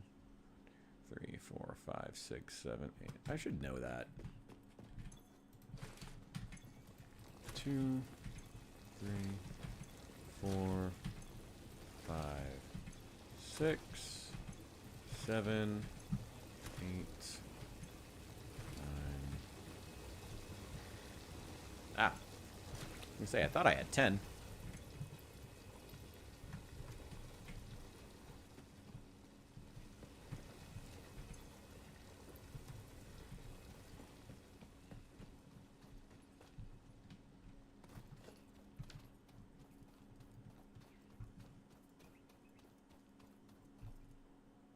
Find a hog or a spitter, I'm going to kill it. I need to go on a hunting expedition here, actually. Travel across the dunes. There's plenty of them out there. Yeah, give me all of it. It almost managed to get one whole stack. Good job.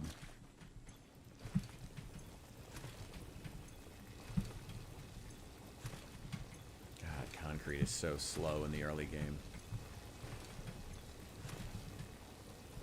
Still, we're managing to get a good stockpile, and we're doing it for the cost of running less than a single biomass burner. I mean, it's what, 23 megawatts we're using in total.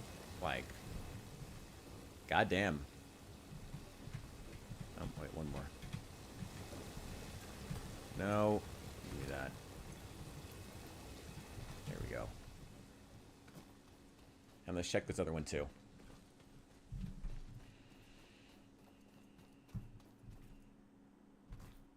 Which hopefully is also verging on at least one entire stack of concrete. But hey, I'll take it. Yeah, about one stack. That's not much, but it's something.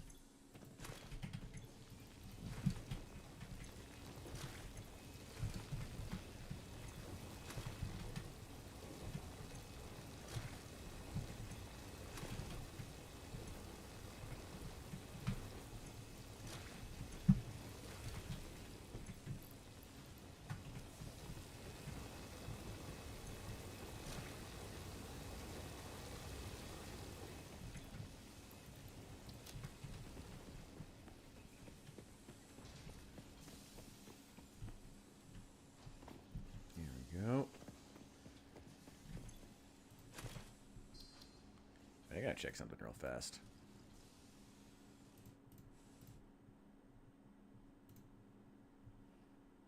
Hang on.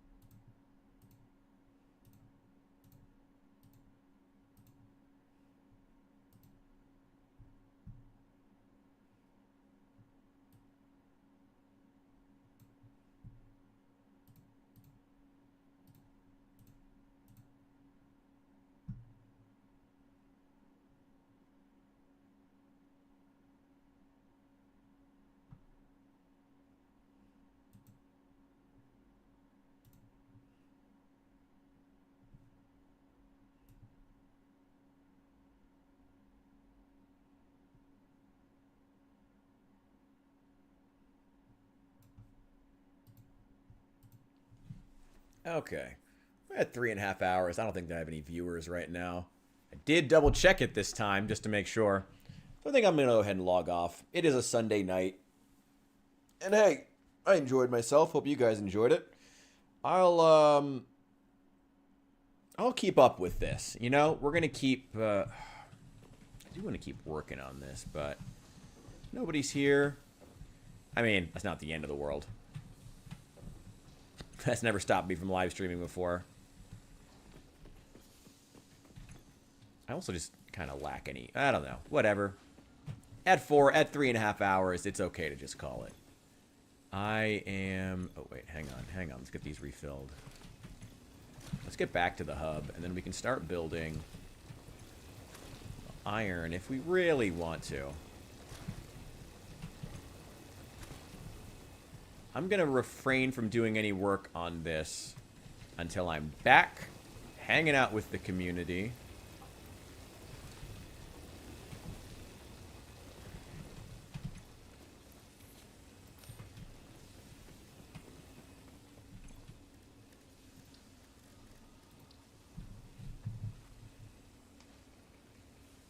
One sec. I gotta pee.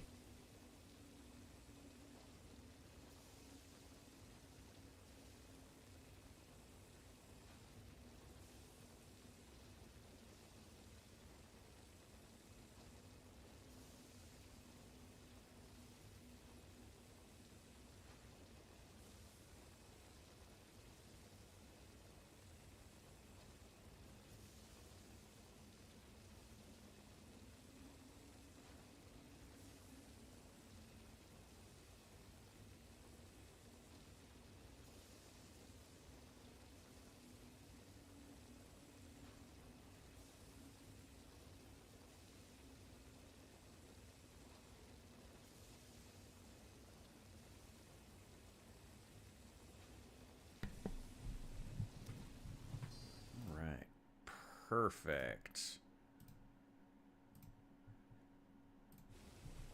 Yeah, let's keep getting a couple more things done. I don't know, I'm doing okay on... I'm actually doing okay on concrete.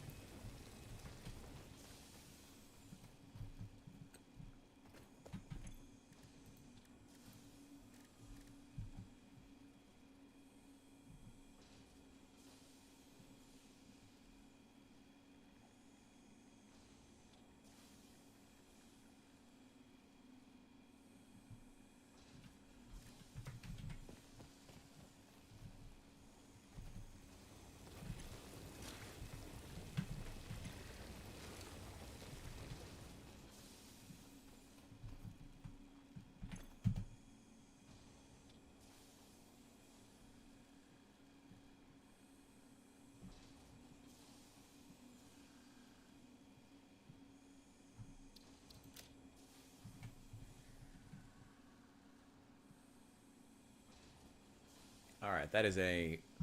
Well, I won't call it a fat stack of concrete, but for this early on in the game, it's a fat stack of concrete. More being produced, slowly but surely.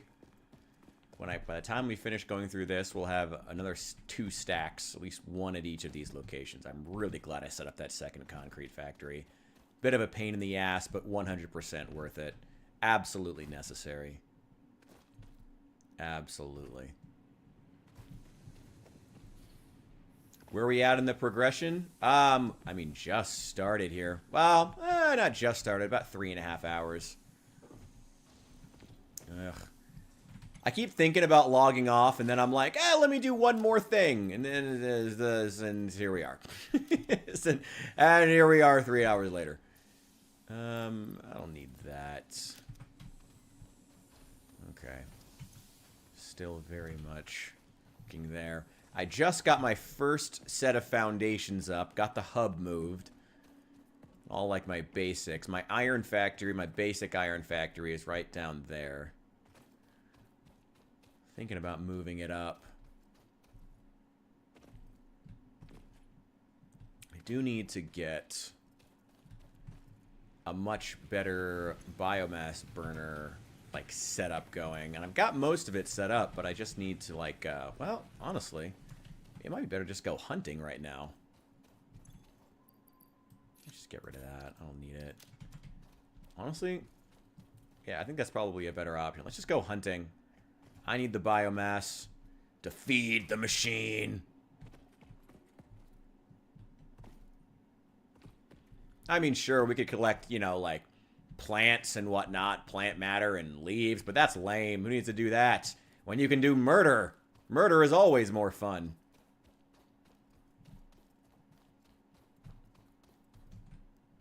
I know there's plenty of you out here. Where are ya?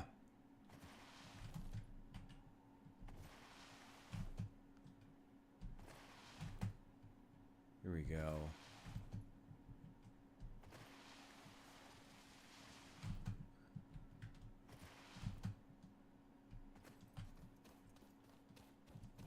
Oh, just some random rocks.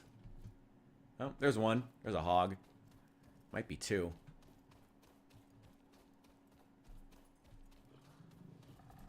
Ah! Ow! This is not going well. This is not going well. There we go. Ow! There we go. Take that. That is one nice thing about being out in the desert. I don't have to go hunting through for their remains in the grass. Get out of here. Get out of here. Alright. Where's the rest of you? Oh, sulfur. I'll take that.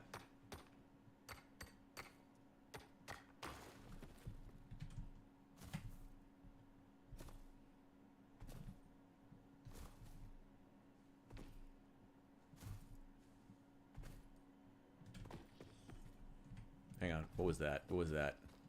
I think that was a spitter. Ooh, I'll take that too. Yeah, there's a spitter around here somewhere. I can hear it. Oh, wait, was that Bean? That might have been Bean. Get out of here, Bean.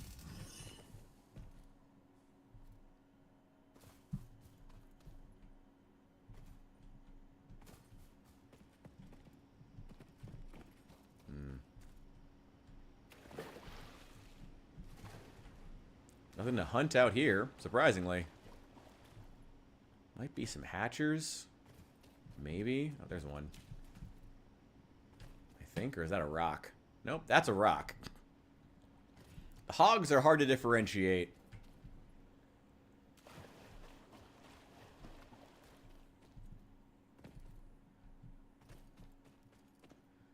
I thought hunting would be a lot easier and more efficient. Oh boy. Get out of here.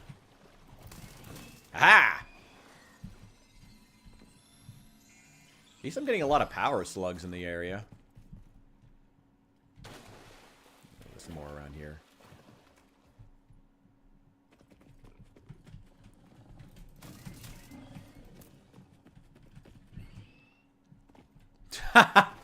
Nice, bro.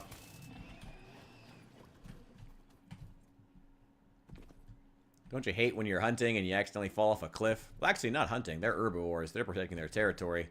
Which kind of makes me the bad guy here, but...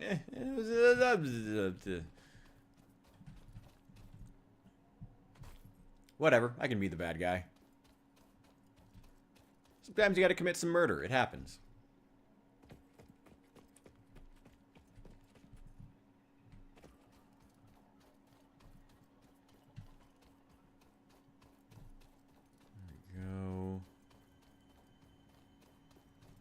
Here we go. Get over here. Get your ass over here. Ow!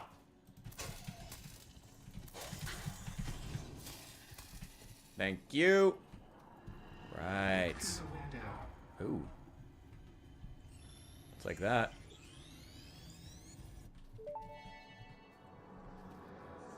The Summer Sloop was named after Marie Somerville, co-founder of Fixit and head of its R&D department. There are many theories about the origin of this shape and why this symbol mathematically resembling a Mobius strip has found its way to both human and extraterrestrial culture. Thankfully, you don't need to know any of these theories to be a pioneer. Research it in the MAM to establish locally appropriate classification and application. Fun fact: the planet you are on was found and named during a planet spotting event Marie hosted named Marie's Awesome Scientific Search of the Avant-Garde Exoplanets. Yeah, that sounds like academia in 2025.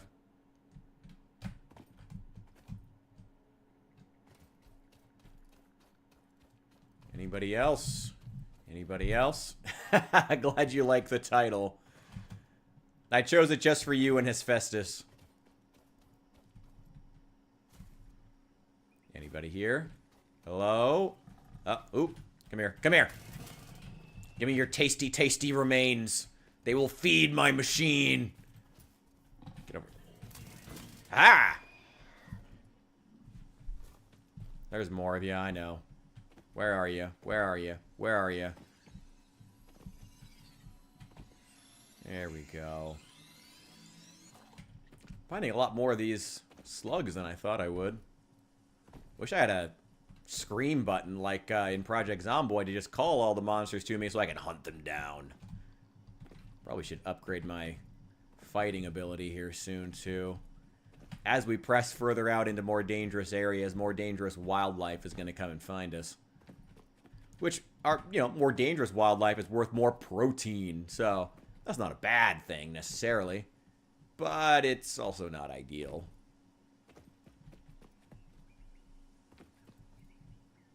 Ooh, what's up here? We gotta be really careful not to fall off of any. Oh my god! Oh my god! We're good. We're fine. We're fine. We're fine. We're fine. We're fine. We're fine. Okay. God, that was just the worst timing. Okay.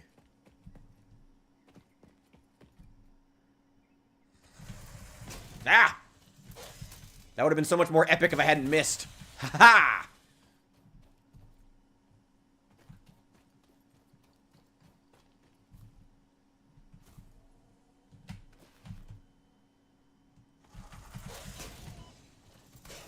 Get out of here. Ooh. Well, hang on. Let me grab this first.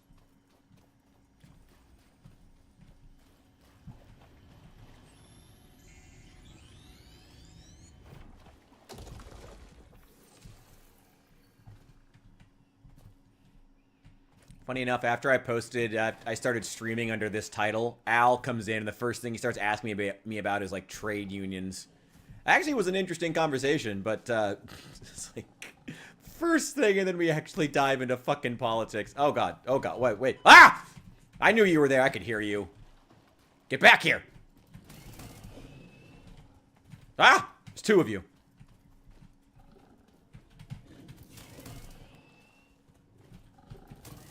Aha! Now there's one of you. Ah! Get out of here. We've lost a lot of health, but that's okay. We've got a lot of protein that we can take back with us. And probably should collect this wood, too. These wooden roots are worth a biomass. Also, everyone send me some positive vibes. Because tomorrow morning, bright and early, I have my... I have my next interview. And I'm excited for it. This was a new one. This is for the security job. The security guard job. And they liked me so much in the phone interview, they shunted me straight through to an interview with the department head. So, like, really, really hoping for this. Cross fingers, cross everything, and pray for me. Really hoping this is the one. Also, I think I'd be good at this job, so, you know. Send good vibes. Keep me in your prayers. Conduct voodoo. Dealer's choice. Ah! Hold still. Ow! Fuck you. Alright, any more of you guys?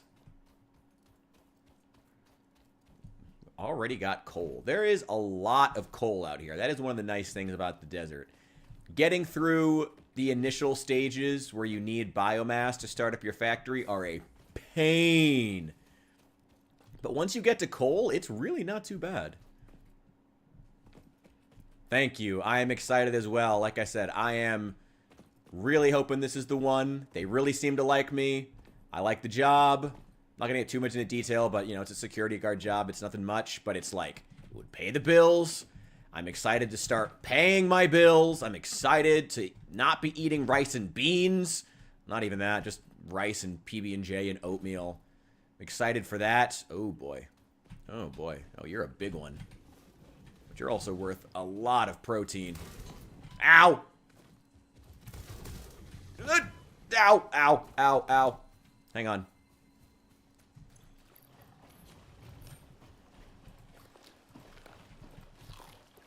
Oh, you're here too. Okay. Ow! What the hell was that? Oh, you're still shooting at me. Oh boy. Hang on, hang on, hang on.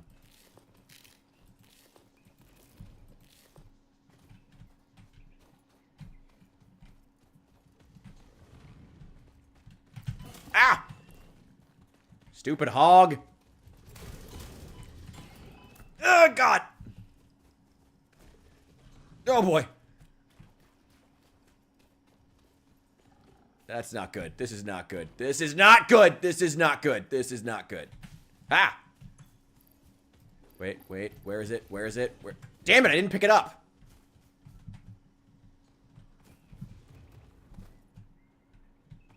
God, he's still shooting at me.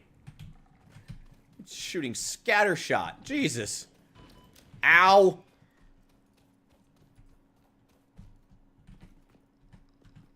What is your problem, man? Oh, there's two of those big motherfuckers, too. Oh, he shot his friend in the back. Nice, bro. Nice. Ha-ha! Fuck you. Where's the other one? Where's the other one? I know I saw him run back here.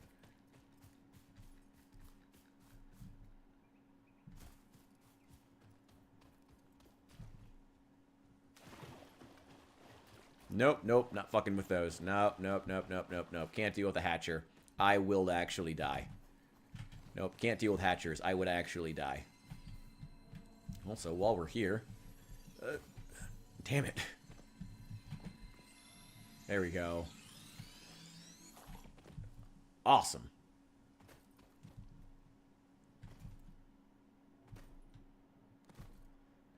Okay, I feel like that's enough loot. Let's head back to the hub. I also really... Oh, you know what? There's also... I think we're close to that deposit of quartz, too. I think that's way over here. How far away are they? Only 300 meters. Let's go over there. If I can collect enough quartz, we can go ahead and get the Blade Runners, which are the specialized boots that allow us to move faster and not take as much fall damage, which would be very nice to have.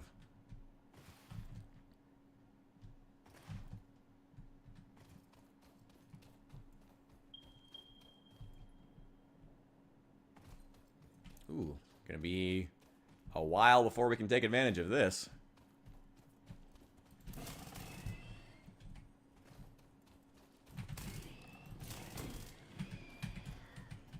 Come on.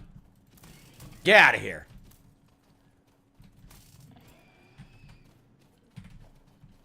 Give me that protein. Whew. Wouldn't mind finding something I can use to heal. Oh, that's a big one. Ooh, no. I do not want to tango with you.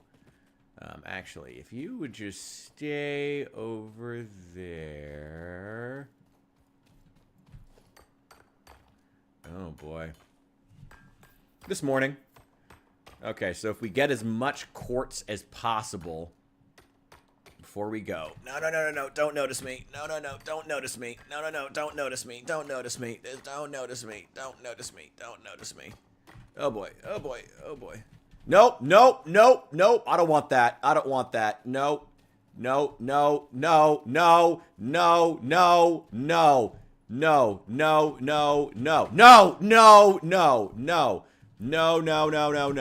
Oh my god!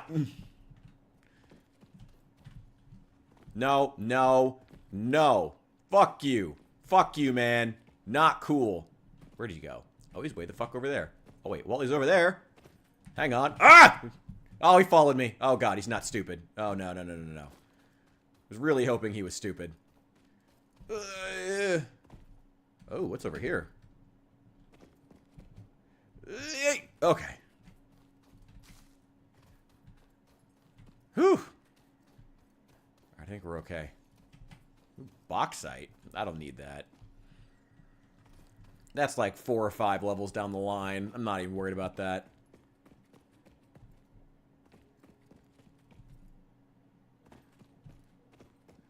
Okay.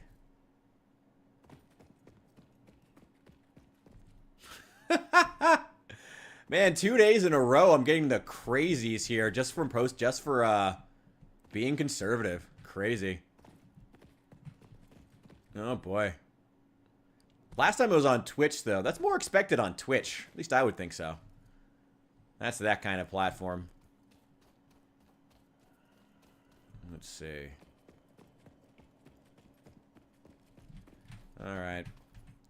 How much did we manage to get? Oh, damn, I can't pick up anything more. Wait, hang on. Can I just build a MAM right here? Yeah, let's just build a research station right here. Okay, quartz. There we go.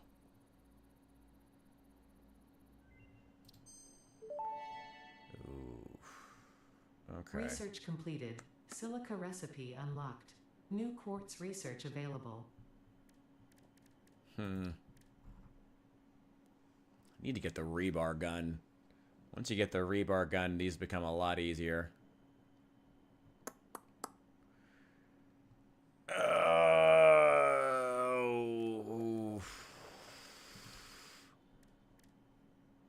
Oh. That'll get rid of another slot. Nice. Oh, and that one too. Summer sloop analysis completed. Summer sloops are somewhere between battery and conduit, harvesting energy from pockets of space with complete disregard for the rules of the space-time continuum, and distributing it into its connected ecosystem. Lovely. This energy... Let the energies harvest until the waves reach our shores. Consume. Similarities to the hypothetical force of dark energy to potentially be one and the same. It can now be tracked by the object scanner. Fascinating.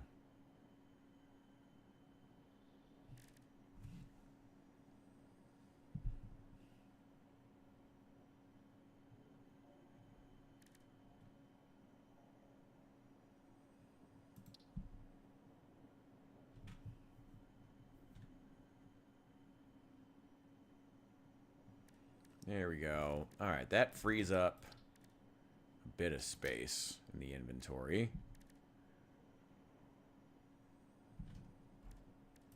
So, let's get 5 of these, because there's something else we can research, too. Where is it? Where is it? Where is it? I can't do that one. We can get this one.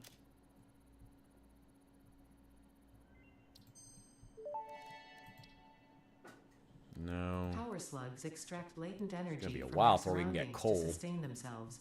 By tuning the object scanner to the particular potential energy signature, it is now able to locate them against the background environmental static.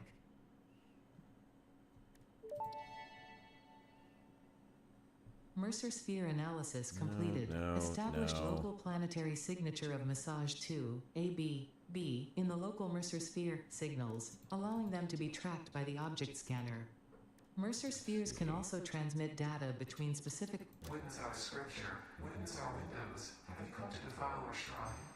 Saints us all. Arguing the existence of intelligent alien life. While Fixit has figured out the method, all of the original data is still untranslatable. Hang on, do I need any more? No, I don't need any more blue power slugs. Research to develop the rebar gun is now available. When completed, you will be in possession of a tool effective against any local obstacles actively objecting to the Fixit mission.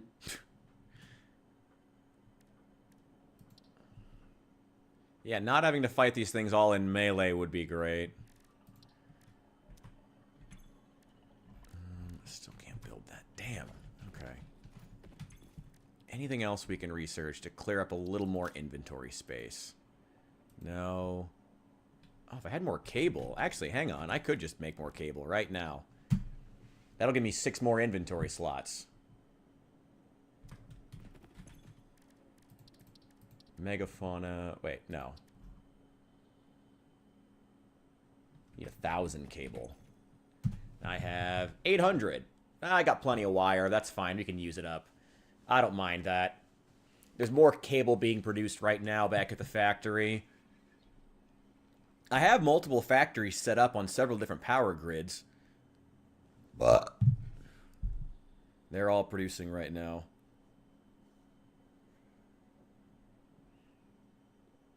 Oh, shoot.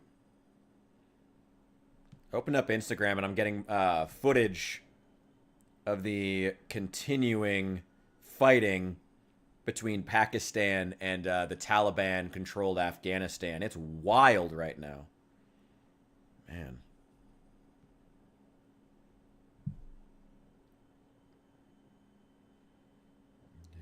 Make sure to set my alarm. No, what the fuck?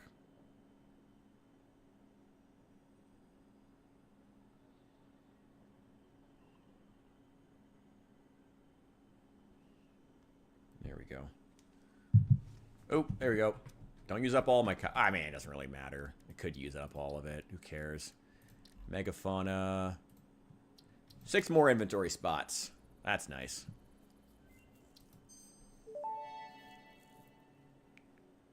Pocket dimension significantly expanded. I worked all afternoon, analyzing the transdimensional confibulatory permutations of alien DNA to achieve this.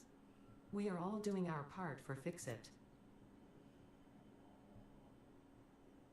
There we go. Okay. Well, at least we've had time to heal a bit, so we're not going to die the moment that this thing touches us. Let's try to get as much as we can. I need that quartz. Hang on.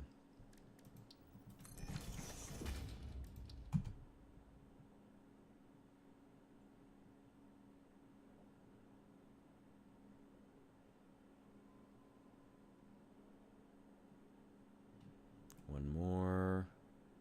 Okay.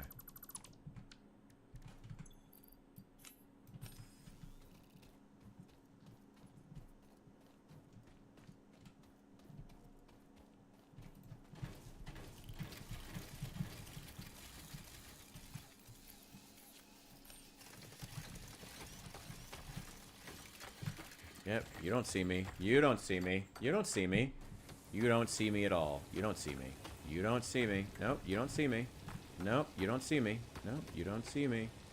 No, you don't see me. No, you don't see me. Nothing is happening.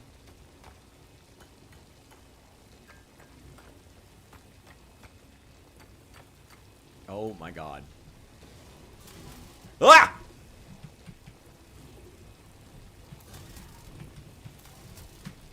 Oh my god, I think he's stuck. Hell yeah! Fuck you! Ah! Fuck you! Protein! There we go. Alright.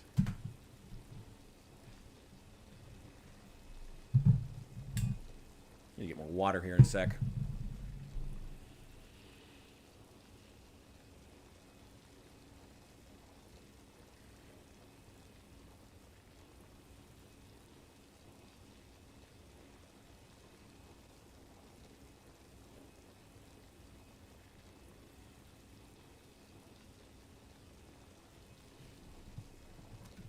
Okay.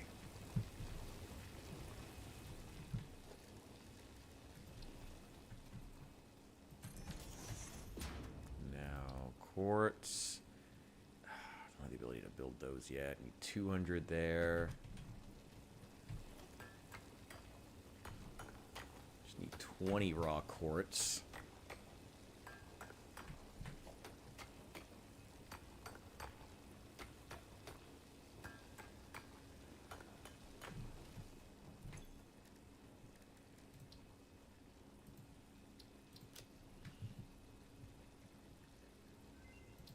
Go. Research completed. Quartz crystal recipe unlocked. New quartz 200. research available.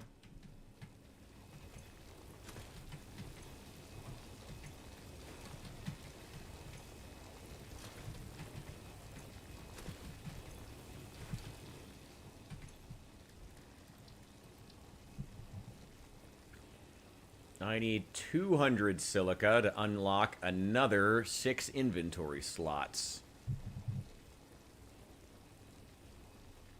So I'm curious. I'm going to check the news real fast. I'm looking at what's going on with this Pakistan-Afghanistan conflict. What's Al Jazeera? This is one of the few times I would trust Al Jazeera. Pakistan and Afghanistan both claim dozens of casualties. Yeah, they're both both sides are definitely lying about their casualties and about they're both saying that they've killed far more. We have killed far more than the other side. Both sides are saying that. So I don't want to say one side is definitely lying because both sides are definitely lying. Both sides are definitely embellishing. This is that kind of a conflict. There we go. More inventory space. Hell yeah. Pocket dimension now extra dimensionalized with additional dimensional capacity. There we go.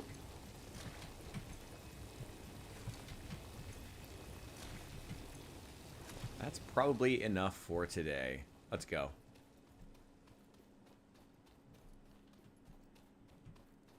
It's more than what we need.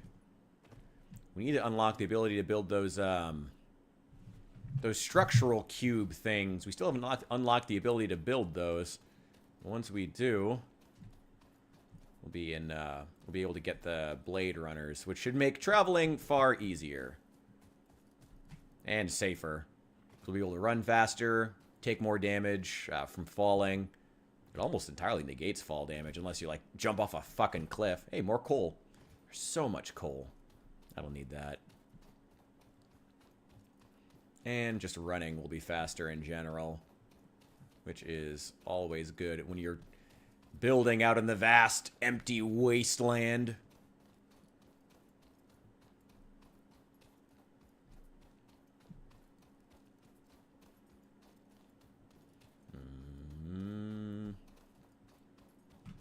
Hang on. That's a crashed shuttle right there. That's got a hard drive in it that we should take. If we can. Okay, we got some monsters here I'd rather not fuck with. There's probably some good supplies, though. Oh! Some pipes. There's always at least a few good pieces of loot lying around. High-level kit. Well, higher than where we are, anyway. Yeah, we could try to climb up this rock face, but this is so much easier.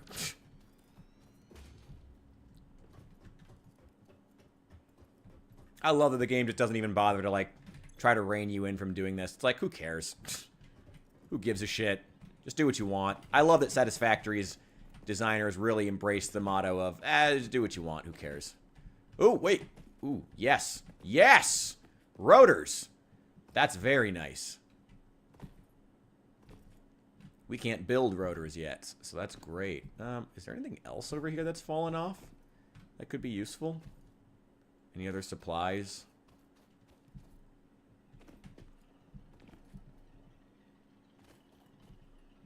Anything else? I mean, don't get me wrong, we've already gotten is pretty great. Nope. Random scrap metal and crap. Let's head back up that ramp, see if there's anything else on the cliffside. Or, ooh! Yes! Yes! Yes! Nope.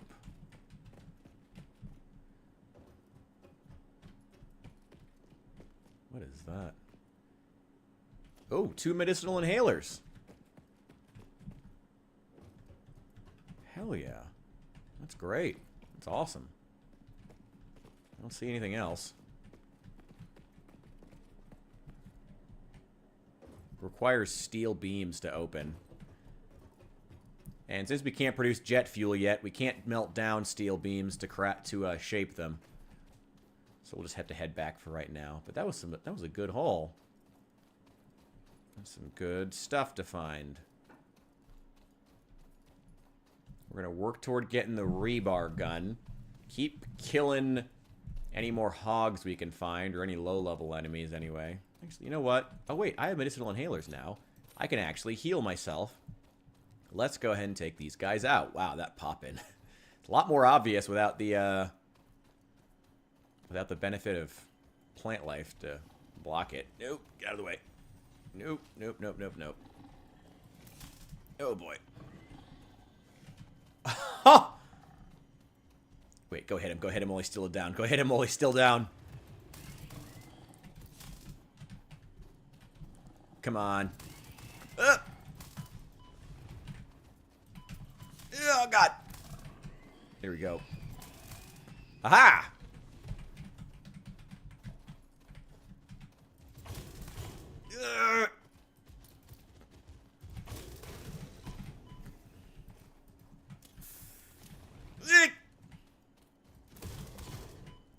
Get it, get it, get it, get it!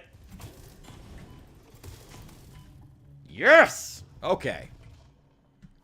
That's a lot of protein. Okay. Let's keep heading back. Whew! Alright. One sec. Oh, I gotta restart the, music. Hang on a sec.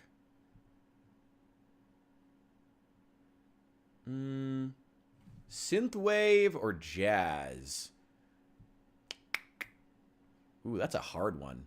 That's a hard one. Oh, that's difficult. Synthwave or jazz? That's the ultimate question.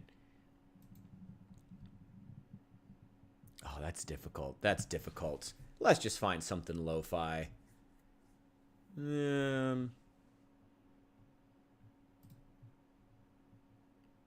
Oh my god. We can put on a lo-fi Christmas mix. Might be a little bit early for that. Just a little bit. Just a little bit. Here's a nice little cafe mix from the Lo-Fi Geek. That'll be nice to put on. Beautiful, beautiful.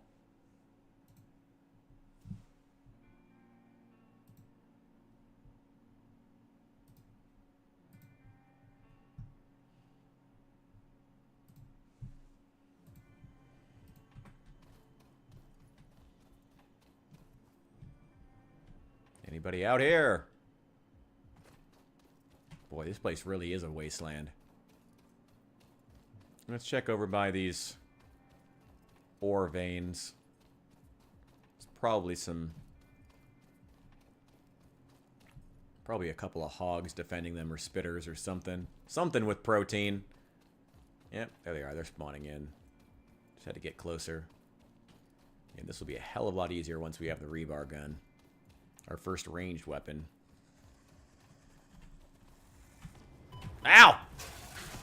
Okay, that was on me. That was probably the worst dodge in history by me. Ha!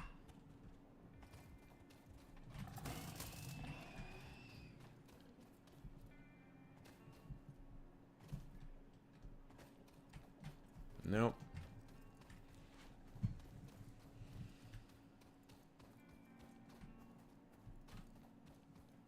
Anybody here? Yep, got another one.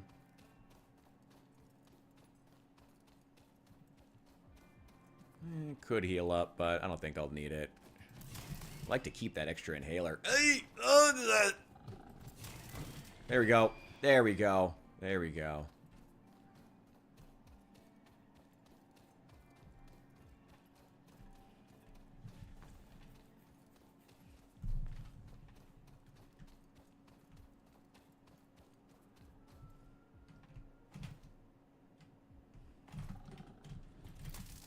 Get over here.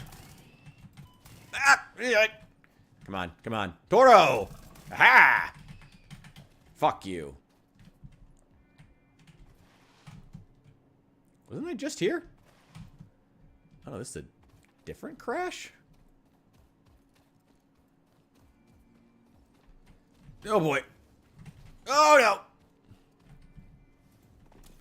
no! Okay, now I should probably use that.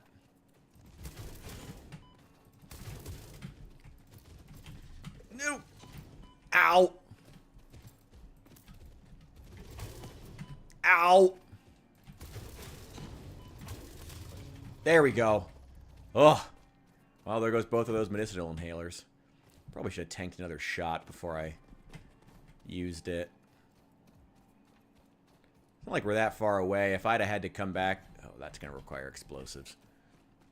If I'd have had to come back to get my stuff, it wouldn't have been the worst thing in the world. Still wouldn't be, honestly, even if we died. We're not even that far away.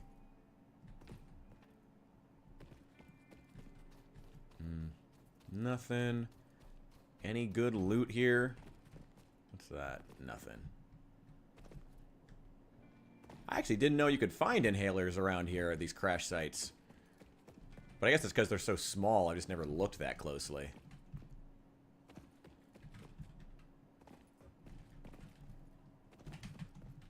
Go. Ah! Modular frames! Hey! What do you know? And concrete. There we go. That's nice. Reinforced plates. That's awesome. Hell yeah. There we go. Damaged And hard rotors. drive successfully acquired. All Pioneers are contractually obliged to preserve and secure any recovered hard drives for analysis in the MAM, which may result in benefits to the Fix-It mission. Speculation as to why there are crashed freighters in your Fix-It designated zone is discouraged as specified in your contract. Okay. Ooh, not too much more to get the rebar gun. Okay, okay. We're doing very well right now. Okay, okay. Do I have enough? Ooh, I do. Wait, hang on.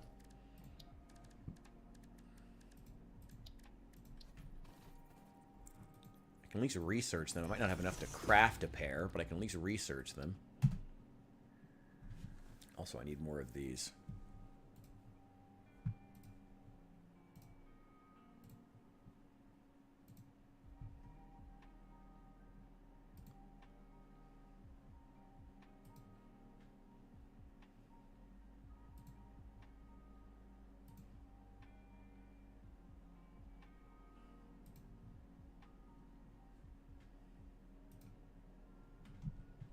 Okay. Oh, wait. And silica.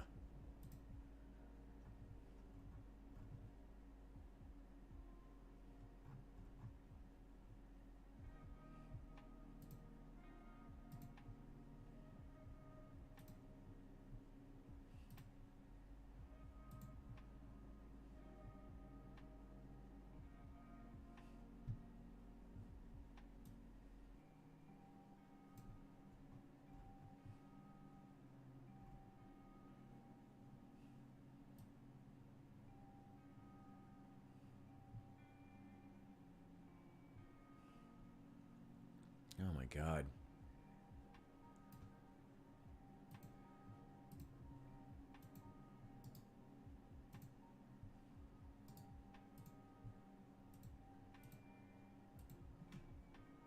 Need 200.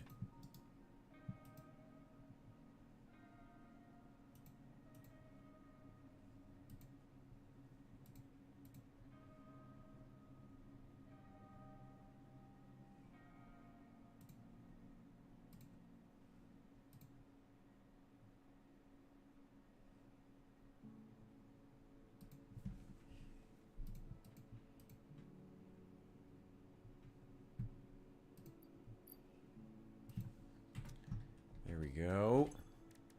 Okay, might not have enough to craft them, but I can at least get it researched.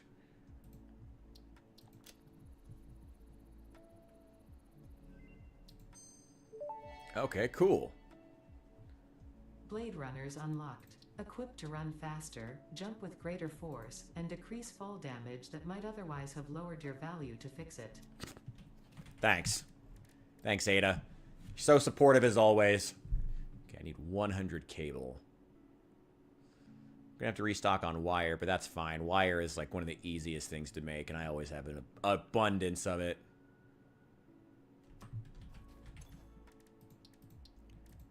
Terrium. No. Needs more barrel nuts. I have plenty more back at home. Needs more screws. Ah, there we go.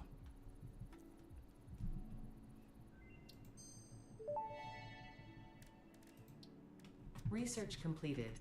Yellow power slugs are further into their life cycle than blue power slugs, and thus have more potential processed into power shards.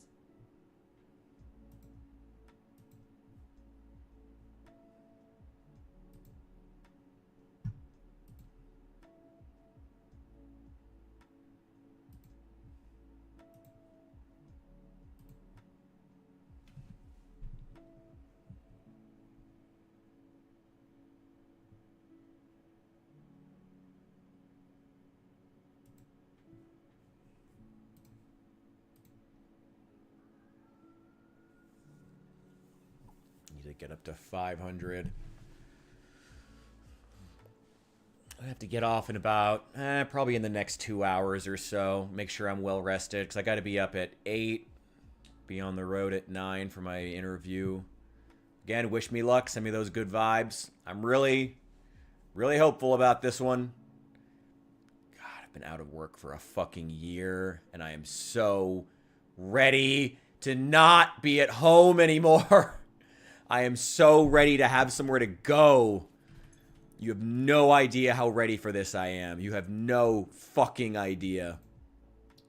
God, I am so ready. Okay. Send the good vibes. Rebar gun. Here we go. Rebar gun and iron rebar ammo unlocked. Your ingenuity towards preservation of fixed property has been noted. You earned a micro break. And welcome back. I hope you feel refreshed. Fucking Ada. You bitch. I need 150. Okay, hang on. Let me make some of those. Yeah, just throw it back there.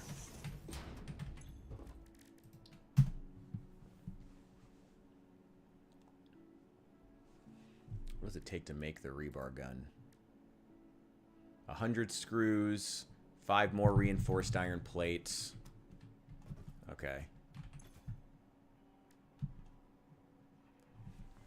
I need to get a screw factory together. That's like the #1 thing I need to do, is getting a screw factory built.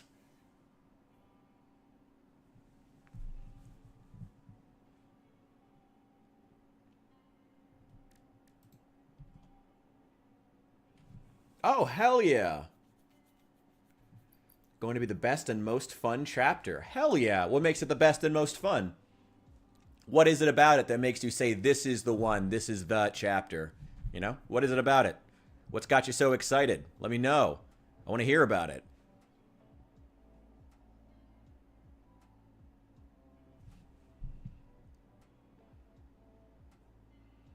Exactly 100 screws.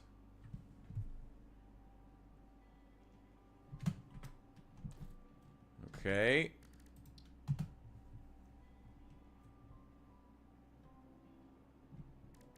Nice.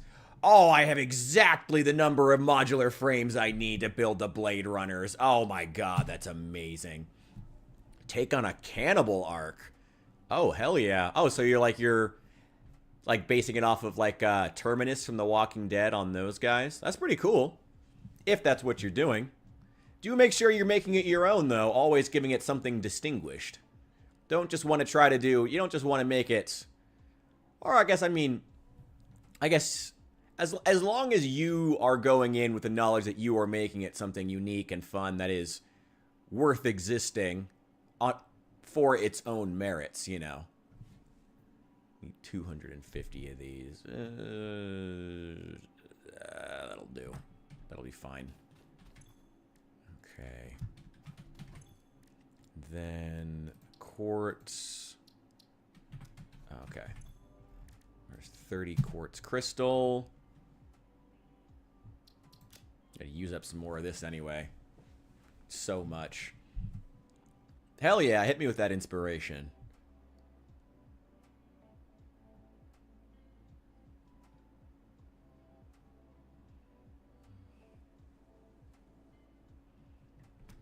There we go. Okay.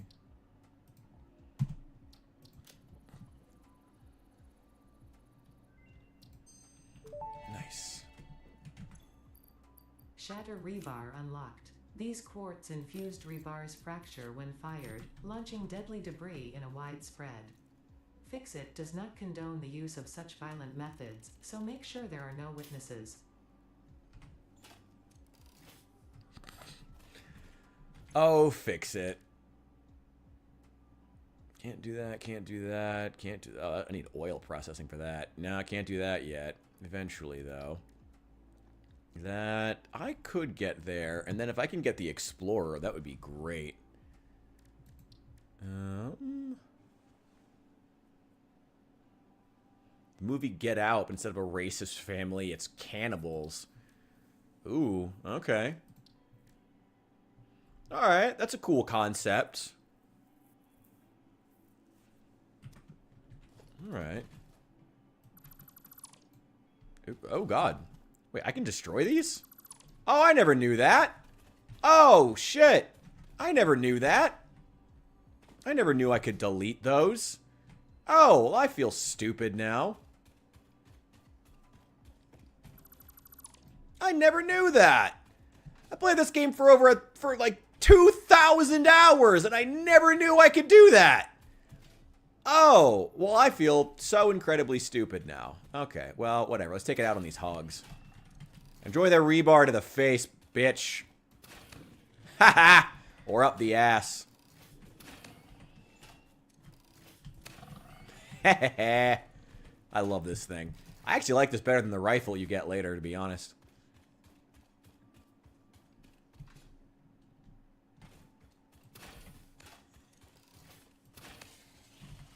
Didn't have time to spit at me now, do ya, bitch?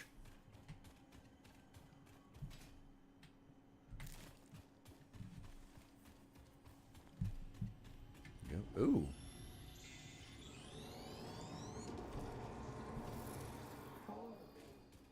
Beautiful.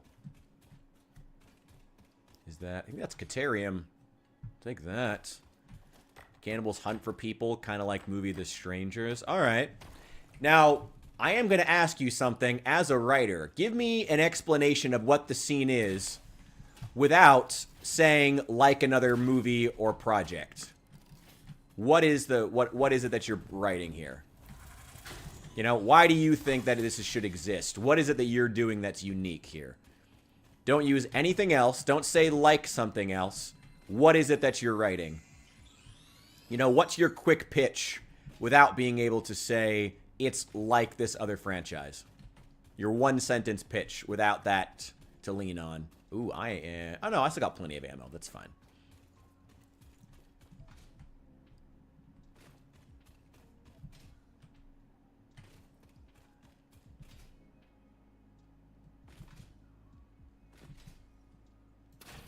Haha!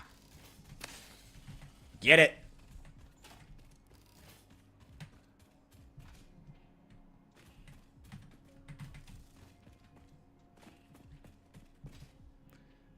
yes! That jump is so much better.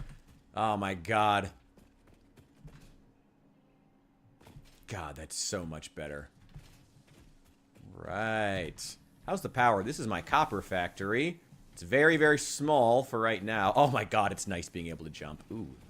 That is running out of power. Ah, it's still got plenty for right now, but wouldn't be a bad idea to keep working on it. Get it refilled. And actually, let's go ahead and refill these too.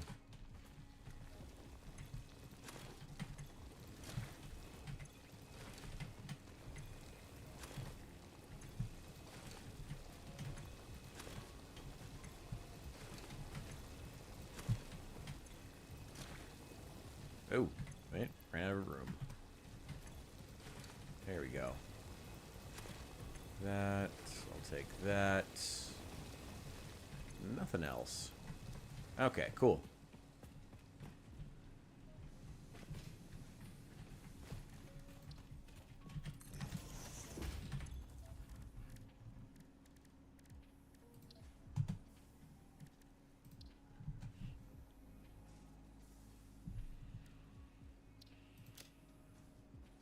All that protein.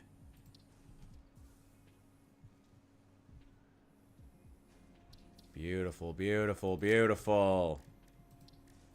Yeah, first let's break down all this crap. All the wood, the leaves, get rid of all of them.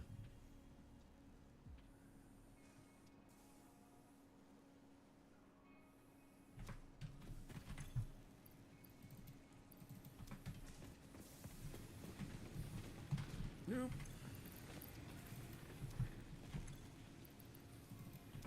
Yeah, that'll do just fine.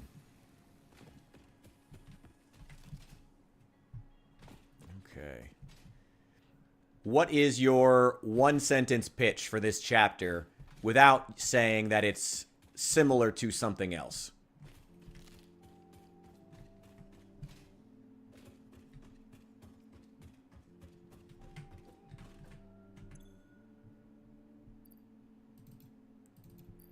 That's good. I need screws. I really need screws. We're getting to a point where I can't just, There we go. Yep, fill that one.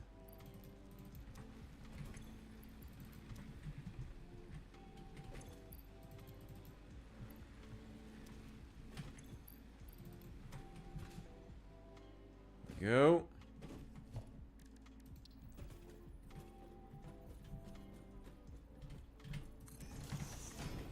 Finds a potential safe haven, but isn't. Okay, there you go.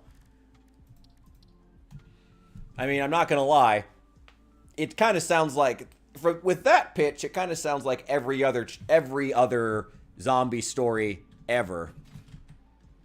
What are you doing now? Now, based on that pitch, what are you doing to make it unique, to make it your own? You know?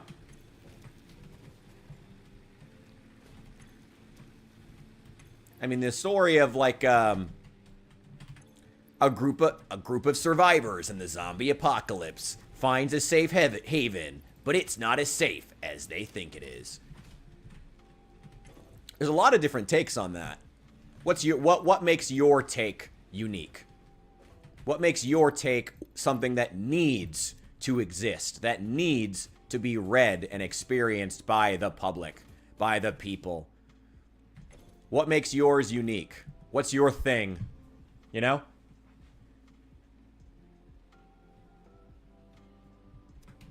There we go. Take those. All right, that is well stocked.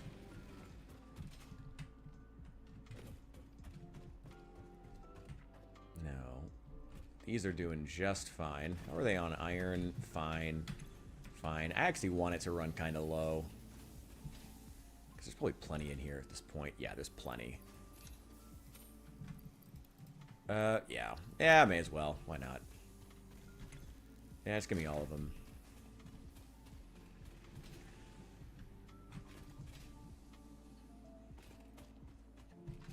Ooh. That sounds very, very personal.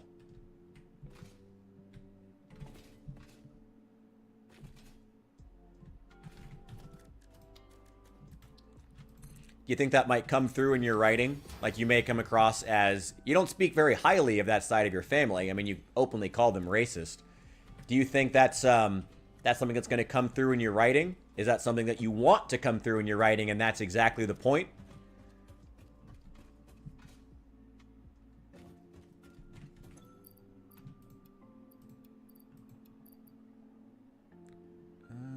I can dump those. Dump the Mercer Sphere.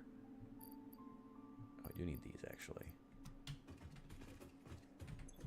What was the one? Nutrients. No, can't get that one yet. Oh, wait, megafauna. Just need 2 protein. Damn it, I already turned all the protein. Damn it! Breadcrumbs of reality. Well, that's good. What sorts of thing? What specifically about this family makes them so similar to your mom's racist side? Like how they speak, how they act? Is it what like specifically are the threads you're trying to draw there?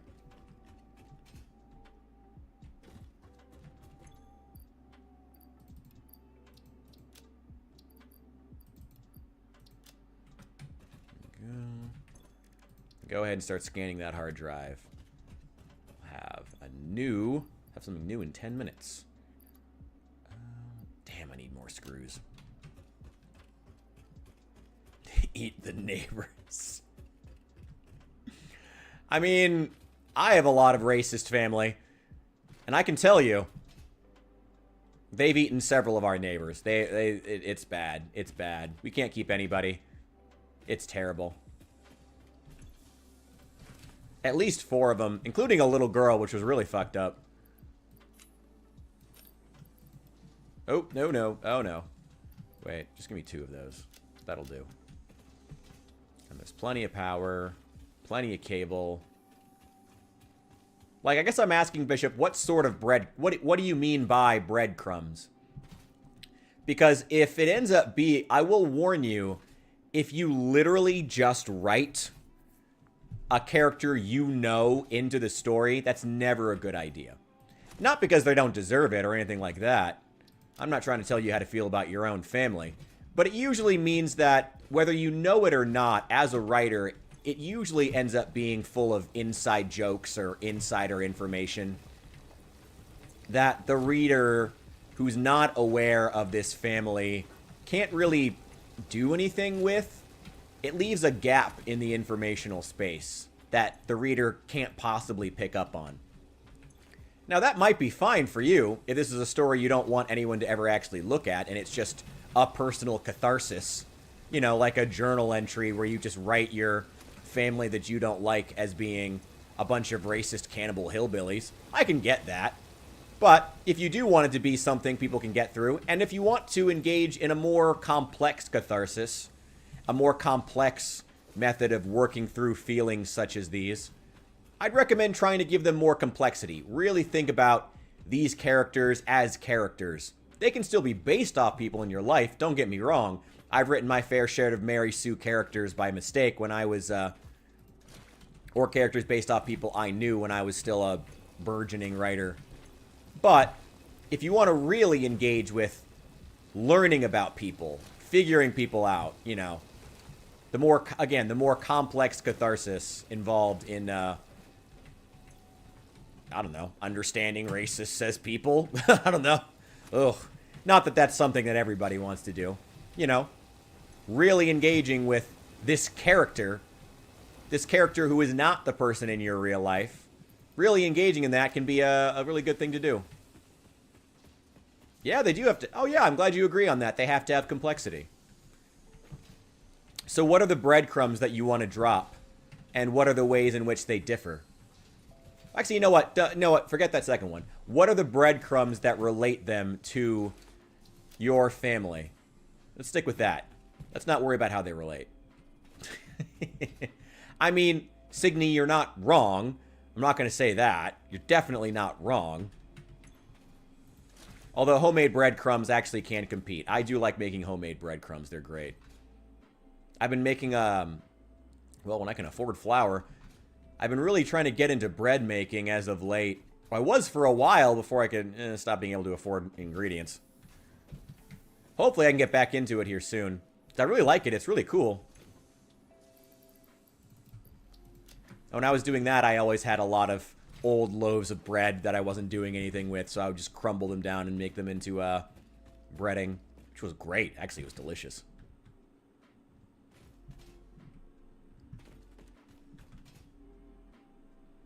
Go.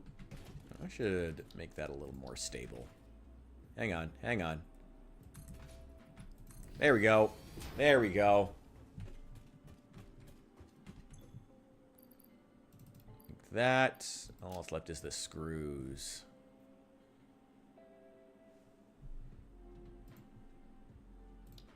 Well, that's good. Tell me about some of the individual characters.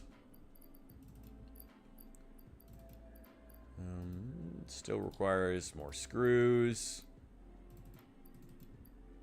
Take all those. Just get rid of all these. Resource sync program. Take those. Those. Take those. Take those. Take those. Okay. This is how we make the modular frame. Okay. We need a screw factory. We're getting plenty of power out of this baby. Let's start building a real, proper iron factory. We have plenty of power for it now. Still could use more. Don't get me wrong. It's not perfect. But we're still working on it. Don't want them getting talking bad about people. What people? These are fictional characters. If they, I'll warn you right now, if these characters are so close to your family that you literally can't talk about the characters because you would be directly bad-mouthing your characters, bad-mouthing the people in real life, then you haven't done enough to differentiate them. So I'll ask, so, I mean, what do you want to do with these characters? Like, what's... Yeah. Like, that's a pretty clear sign that you're not doing enough to differentiate them. Right there. Right off the bat. Which, again, if that's the story you want to tell, if this is just some personal catharsis you want to write, that's fine. Let me adjust the light real fast. Hang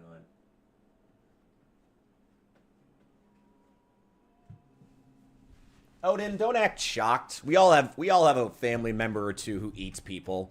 We all have that cousin that we don't invite to the family gatherings. Don't act surprised by this shit, okay? Don't act crazy, okay? We all have that cousin, all right?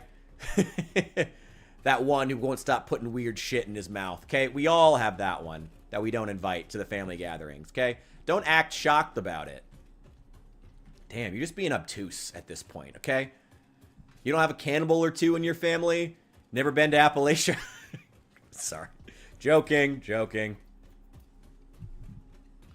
Okay. Yeah, we got power going here. We've got... The iron starts right here.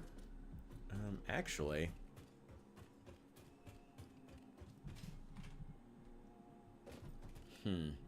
Yeah, let's just go ahead and start right here, I guess. For splitter... Have it go right. Let's have it start right here.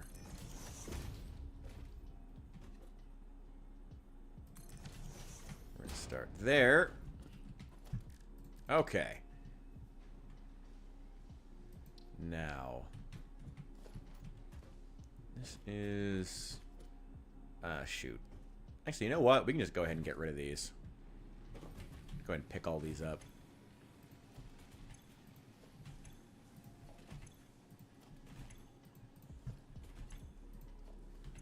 Go.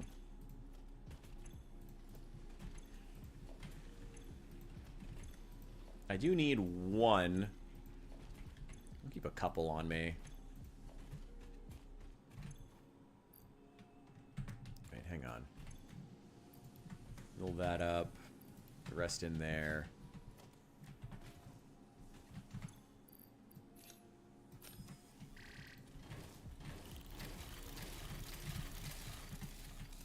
Start working there.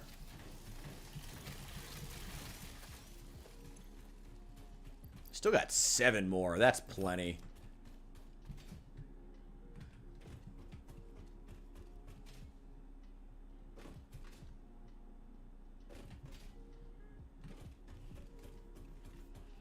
There we go.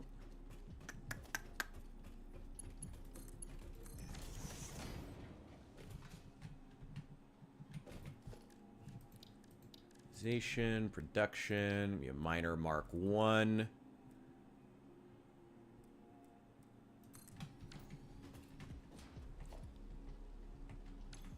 Wait, hang on. Logistics. Let's make that 5. Make that 4.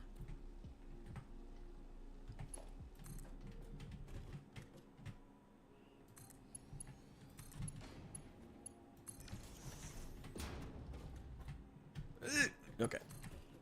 All good. That there. Plug you in there. How much are you pulling out per minute? 60 iron ore. Okay. We could overclock it to get more still.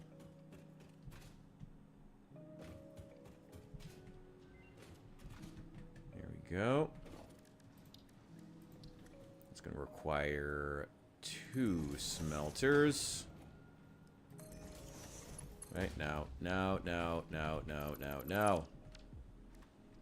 Let's make that 6 and 7.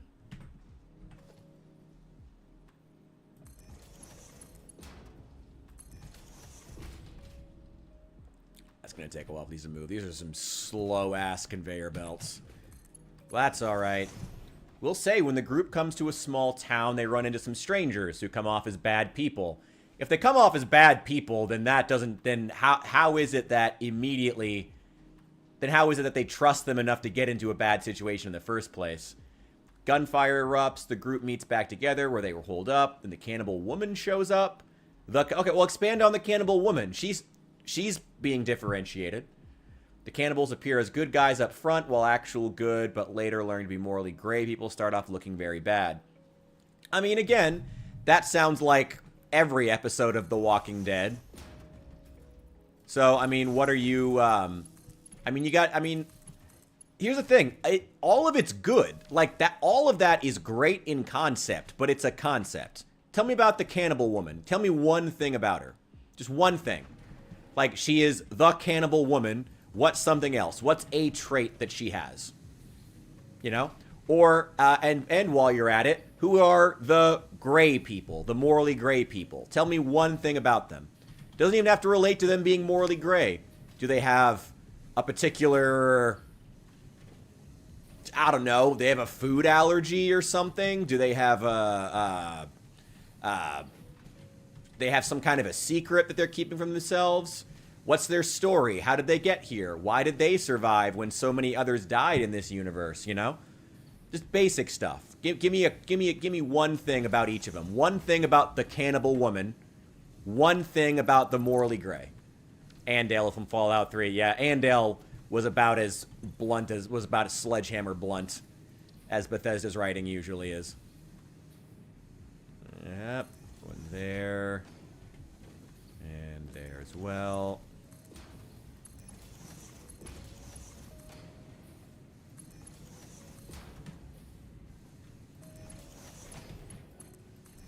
Go. There we go.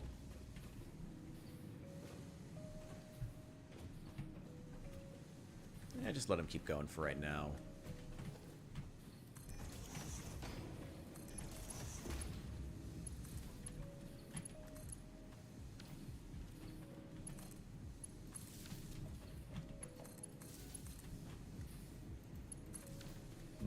All right, getting our first factory set up. We're gonna have these making iron rods right off the bat because I need to get a screw factory going immediately. Immediately.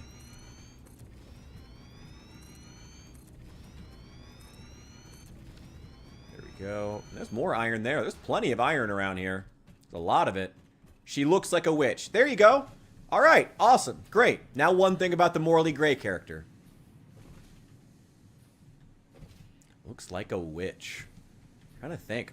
When I imagine a witch, what am I thinking of? I'm thinking pointy hat. That'd be pretty cool. I mean, honestly, having the cannibal people be like straight up, like wearing pointy hats, like either they are witches or they think that they're witches. Hey, make that part of their character. That could be fun. Maybe they're a bunch of, that's what makes them such crazed cannibals. Casting, using what they think are magic potions, you know, to copy Get Out. That sounds kind of cool. Alright, yep. Just about full. Carries herself as an uptight Karen supervisor. Maybe stretching, but yeah, okay, okay. Carries herself, she's a Karen. She's a Karen, but she looks like a witch. Alright, interesting. Why does she carry herself that way? Why does she do that? Or you, okay, yeah, choice here. We can keep going with Karen, the witch, or you can tell me about this morally gray character. What's easier for you? Just choose one. Choose one, and we'll go with it. We'll go down that rabbit hole.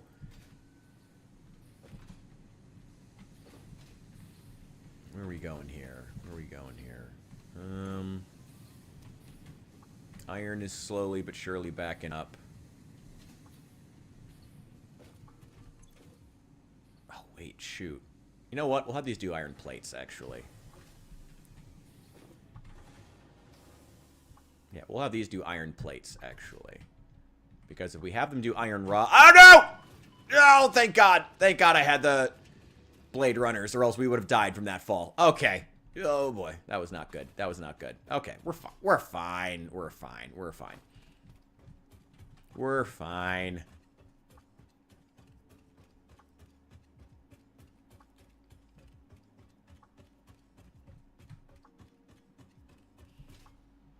Okay, let that keep building up. Where's the next iron vein? Oh, it's literally right there. Yeah.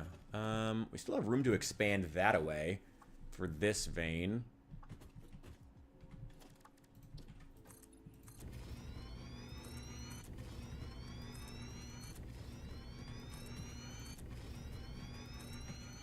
Oh, wow. I'm well stocked on concrete for the first time, like, ever. So we can keep building. Do need more iron plates at some point, though. Okay, pick that up. Pick it up. Pick it up.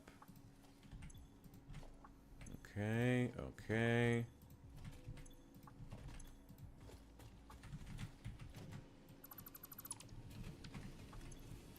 Go.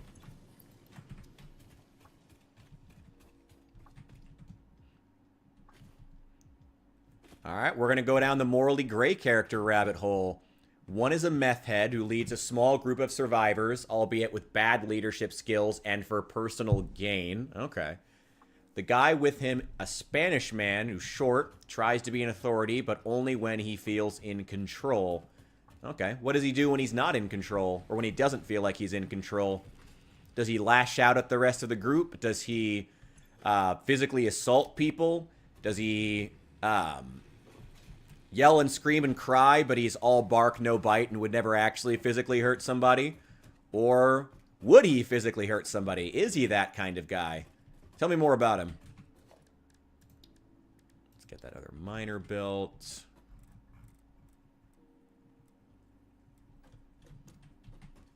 Right there.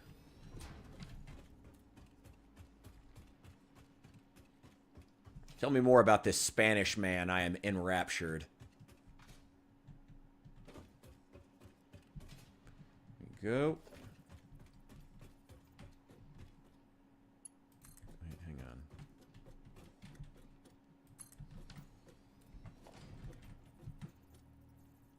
What in the world? Oh, wait, hang on. Wrong way. There we go.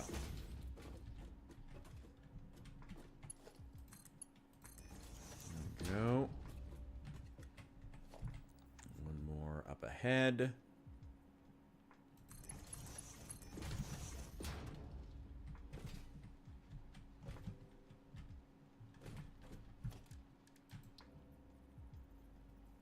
Assuming this one's also going to have 30. Or, sorry, 60 coming up per minute.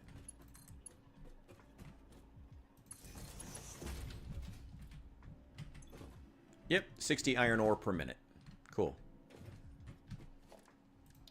Hang on. There we go. I won't keep this here because it's really awkward, but it'll work for now.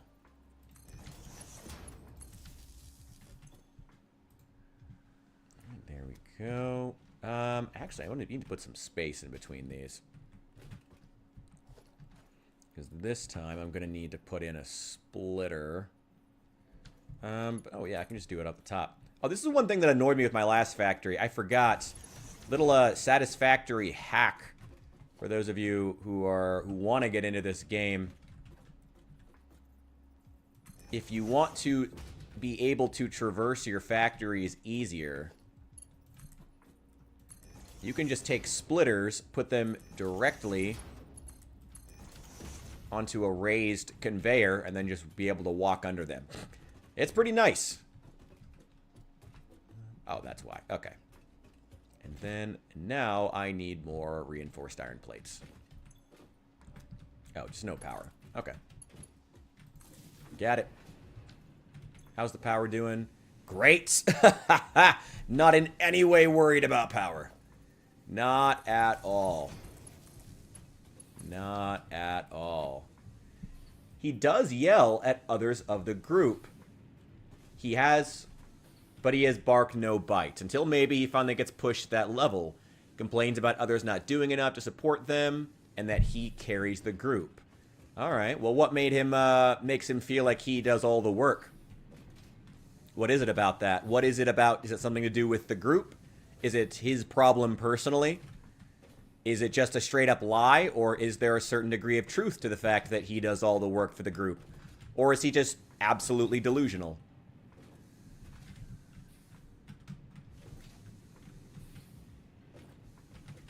And again, I hope you're not just parsing through figuring out what the answer would be based off of your family, but instead really thinking about what these characters would do and what would make for a more interesting story as well. Think about the beats you want to tell. What kind of character would be interesting to have in that kind of story based on what you want to do, the story that you want to tell? You know, half of what's great about being a writer is taking characters who absolutely would fucking kill each other in real life should they ever be locked in a room together and locking them in a room together. That's what's great about being a writer. So don't be afraid to really think to yourself, you know, what kind of characters would really butt heads, would really fucking hate each other, you know? It's an apocalypse. People have to band together whether they like it or not. So really think about that, you know? Really don't be, like, I'm serious. Don't be afraid to say, like, to really just directly think what kind of characters, if locked in a room, would fucking kill each other. And then lock them in a room together. That's what's great about being a writer. You know? That's what's fun about it. Take advantage of it.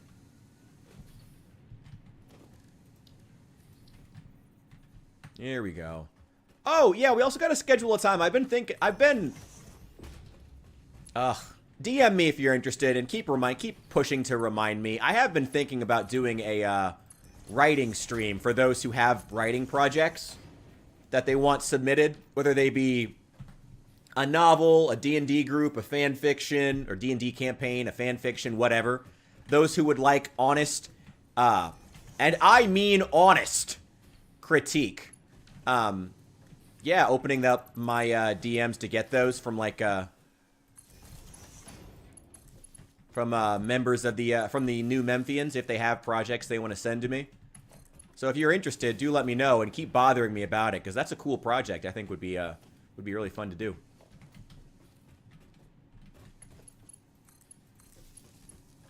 Just got to remember to do it.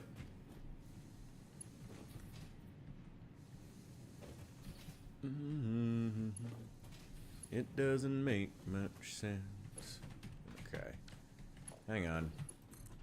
Let's bring that one over here, actually. I know. Alright, it's back up and running.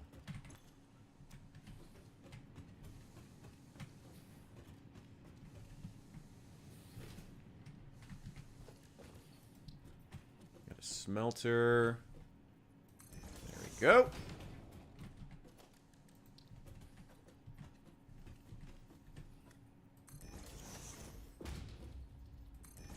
There we go. Wait. There we go.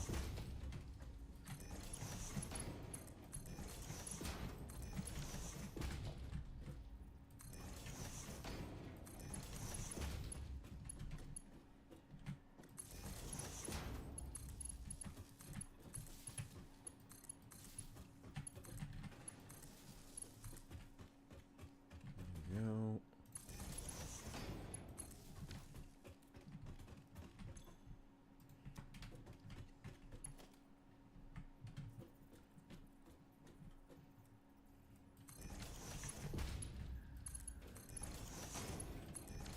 There we go. He definitely can be delusional, but in the absence of good leadership, he shines. Who wouldn't? But when good leadership is around, he performs well, but feels he carries the majority of the weight, even when he doesn't. He's cocky, isn't based off a family member. Okay, cool. That's good. In the absence of good leadership, he shines. Okay. But when good leadership is around, he performs well, but feels he carries the majority of the weight, even when he doesn't. Okay. Interesting. All right. I mean, what makes him feel that way? What's got him, what makes him feel that he carries the majority of the weight even when he doesn't? And why does he have such a different reaction based on whether or not there's good leadership around? I mean, if there's good leadership around, one would think that he would take advantage of that. Be like, yeah, good leadership. I can relax. Let other people do things, you know? I'm not trying to, like, poke holes in it. Like, I just want to, like, really think about this kind of stuff. It's interesting. Go. Oh, this is all set. Yeah, this is good. Okay, you start making those iron plates. Those. Check the power again. It's just fine. Just fine. Okay.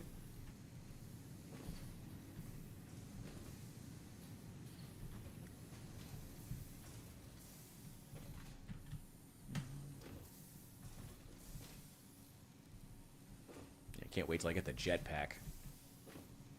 Okay, so this one's going to expand that away. That one's going to expand that away. Which means we should probably put merger right here. Oh, wait. No.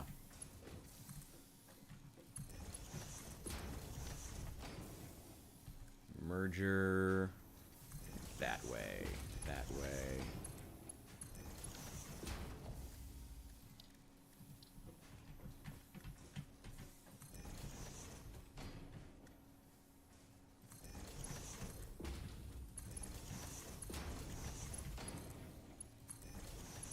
Go.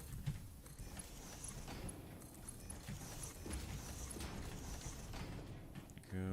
Merger. Go. Yeah, I'm running out of iron plates. There's more being produced downstairs, though, so that's fine. These are still producing iron rods, iron rods, iron rods, and iron rods. Go. False sense of mentality.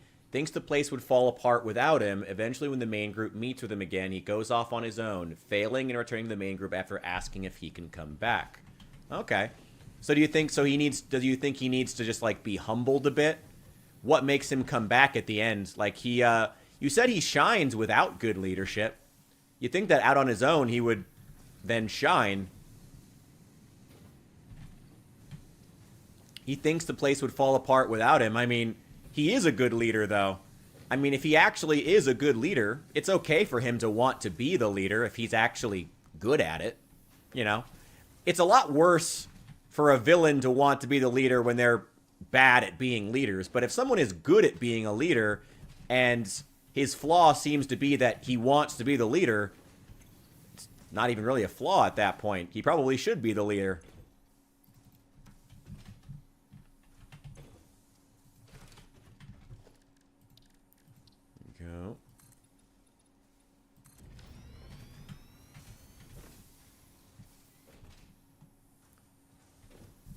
God, I love being able to jump like this. Oh, finally. Oh no. Oh, no. We're fine. We're fine. We're fine. Okay, and we're still producing down here. All right. Let's just let it run. Let it just chew through the last of this iron. May as well. There's no point. Let's just let them run until they eventually run out. Guess I'll grab like 1 stack. Yeah, give me like 1. And we'll... I don't need that. Take that. There we go. Yeah, take all that. Alright, I'm just going to let these go until they run out. But our upstairs factory that is up off the ground and on an actual foundation is now built. It's ready to go. Wait, he isn't a good leader. May have misinterpreted. He outshines others in the group, but not in a leadership aspect. He only cares about himself and not the group, only what they can do for him. Okay, you said he shines without good leadership, though. So, like, he's like a lone wolf, kind of? Like, he's just not... He's only out for himself. Okay, so he's... So why does he want to be the leader, then? Why does he want to be the leader at all? Like, why would he even want that if he's only out for himself?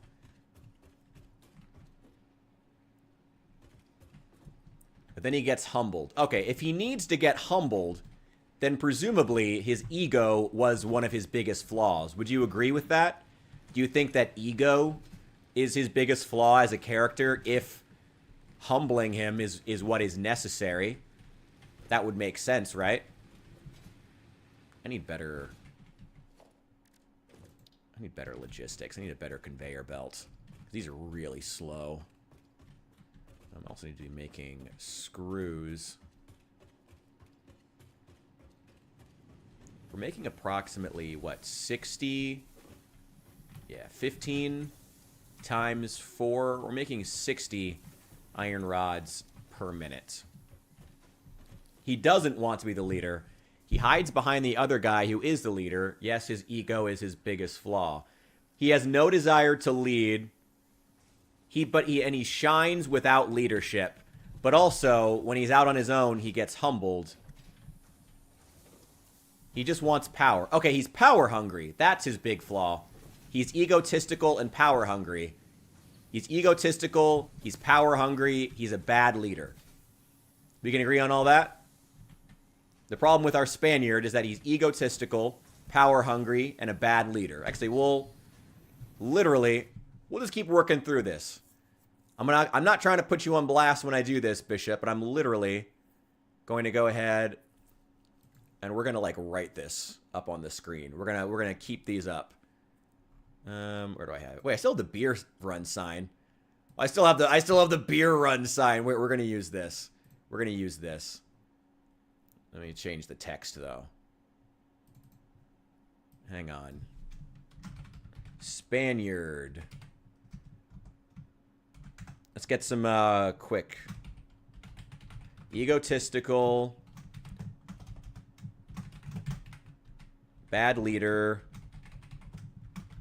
Power hungry. Okay. There we go.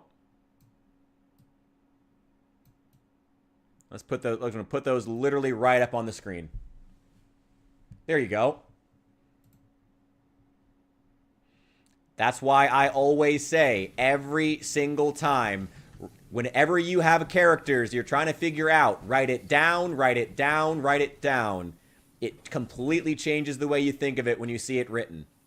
Because it removes that aspect of your brain where it stops being ephemeral. It stops being something that's there, you know? It starts to be concrete. You start to really see the characters. But that's where your brain really starts. That's where your brain really starts to, like, you know, process this stuff. That's where your writing instincts really start to kick in. What's up, Azure? Welcome in, welcome in. We are helping Bishop to work through some character stuff in his zombie apocalypse novel. We're working on a character, a Spaniard, who was part of a morally gray group of survivors, And this Spaniard character is specifically, what is it we have? He is egotistical, he is a bad leader, and he is power hungry. Those are the 3 things that we figured out about this Spaniard. Is that all right, Bishop? Is that everything? You think that about covers everything for him? And if so, I would recommend, if you think that this is accurate, I'd recommend you throw these onto an outline of your own. You know? I'd recommend it. No one thinks this is your thoughts on Spanish people. No one thinks that. We're working through a character. No one thinks that. No, put that out of your mind. I suddenly am suspicious that they are your thoughts on Spanish people only because you mentioned it. Literally never would have thought that unless you had suddenly said that. I'm literally more suspicious now than I was. Okay, anyway. I need another constructor. We have... Okay. Screws... 10 iron rods per minute. Okay, so if I produce 30... That's 120 screws per minute. That's pretty good. Hey, that's pretty good. End Subnautica or defeat the other Leviathans. Always go and defeat the other Leviathans. Always. Always go defeat the other Leviathans. Always. Of course. What are you talking about? Azure, that's not even a question. Have you never played Black Ops 7? My God. I mean, my God. Seriously. Keep me posted, Bishop. How you feeling right now? What's going through your head? What's going through your head? How you feeling right now, okay? Is this a lot for you? Because if so, good. But also, you know, let me know. He's sneaky. He's an opportunist. Okay, well, first of all, let's not quite add things just yet. Quite frankly, for a side character, these 3 descriptors are already pretty good. Let's focus on those right now. Egotistical, he's a bad leader, and yet he is also power hungry. That is why he needs to be humbled when he goes out on his own. That's already a great... That's great. That's great. How we feel about the Signy, stop it! Stop it! Stop it! Stop it! We're trying to help. We're trying to be helpful here. Okay? We're trying to help. Stop it. So Bishop, we're not adding any more. We're going to figure out a quick list of things that do apply to him, and we're going to use those, okay? We're going to figure those out first. Need to kill the Reaper and the Ghost. Good luck. What do you want? Want me to go do it for you? Come on, man. Come on. Get on this. Get on these Leviathans. Have you never played Black Ops 7? Come on. Come on. Come on. Pfft. Jesus Christ. Come on. Oh. Bishop, let's start with, like, can you confirm or deny that these 3 things all apply to him? Like, these, like, definitively, this is the character. Like, these 3 descriptors we have created, can you confirm that they all apply to him? He is Spanish. Spanish or Hispanic. I don't know. I mean, that could change. Character's ethnicity can be, you know, especially in an apocalypse where those sorts of things don't matter so much. You know, they can change. You know, that's something you can change later. That's not a big deal. You're a Cocker Spaniel.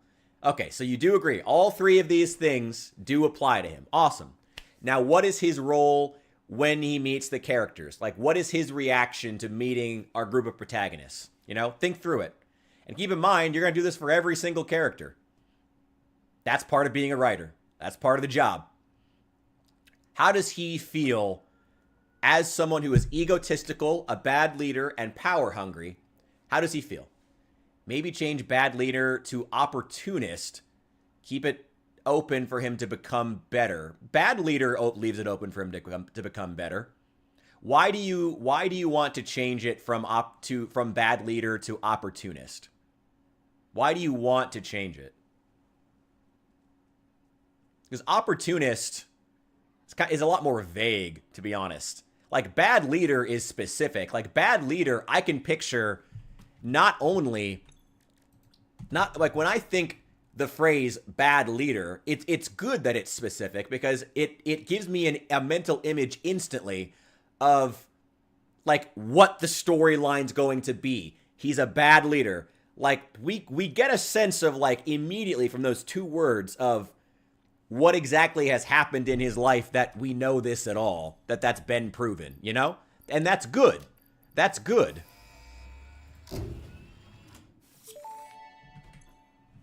What you got for me, Ada? Milestone reached. The assembler can produce more complex parts, including the first project part, smart plating, which is crucial for initiating project assembly. Project parts must be delivered to the space elevator. By completing your contracted duties as part of project assembly, you will definitely be helping achieve Fix-It Company goals without any other ulterior motive. Note, humans cannot craft project parts. Lovely. Do not worry about your inadequate crafting skill when compared to an assembler. Fix-It cherishes your innate human abilities, such as walking, striking objects, and commodifying natural resources. Thanks, Ada. You're the best. Maybe he isn't in a leadership position when they meet him, so how can we say bad leader? I mean, is it true though? Is it true? I mean, we can say it if it's true. We as the writer know things that the characters don't. But I will go with you. We will change it. We will change it. We will change bad leader to opportunist.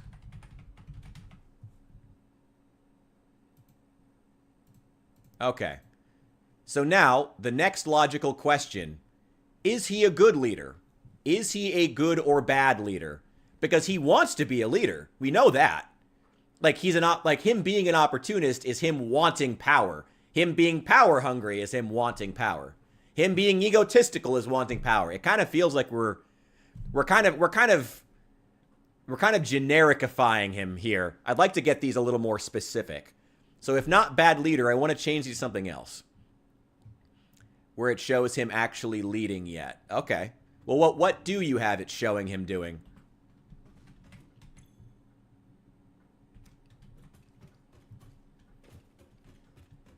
And what do you have him doing?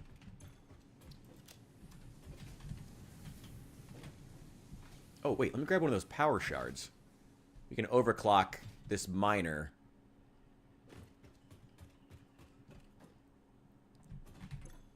Okay, but he does lead. Okay, so he does lead at some point. That is a thing he does. So we do know. So we will get the point of. So we will get to see what type of leader he is. So that is something that we should be worried about. That we can be worried about. We will see what type. Oh shit! I don't even have a good enough conveyor belt to move all these. Oh damn it. Ugh. So it doesn't even matter. Yeah, may as well just take it.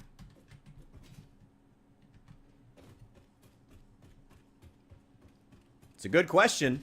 Saul asks a good question.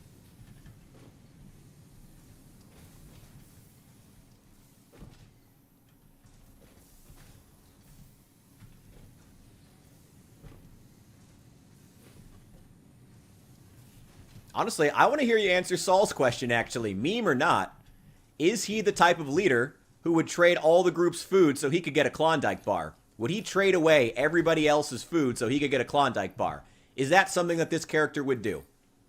As the writer, as the person crafting this story, is our Spaniard, regardless, we're not worried about all Spanish people, but is our Spaniard here the type of person who would trade away the entire group's food for a Klondike bar? Is he that kind of person? A bad backseat driver doesn't make a bad driver, does it? Does it? I don't know. This isn't my universe. You can't. You got to stop asking questions of me here. This is your universe. You know, these are your characters. We can switch to another one if you want. If you want to, we can switch to a different character. But we need to be able to continue making points about these characters. He would trade someone's life to protect his own. Okay, would he trade away the group's food?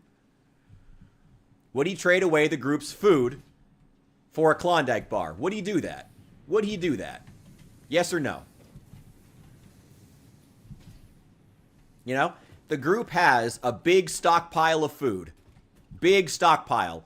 Kind of like the prisoners in The Walking Dead when Rick finds them. And they have all that stuff like all the flour, the refrigerated goods and shit like that, you know? Like, would he trade away a big stockpile of non-perishable canned goods and flour, would he trade that for a Klondike bar for himself? Not worried about his life. We're not there yet. Oh, man, this glass is starting to hurt. It's starting to hurt my ears. Oh, my God. Oh. Okay. What is it I was doing? Oh, we do need to figure out obstacle clearing. Logistics Mark II. We need to do that, like, immediately. Screws. We need screws. That's going to require a Logistics Mark II. At some point.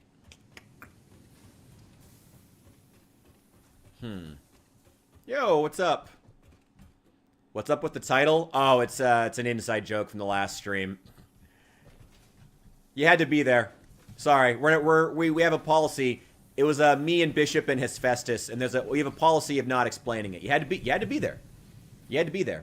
But today we're helping out Bishop with his zombie apocalypse novel, helping him to parse out some character details. All the time. You're not. I mean, Saul, I appreciate you what you're saying.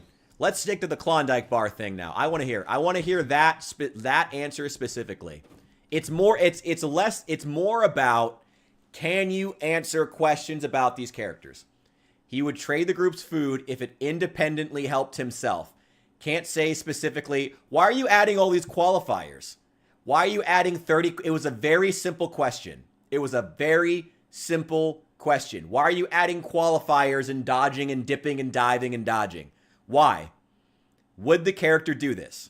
Would this character trade several sacks of corn flour and a pile of canned goods for a Klondike bar? Let's assume he enjoys Klondike bars. Let's assume he loves Klondike bars. Would he do that? Would our Spanish character trade the entire group's food supply for a Klondike bar for himself? Would he do that? No qualifiers, yes or no. Bishop, I need a yes or a no right now. I don't need to know. He would if independently, and yes, but perhaps not. No. I need a yes or a no. Okay? Give me that. Give me a yes or a no. Would he do that?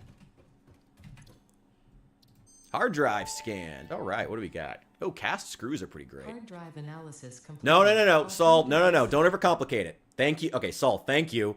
But don't overcomplicate it. We're sticking to this here. You know? A Klondike bar. We'll get into it. Honestly, no. Okay, not but. Not but. I immediately see a but. No. I don't need a but. It's a yes or a no. No. Ugh. Honestly, Saul, if he had said, not a Klondike bar, but, which he's exactly what he did, that would be a sign that he's still not giving the character enough depth. That is exactly what I was expecting. No, we need definitive parameters. We need that. I need you to really start putting hard borders around these characters. It's okay. You know, that's what this is about. This is the moment where these characters move from something theoretical that you may kind of sort of want to write maybe at some point to being characters. This is the moment when they do that, and I need you to embrace that. Embrace hard borders. I know it's scary, but you can still make changes. Not like you've written the book yet. Okay? So, would he? Not a Klondike, but okay. He would not trade it. Okay, no, perfect. He would not do that. Okay, awesome. He would not. He would now, I was going to ask next, what would he trade it for? He would trade it for a leadership position. Okay, he would trade the group's entire food supply to be a leader of that same group without food. Group doesn't have any food anymore, but he gets to be in charge. He would do that. Just a yes or a no would be great. Just a yes or a no. I will take cast screws. Cast screws are great, actually.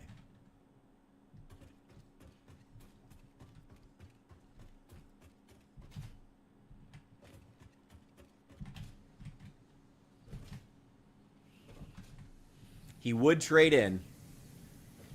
I kind of liked bed leader, actually. I kind of liked that. There's another iron vein right over here. Let's just use that one.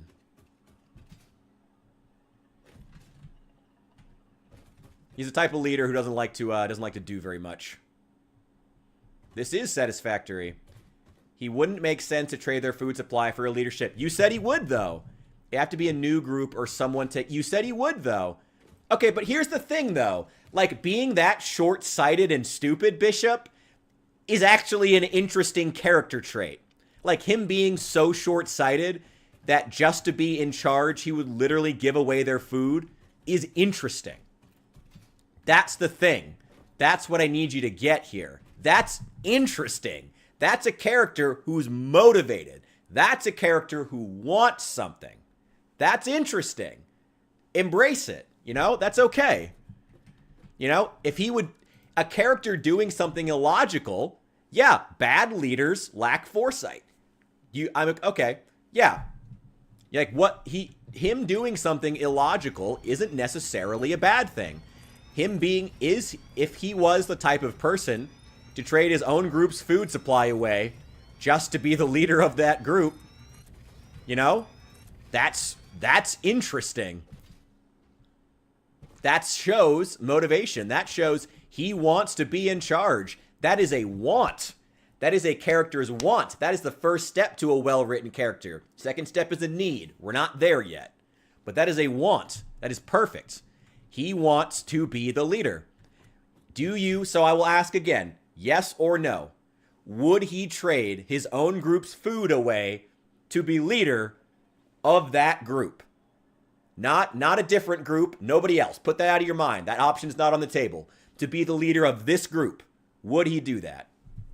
Good side character? We don't know yet. We haven't even finished with it yet. We don't know that yet.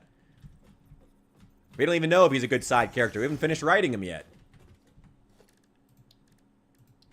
Got a miner. That'll do.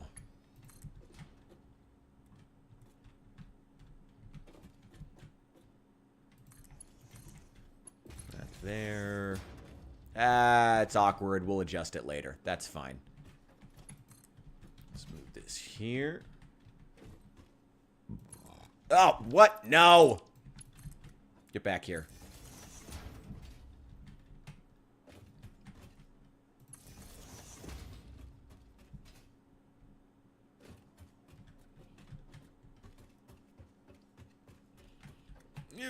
Don't fall off. Don't fall off. Don't fall off. Don't fall off. Oh, boy. Oh, that was probably the copper factory. This one's still running.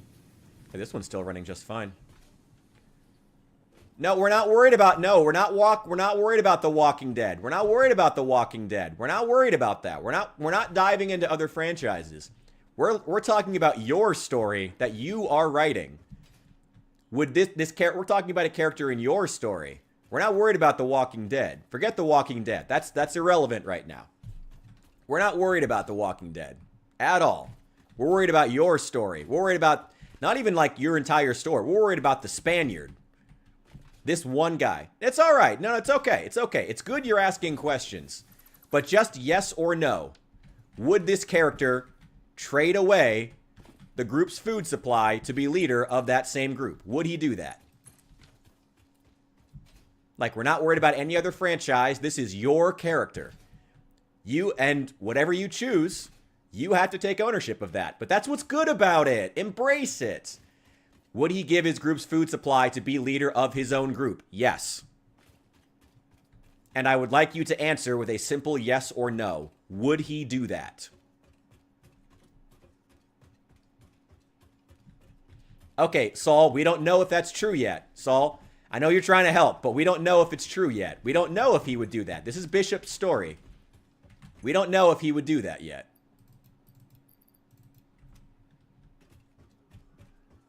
Once we get into whether or not whether we get a yes or a no out of Bishop here, then we get to decide, then we get to figure out, you know, whether that makes him a good leader or a bad leader. Then we get to decide.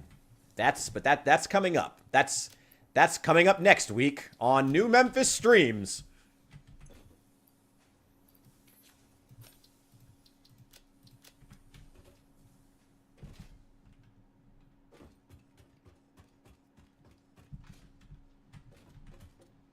All right, that's pulling up. Is it 60 as well? I'm assuming so. Oh, it's only 30. Ugh, that sucks. Oh, I could overclock it.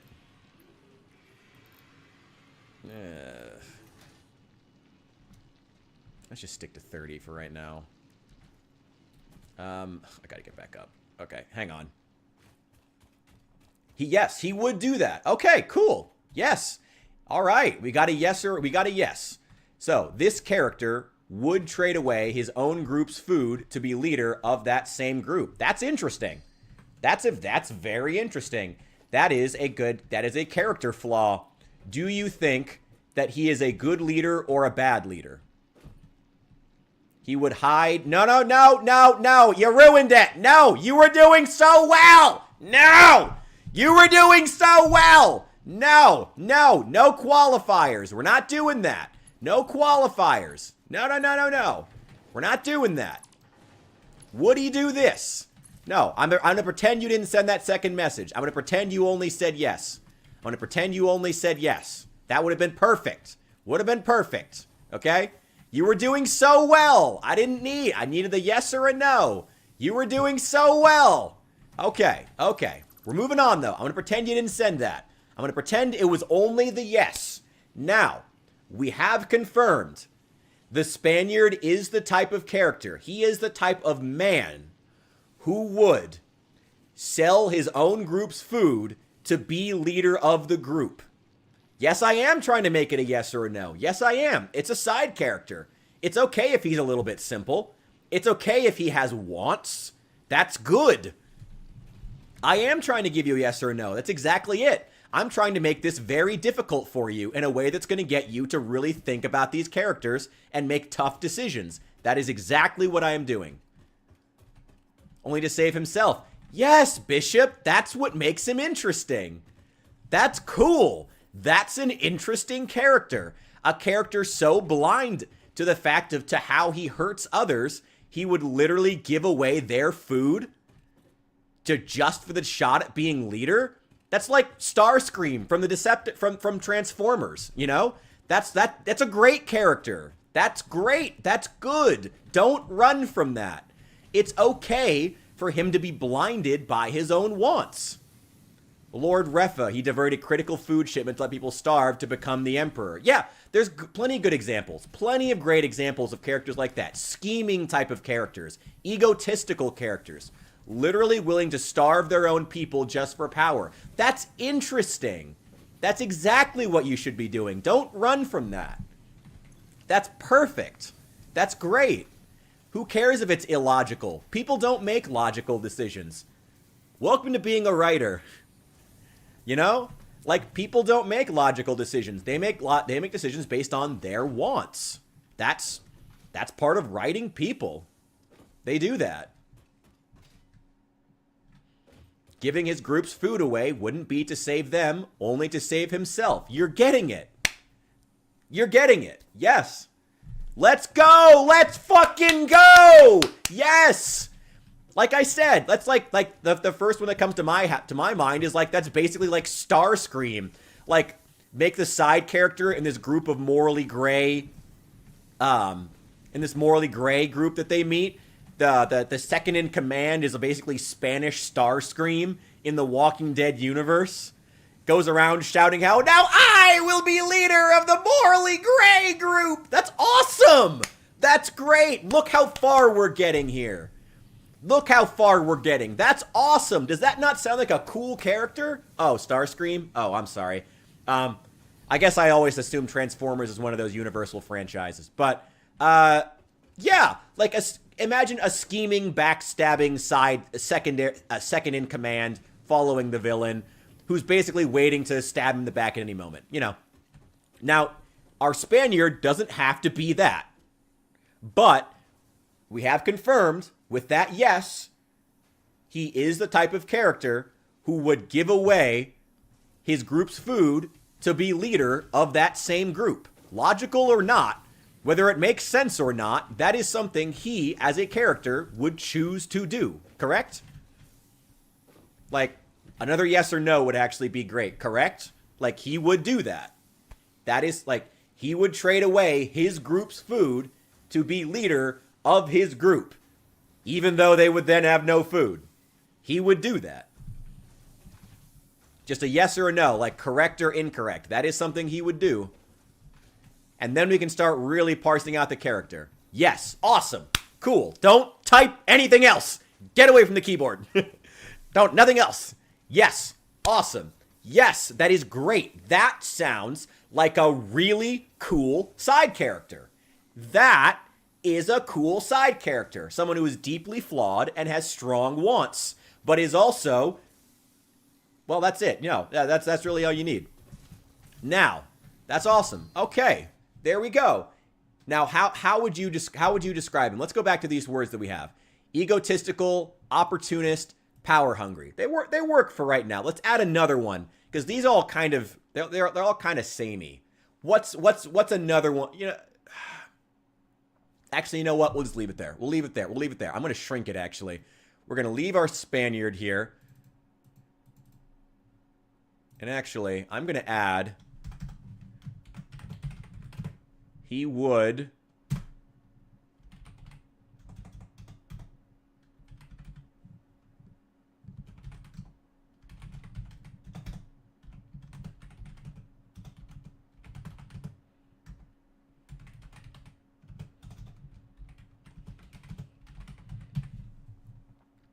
there we go. He would sell his group's food to be leader of the group. He would do that. We have confirmed that now. We're going to tuck that. We're going to tuck the Spaniard over there in the corner. That's awesome. That's great. Now, give me another one. I believe the first one you mentioned was the cannibal woman. She's also a member of this same group, correct? She is also a member of the Spaniards' morally gray group. Oh, no. She was a cannibal. No, never mind. Maybe he would sell his soul to the devil. Who is, give me another character in the Spaniards group. Give me another one. Any of them. Who's another character in this group? Hit me. Any other character. Let's start getting these. Who is another character in this group? One more. Oh no, didn't mean to do that. Nope, didn't mean to do that. Okay. We need to start making screws. Yeah, the cannibal woman is a group. They're fine. I'm sorry. That was my fault. I got confused. That was my bad. Yeah, that was my fault. I was thinking of the wrong group. Give me another character in that group. Give me another character in the group of morally gray characters. Give me one. Give me another one. That's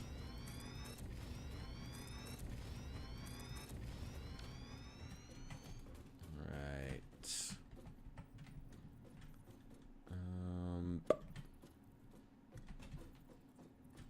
Actually, I'm going to expand these anyway.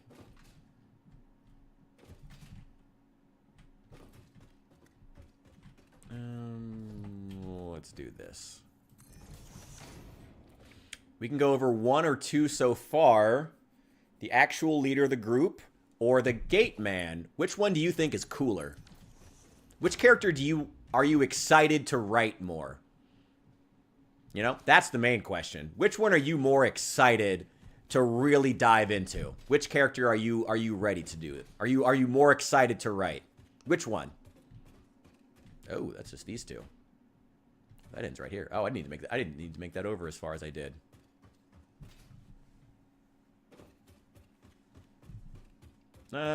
Actually, yeah, that can still stay there. All right, so we're pulling up 30 per minute. A smelter.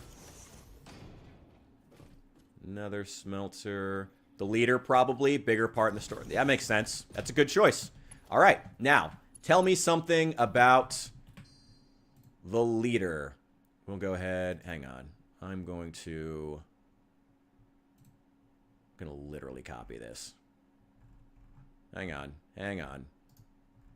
Yeah, tell me something about the leader. Give me 3 things about the leader. We'll figure that out.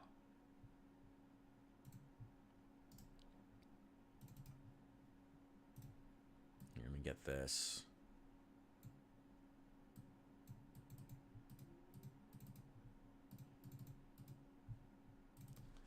Go.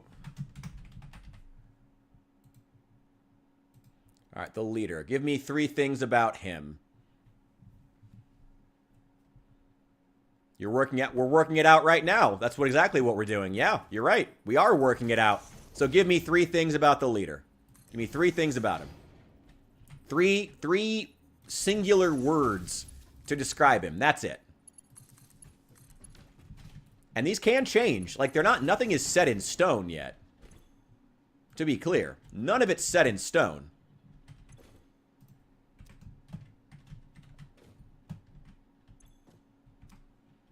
All right, there we go. That's 60. Constructors.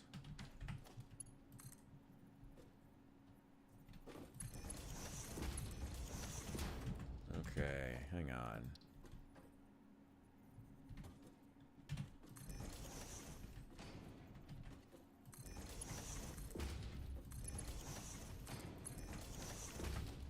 And splitter. Oh, there.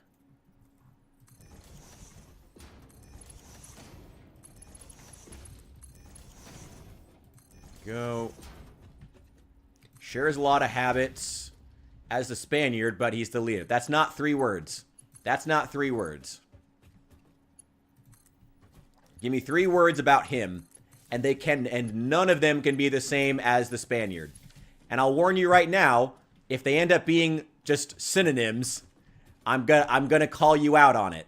You got to get specific, and they got to be unique. Who is this character? Who is the leader? And remember what I said before about how it's interesting to throw together characters who would be in conflict. Conflict is okay. So who would be interesting to play off a character like the Spaniard? Who would be interesting to play off a character who is egotistical, power-hungry, and in opportunities? False sent to the world belonging to him. His group hates him. Those are not descriptions.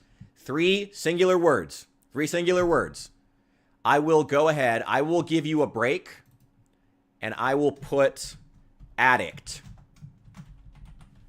as one of them. I will give you that one. But that is the only other one I'm giving you. You got to get more. You got to get specific with these.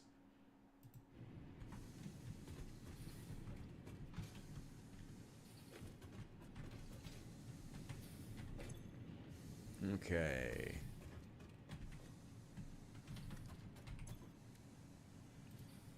Yes, iron rods. There we go. More constructors. Okay, I do have enough reinforced plates. I'll be making even more reinforced plates once we are generating screws.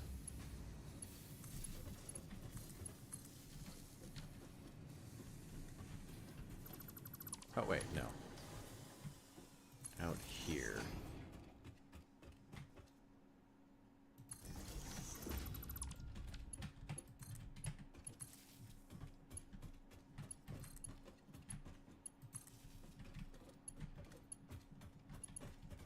Oh, wait. Hang on, hang on. There we go. Manipulative. Okay, that's a good one. There we go. Manipulative. Wait, I spelled that wrong. There we go. Manipulative. He's an addict. He's manipulative. There we go.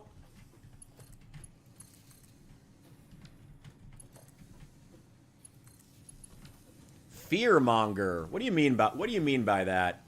Like he enjoys making other people fear him? I just want to make sure I'm getting the right... We're choosing the right word there. What do you mean by fearmonger?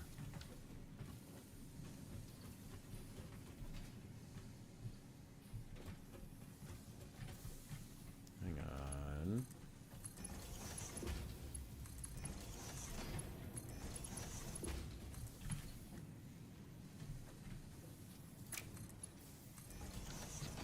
Weird, but okay. You're also making iron rods. And you're also making iron rods. How's the power? It's doing fine.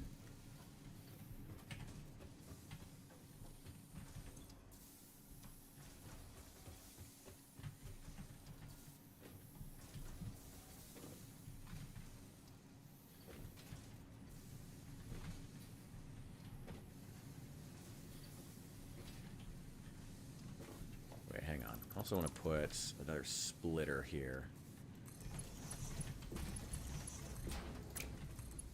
Here we go.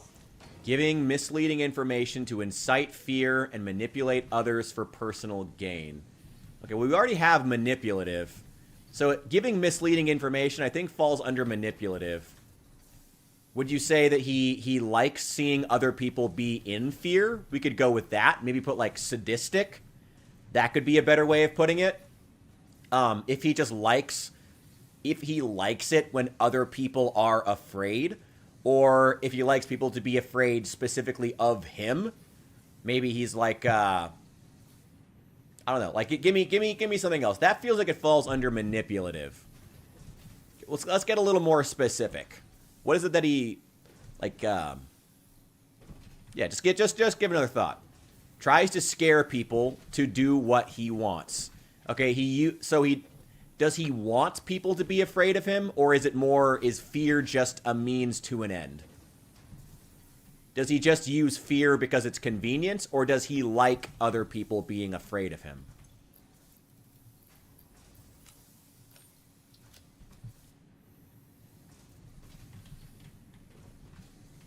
Let's see. All these should be working right. We're producing now... Oh, wait. I'm not producing enough. Oh, shoot. Oh, shoot. That's right. Okay. Hang on.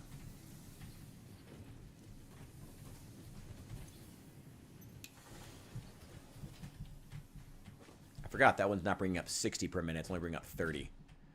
I forgot this is an impure vein. God damn it. I guess we could... Where's the other one? There's another one over here, isn't there? Oh, there's another iron ore. Could bring up another one. Could just bring it around here. Just slap it onto this one. Just join it. Or just overclock that one.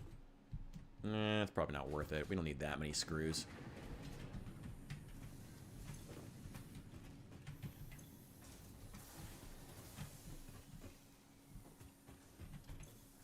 You know what? Put this one on standby. Turn this one on.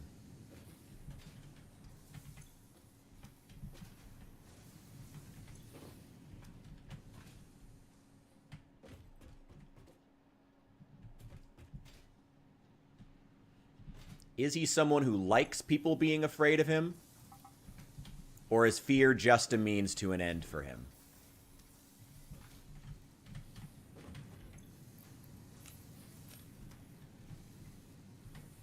Short-tempered? Okay. Okay. Short-tempered works. That works.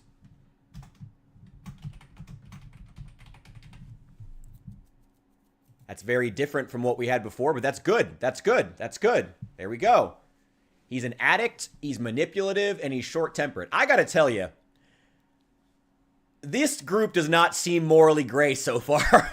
If I'm honest with you, Bishop. He does enjoy people fearing him. Okay. So in that case, I might put maybe sadistic. Let's give him a fourth one. He is the leader. He deserves it. Let's say sadistic. He enjoys when people are afraid of him. Fear isn't just a means to an end. He actively enjoys when people fear him. So we're going to put sadistic. Okay. This does not seem like a morally gray group so far, if I'm honest. This does not seem morally gray. And that's okay, but it does not seem morally gray. Can you see where I'm coming from with that? How would you describe this group so far, Bishop? How would you describe this group you've created? Because this is your group. I'm completely letting you make this. Like, I'm sitting back here.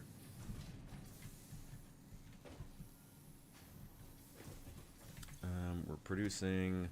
Yeah, I don't actually need these, but I'll leave it here in case I need to expand, which I'm sure I will. 30 here. If we're producing 30 per minute, and we have 3 constructors... They seem bad up front. I mean, up front... I mean, if there was... I mean, to be clear, I never told you to put in only negative traits. You didn't choose to put in any positive traits to these characters. Like, there wasn't... If there were positive traits to these characters deep down, you could have put those in sooner. But... didn't. You know, we could have put Secret Heart of Gold... or something, I mean, that's not one word, but you get what I mean, onto one of these, but you didn't do that.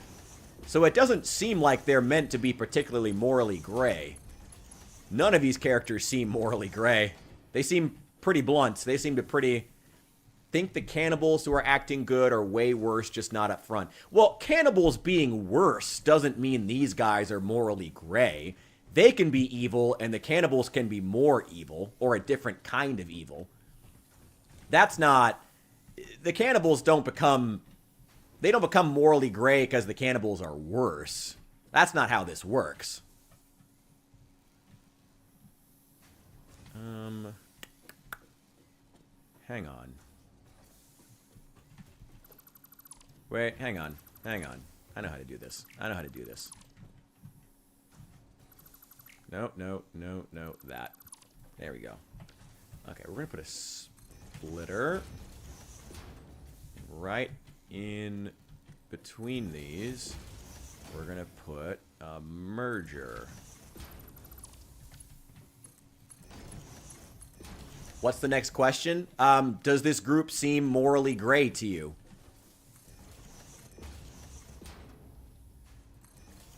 I mean, do you think this group has remained morally gray through this process? I mean, do you still think this group is morally gray? Because, I mean, I'll let you know, they don't seem morally gray to me. It's not my universe, so it's not my decision. But this group does not seem morally gray to me. But, do you still think that they are morally gray? No, but that's what you're going for. Okay. So, do you want to change the characters that we made to make them more morally gray? Or, do you think that the story that you wrote, I mean, you intended for these characters to be morally gray, but if they just didn't come out that way, that's okay. To be clear, it's okay for the story to change. In fact, I believe one of the first things I said when you described the story you were telling was, oh, it sounds like every Walking Dead episode ever. So, coming to a point where you're making something that doesn't seem like, that's way more complex, where you have an evil group and another evil group, that's not necessarily a bad thing. It's not a bad thing for the story to be different than what you planned. All right, here's the next official question. Would you rather rewrite these characters as we've described them, as you've described them, to be more morally gray, to fit them into what you wanted to originally write? Or do you want to... Okay, hang on. In the end, when they don't do anything too harmful, it should wash out as not great people, but not totally evil. I mean, maybe, but they seem pretty evil based on the descriptions you've given. They seem pretty evil. Like, what do we have? What do we have here? We have their leader is an addictive, manipulative, short-tempered sadist. The second in command is an egotistical, opportunistic, and is power hungry. He would literally sell his own group's food to be leader of the group. Story they won't come back into play until the next chapter. Well, who cares? Let's figure it out though. Because I mean, the process that we're going through to hammer out these characters is a process you should be going through for all your characters if you want them to be interesting. I mean, it's more about the process than about the characters at this point. I want to get you in the mindset where you need to be to create interesting characters in the first place. And that means hammering out details like these, uncomfortable or not. So, do you think that you want to change the story to write in these characters? Or do you want to change the characters to fit to the story that as you originally wanted it to be? Either one could work. It's okay for the story to change, and it's okay for you to have to rework characters. These things happen. Where are you at right now? What are you thinking? What would you rather do? Rework the characters or rework the scene you wanted to write?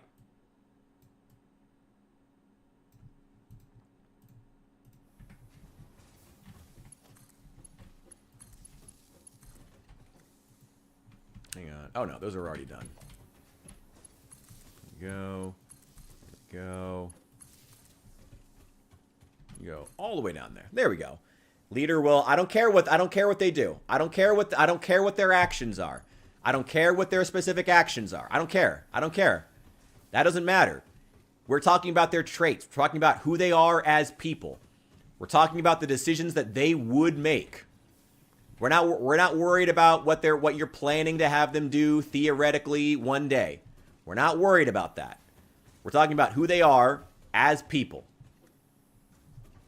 And they don't seem very morally gray. You agree. They don't seem morally gray right now. Oh my God, Saul, you and fucking Fallout 3. You are so proud of this Fallout 3 fucking crazy shit that you do. God. Yeah, let's actually just let these run through.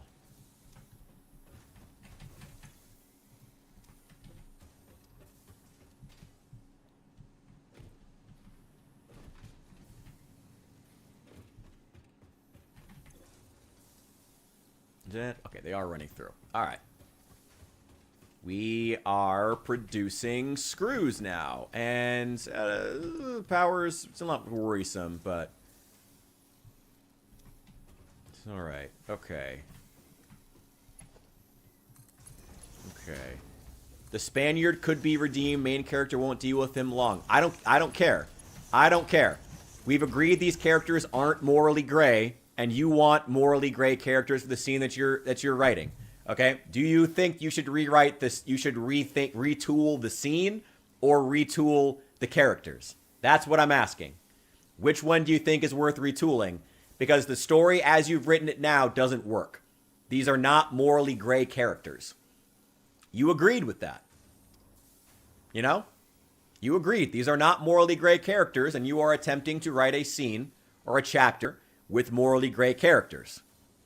We've agreed that does not work from a storytelling perspective. So would you rather retool the characters or retool the scene? We're not even that far in, to be clear. And you haven't even written anything yet. So it's not like retooling them is going to cost you anything. You know? It's not like there's a significant amount of work that's been done for these. It's a couple of words, on screen. That's it. It's a couple words. That's it. If we want to retool the characters, it's a couple words. That's it. That's all we're going to do. Do you want to do that, or do you want to retool the scene? We can do either. We can work through either.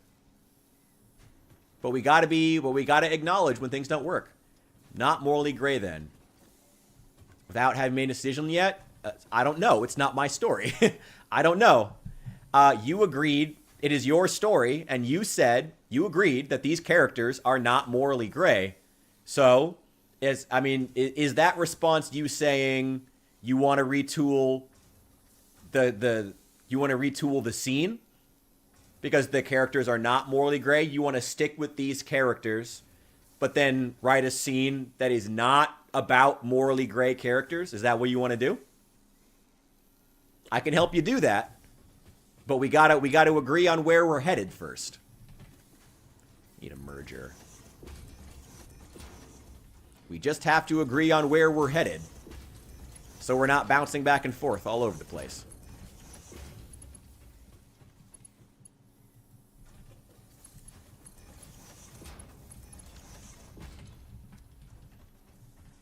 Oh, actually, hang on. 40 times... That's only 240. Oh, wait. Only moves 60. Oh. Yeah, these are already going to struggle to move that many. Okay.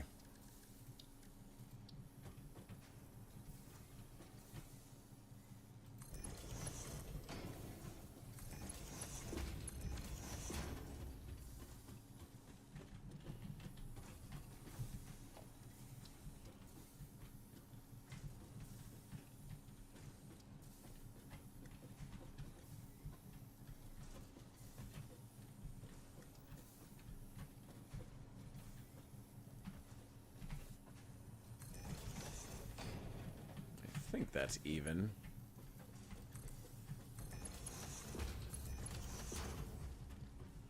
Alright, we have screws! Oh my god, finally. I do need faster conveyor belts, though. Like, immediately. It's like the next thing we need.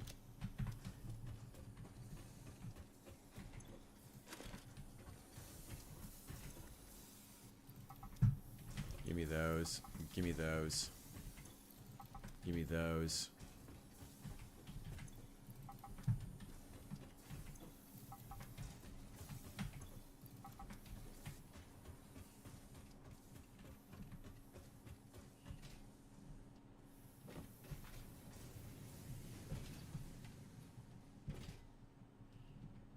Yep. All right. Okay. I gotta pee. I'll be right back. One sec.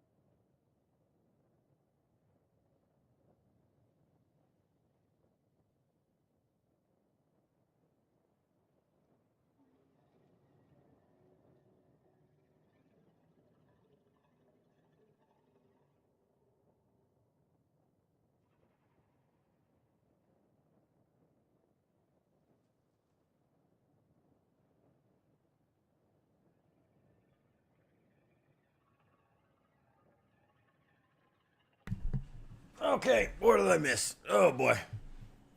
Okay. So if we say the Spaniard would sell his group's food but hasn't done it, would that not convey as morally gray? If not, I may have termed it... I mean... I thought we had agreed the characters weren't morally gray. Do you think the characters are morally gray? Do you think... Bishop, be honest with me. Do you think that being...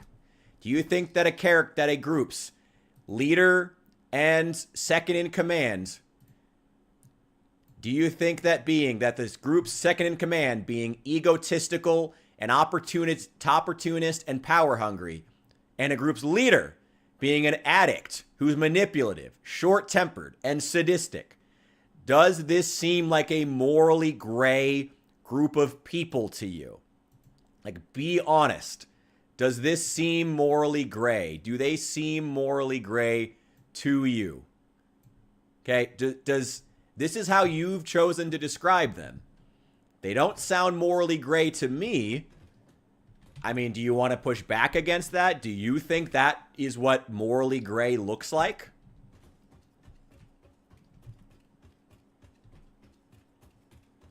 Well, I mean, you could...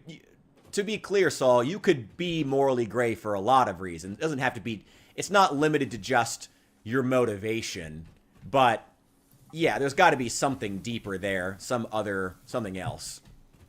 I see what you're going for. Okay, so we agree. We do not think that these characters are morally gray. We are in agreement on that. That's good. So you don't, okay. I know. I'm sorry. Thank you. So Bishop, you agree. You do not think that these characters are morally gray. That's great. I also don't think they're morally gray. So we're in agreement on that. So, do you want to, so because you are writing a scene in which you want characters who are morally gray, do you want to retool the characters or retool the scene?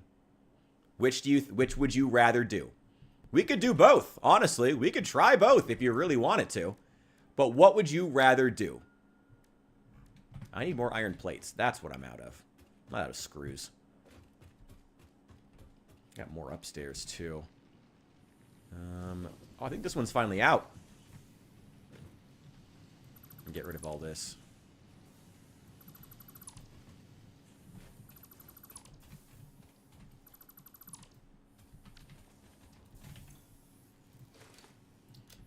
There we go.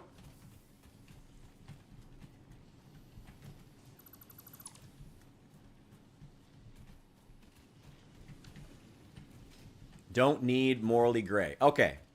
So, you don't need morally gray characters for the scene. So so that means that we are going to, I guess we haven't really done much with the scene. All right.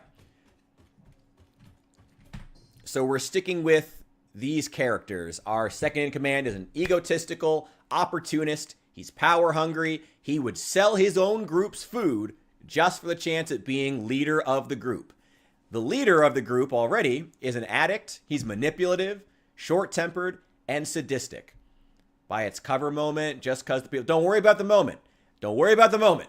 We're not even at the moment yet. We're not even at the moment yet. We're not even at the moment yet. We're figuring out the characters who are in the moment first. We haven't even gotten to that. We're not even worried about the moment yet.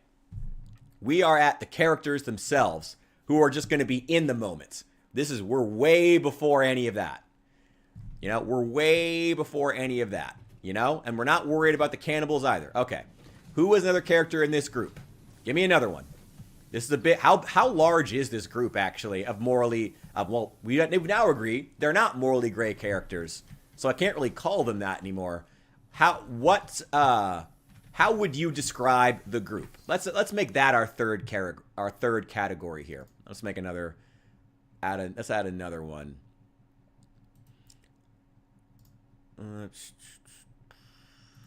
There we go. Let's add another one for the group. Let's add a space for them. The group itself. How would you describe the group? Or how can I? I'm glad I get to be here for you. I love doing this stuff. I love helping people troubleshoot writing stuff. That's great. That's awesome. I'm glad I get to be here. That's why, honestly, that's why I'm like, hey, we should make an entire stream out of doing this. But getting people to engage with it can be difficult. A group of lucky survivors just trying to get by who follow the word of their leader to survive. All right, I'm going to take 2 things from that. I'm going to add 2. I'm going to add, they are, let's say they're lucky. Lucky is not a great word, but it'll do in this case. And they are, what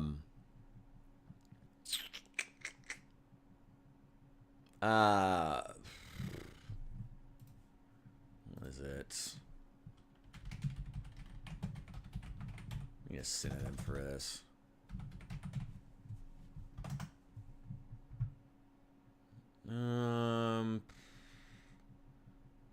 Be servile, maybe.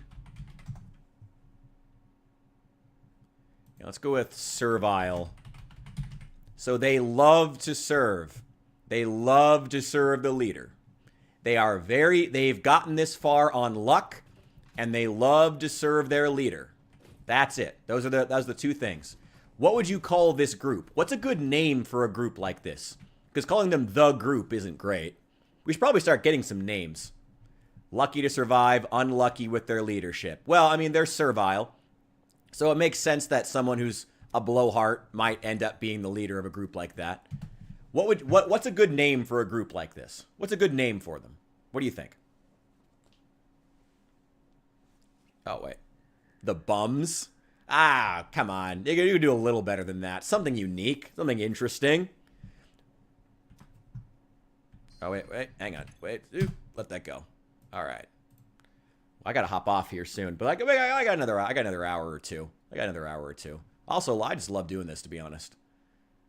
There's some music on here.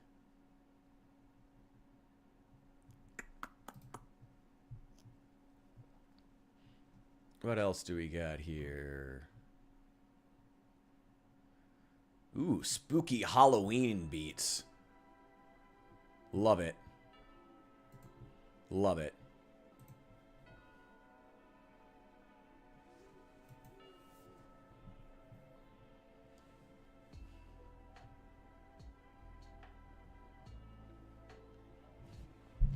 What is a good name for a group like this? Wait, where is it? Oh, there we go.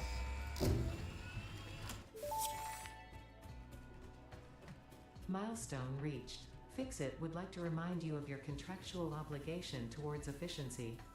Recreational use of belts and lifts does not count towards work hours and will put you on the list. Oh my God. Stay efficient. Don't disappoint Fix-It. Yep, need more.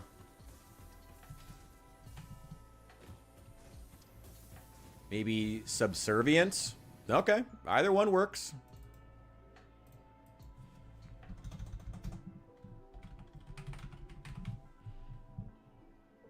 Made to serve.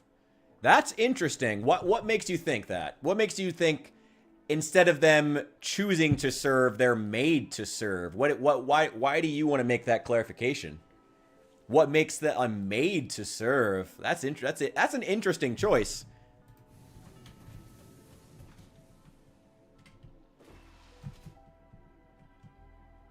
Nope. There we go.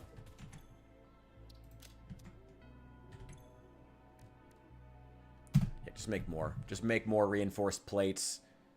We can put together... Yeah, why do you think made to serve? Why do you want to make that change?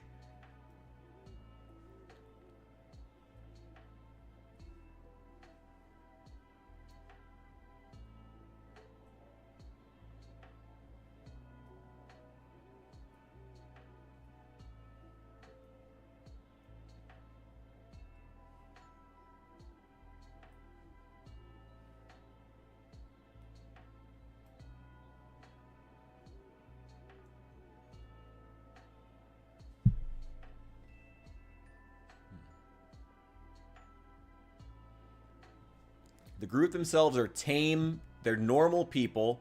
They have to abide by the leader's words and actions or they get yelled at, given the shit responsibilities, or threatened to be exiled. That's lame. That's lame.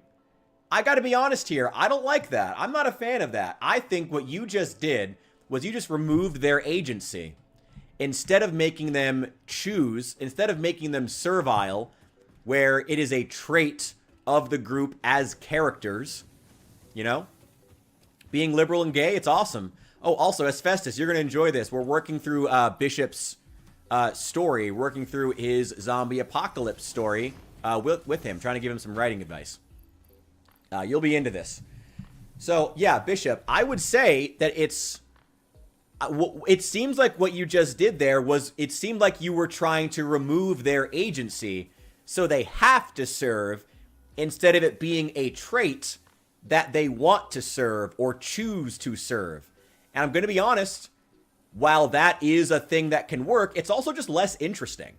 Like, if these guys, again, it's okay for them to be illogical. What do you think is... Oh, I'm not going to ask that, no.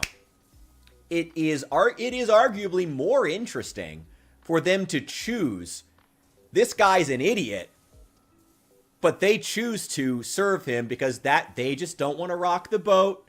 They're content, as opposed to they're being forced to by some autocratic leader. And it's even more morally gray, arguably. I think that's a more interesting choice. Give me some other opinions in chat, though. But I think it's more interesting to have them be servile to where they are choosing to serve because it's easier. Maybe they don't want to lead. It depends on the individual in the group, as opposed to removing their agency and saying, oh, they just have to. They're normal people, but they have to do it. That's less interesting. It's okay if it's illogical, but it's less interesting. Like their zealots. Do they believe drug addict has seer abilities, server out of fear, death? Yeah, we could add a religious aspect. That's a cool idea, actually. Honestly, Saul, that's actually a really good idea. We could add a religious aspect to it as to why they want to serve this guy. We don't have to, but that could be interesting. Or for the cannibals.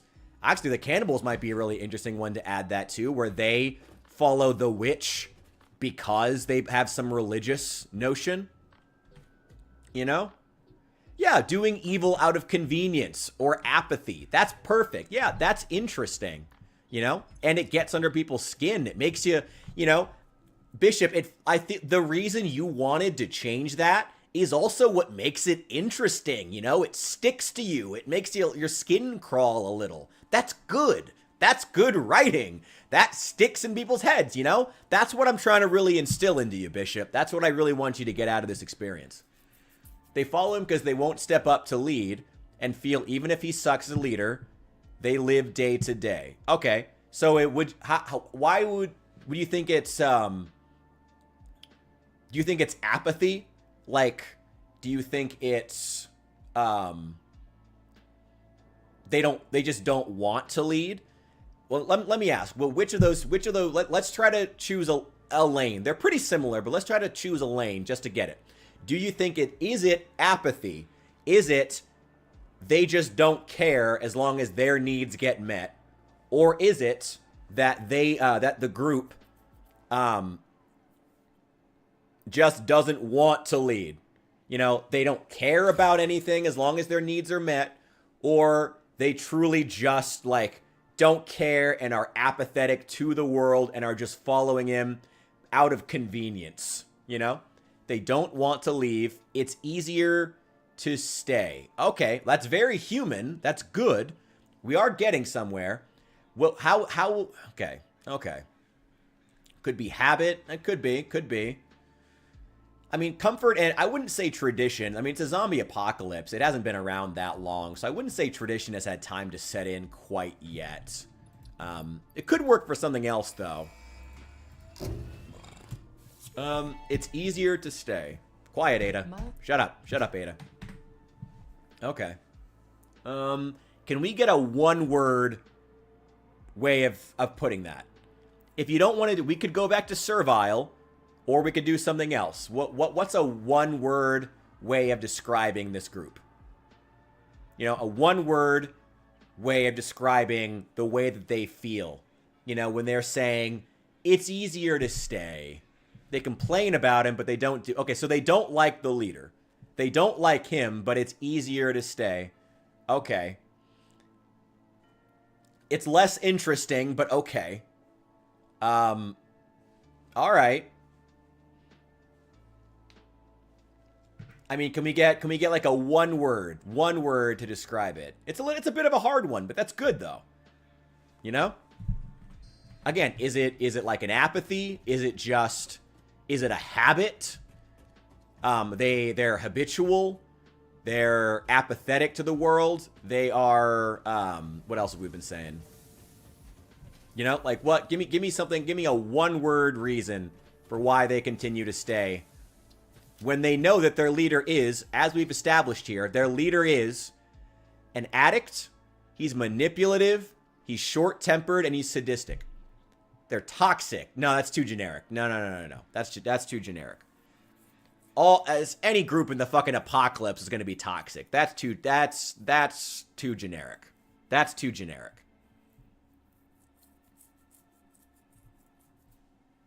We gotta do something more specific than that. Now, let me see here. I'm gonna get an assembler. Try to get these clear.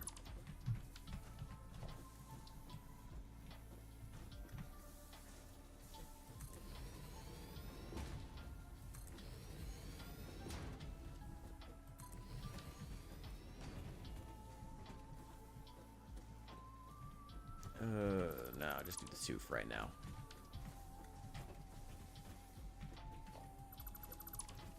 There you go. They're sheep. Okay. I mean, then I would go back to servile then. Do you want to go with servile? Because sheep makes it sound like they... Sheep is not how I think they should be described if they're good people and it's just easier to stay. If they're aware that their leader is a bad leader, they're not really sheep. You know, sheep implies they don't know that their leader is bad or an idiot. You know?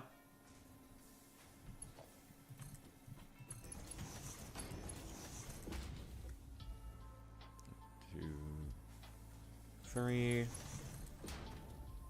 2, 3. Okay.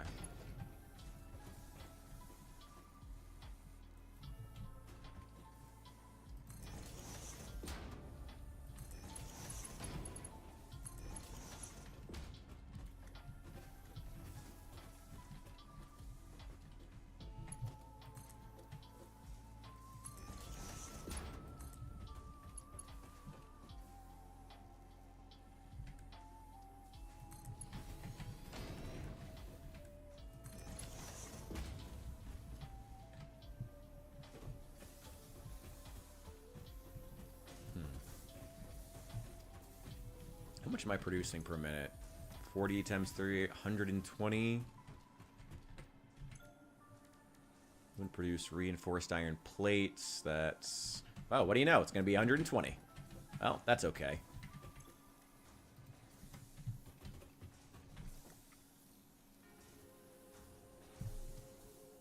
Don't pick something. How he feels. Okay, let's narrow the focus here. Let's get some specific questions. So, Bishop, are the members of the group aware that their leader is a bad leader? Are they aware of it? Because we've established that. I mean, I'm assuming that based on the fact that their leader is an addict, he's manipulative, he's short-tempered and sadistic. I'm assuming we can add bad leader to that list. And in fact, I'm going to go ahead and do that. I think that comes with the initial 4. He is a bad leader. I'm going to add that. I think that's fair. Would you say it? So answer this. Is the group aware that he is a bad leader? Just yes or no. Are they aware of it? Let's see. Also need iron plates. How far are those? Oh, that's not far. Let's see.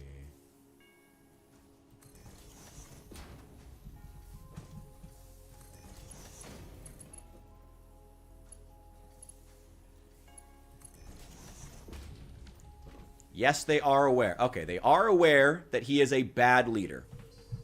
Okay. I'm going to write that down to make sure we keep note of it.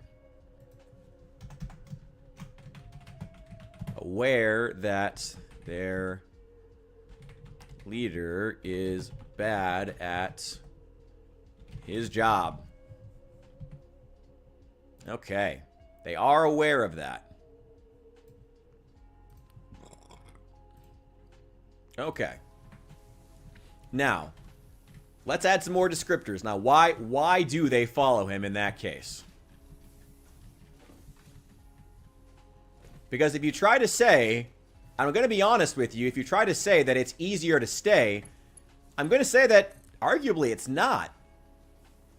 I mean, is it easier to stay when you're aware that your leader sucks at his job? Is it easier to stay in that case? I mean, is it? I mean, this is the apocalypse. I mean, society rules don't apply.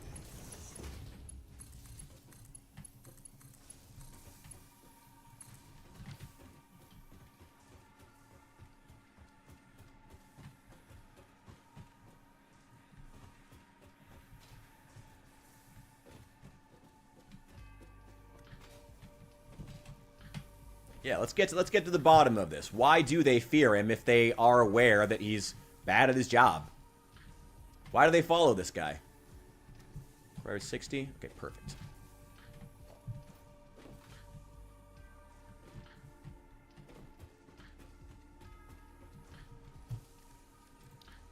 Let's put this here.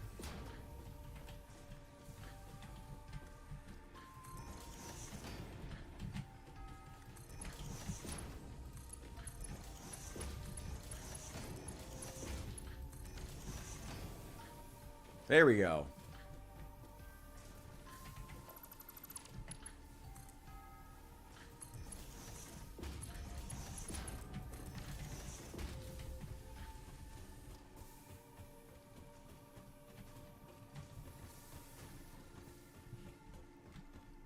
Fear exile. They've seen people exiled for just arguing with the leader.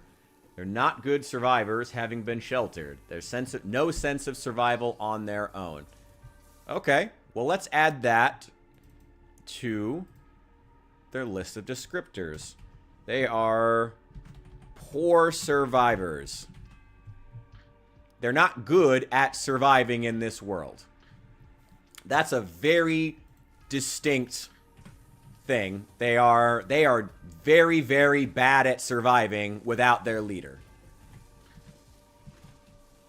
Yeah, I feel like I'm kind of agreeing with Saul here. They have a bad leader. None of them are very good at actually surviving in the world. Their leader keeps them in fear and is a drug addict at the same time. So he's dealing with that. I mean, you originally wrote these to be this to be a morally gray group, which is fine that they're not, but I mean, where do you see this group going exactly? What is your plan for this group of people being led, this group of very lucky but subservient survivors who are very bad at the act of surviving and are aware that their leader sucks at his job? The leader being an addict who's manipulative, short-tempered, sadistic, and just bad at being a leader overall, and being followed by a second-in-command who's an egomaniac and an opportunist who's incredibly power-hungry. What do you plan to do with this group? What do you plan to... I will ask now. What do you plan to do with this group? Now that we've kind of hammered out the details.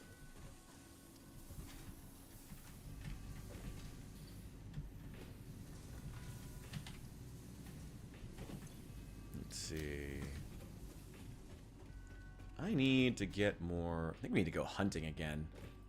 It's been a couple days. Hopefully everyone's respawned.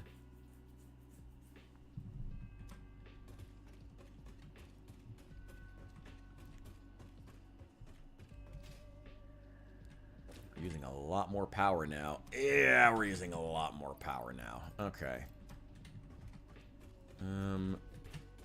Those are still going, at least for right now. It's still working through last of this.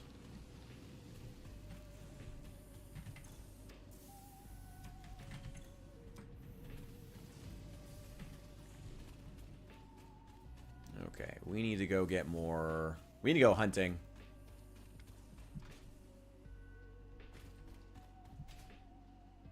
We don't know that quite yet, Saul. We don't know that quite yet.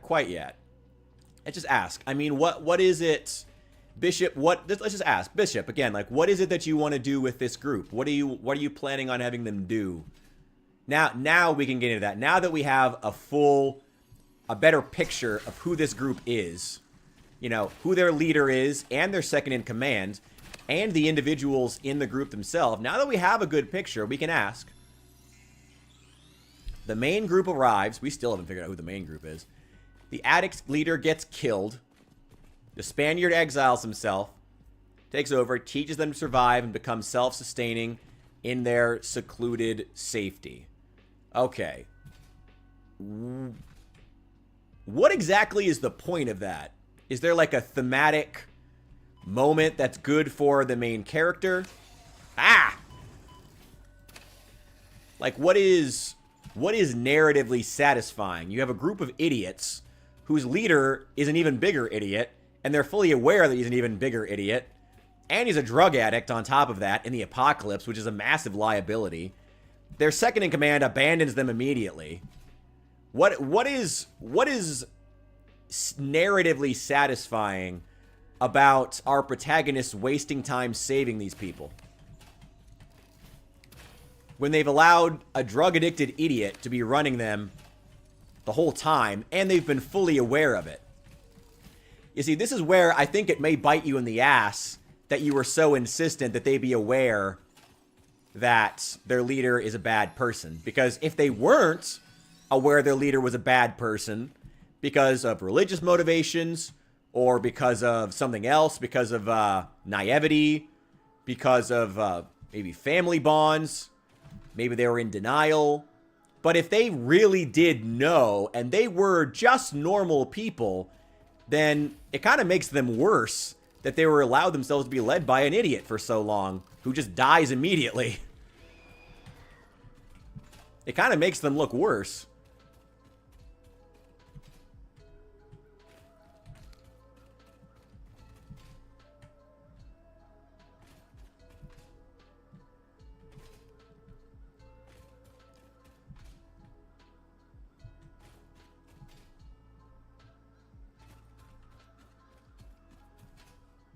I mean, what is the narrative through line here? What is the reader supposed to take from this? What's narratively satisfying? I'll let the chat weigh in. Yeah, let me know. Let me know what you guys are thinking.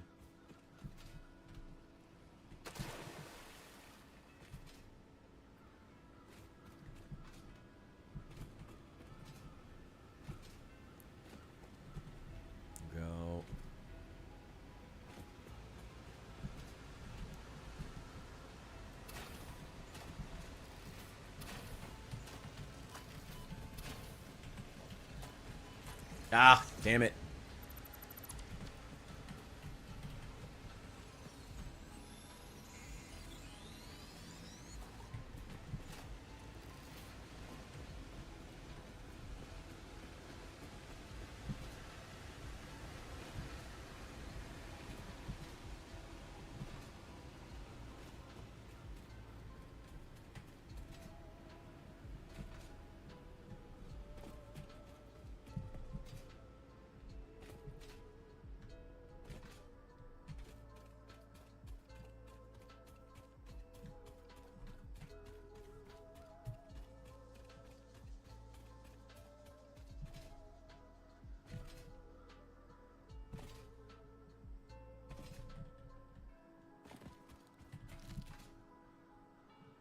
All right, let's keep weighing in, but let's make sure we're not just trying to write the story for him.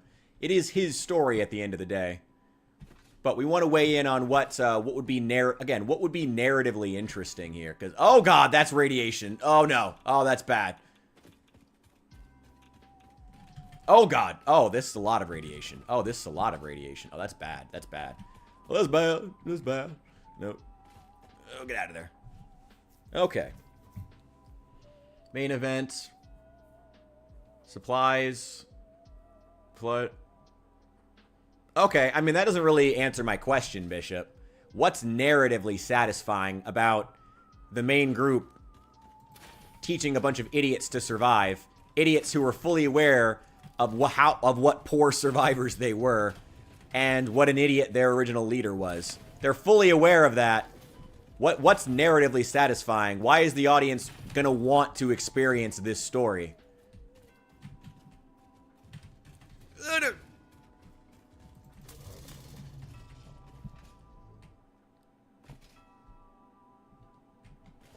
Hang on a sec.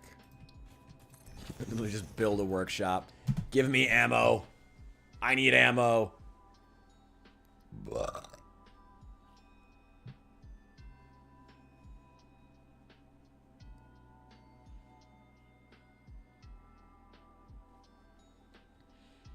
First true place safe? What? How is this safe? They were being led by an idiot. These people are expressly, we've described them as explicitly as being poor survivors. It's a little hard to see at this point, but yeah, poor survivors. Big, bold letters there. That was an express point. Why is this a safe place for the characters to be? Why is this the first safe place they found in a significant amount of time? How is this the first safe place we found in a significant amount of time? If they're poor survivors being led by a bad leader, whom they know is a bad leader, and are letting lead them anyway. How is this the first safe place they found? I'm okay with lucky being a trait for characters. You know, I'm actually okay. A lot of writers, I think, wouldn't. I'm okay with that. But, like, luck can't just be... Oh, shit! Oh. Damn. Alright, let's go get our stuff. Where is it? It's over there. Let's go get it.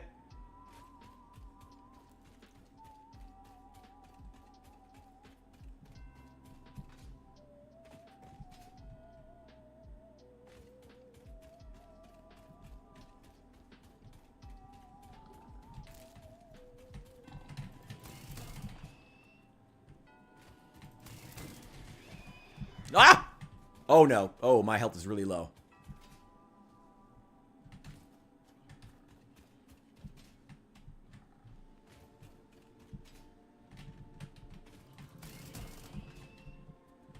No.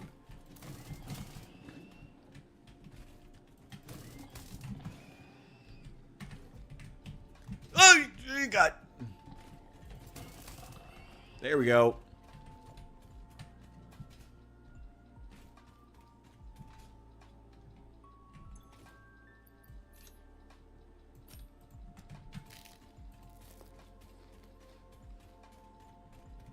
There we go. Okay. It's a convenient ramp up here. That's nice.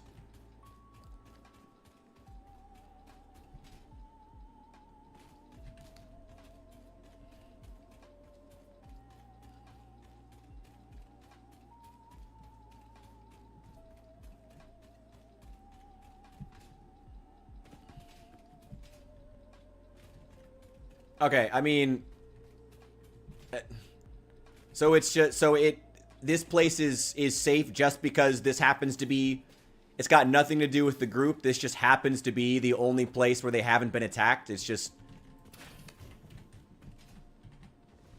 Oh god. Oh god. Oh god. There we go. Like, they just conveniently don't get attacked here. There's no reason why they're safe here. They just conveniently, they're just lucky.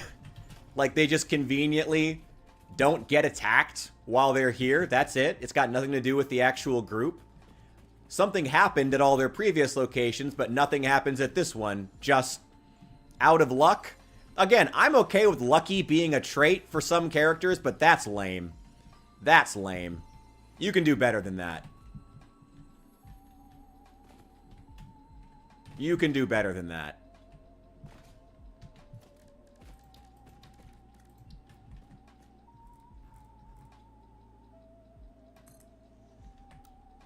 Wait. I think you can definitely do better than that. Better than just... This is just the one place they didn't get attacked.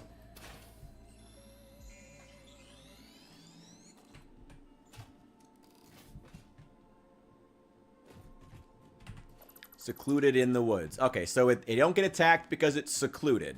Okay. Alright, so this group of very lucky survivors, so maybe they aren't lucky, they were just in a place that was secluded. So do you think that we should remove lucky in that case and just say that they were just living in an area that was secluded. They weren't lucky. They were just out in an area that the vampires didn't even care to attack.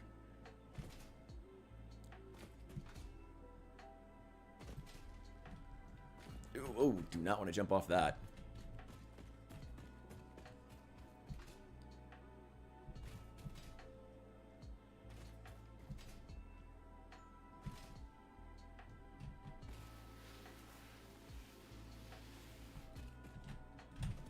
Oh, God. Give me that coal. Give me that coal.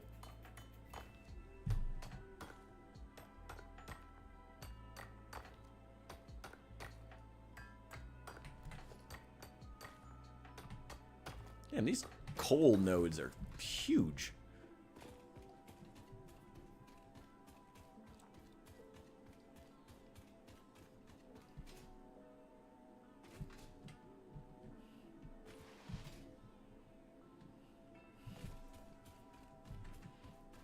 Yeah, Hephaestus is right, and especially when you're in an area where you expressly won't be attacked by the vampires because it's so secluded that there's no danger. You know, isn't that the reason why the main group doesn't get attacked here? I mean, if they're in an area that's expressly safe, why would you follow this guy? It's a good question. But they're in an area that's already safe. That's why the main group doesn't get attacked while they're there. They don't actually, I suppose we can add, like, the reason, actually, in a way, it makes sense they would end up being poor survivors if they're in an area that's just already safe and they don't need to worry about it. It would make sense they would end up being poor survivors. I'll give you that. That's actually a good plot point in that case. But it's not super interesting. But, I mean, it actually ends up kind of making sense. They would end up as poor survivors if they're in an area where you just don't get attacked.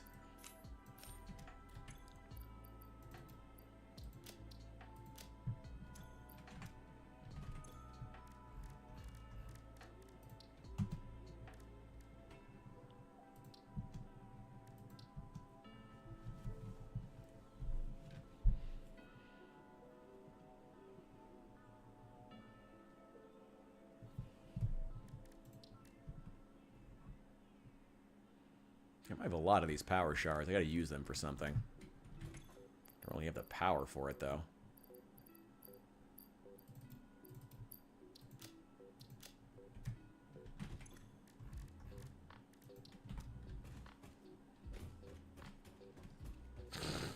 It's a good point. He makes a good point. Saul makes a good point. But again, I mean, you could justify it by saying they're in an area where it's just safe. It's like, oh, vampires just don't attack this area. You know, it's not, it can work. That can work. If you say that this is just an area that just doesn't get attacked, it's a little bit lame, and you would really need to put a good story reason for it, but it can work. But you would really need to try to justify it.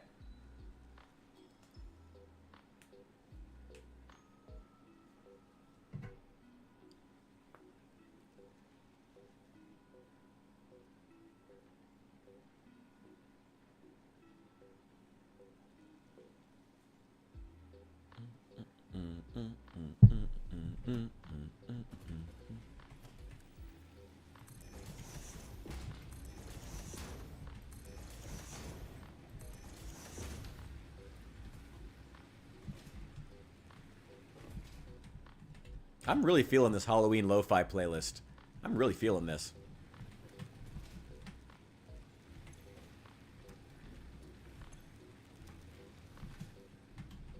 It should only be 80 per minute at most if we're using all this power, which we're not.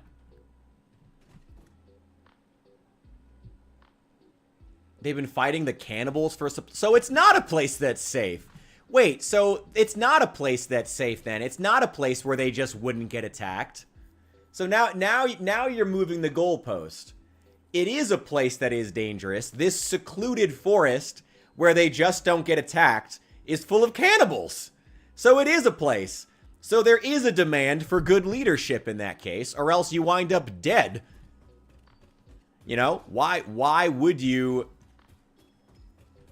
follow an idiot? Why would you follow a sadistic, idiot, addict who's short-tempered and bad at his job, and you're fully aware that he's bad at his job? Why would you do that? Now, again, there are ways we could resolve that. We could make it where they don't know that he's bad at his job. We could make the leader a little more redeemable. We could do things. We could change this. But I need you to, like, acknowledge where I'm coming from first. We gotta hammer these out. The group and the cannibals don't know where each other are based. They fight in the streets of the town located between. So what? They're going out to do, like, rumbles, like, once in a while. Like, they don't attack each other on their turf. They just, like, go out for, like, a pre-scripted, like, fight. Like, gangbangers go into a warehouse to shoot at each other. What? No, absolutely not. No, absolutely fucking not. No. No. No.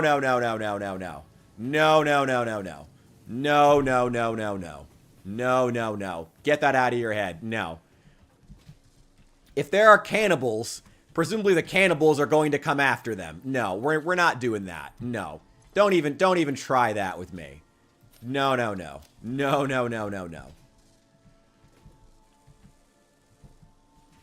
Dance-offs in the street. I hope they do. My God. I hope they do. That'd be amazing. Oh my God. I would pay to see that. The cannibals versus the bums. I'd watch that. That sounds great. That sounds cool.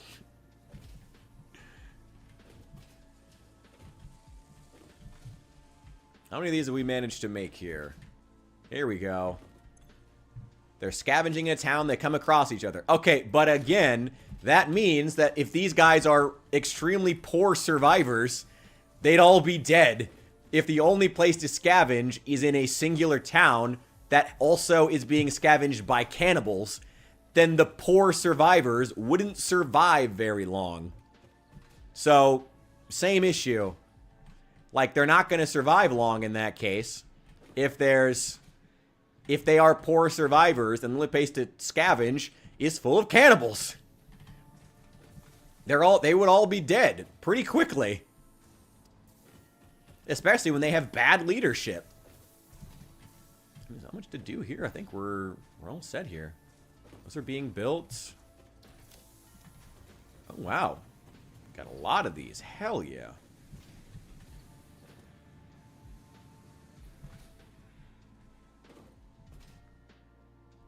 I still gotta build a space elevator, too. I completely forgot about that. Where do we want to build that?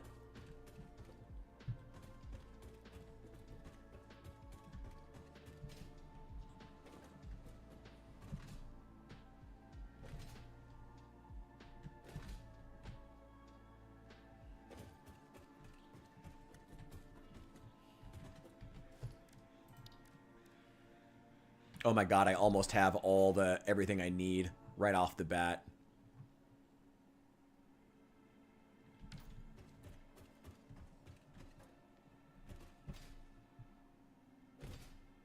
I have almost everything without even trying. Just need wire.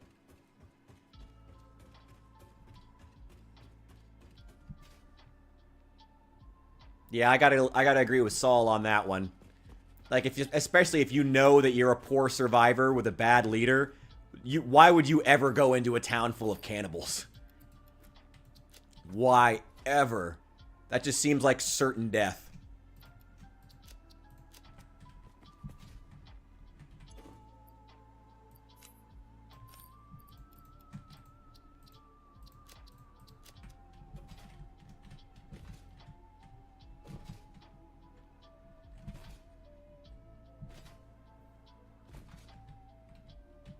On concrete.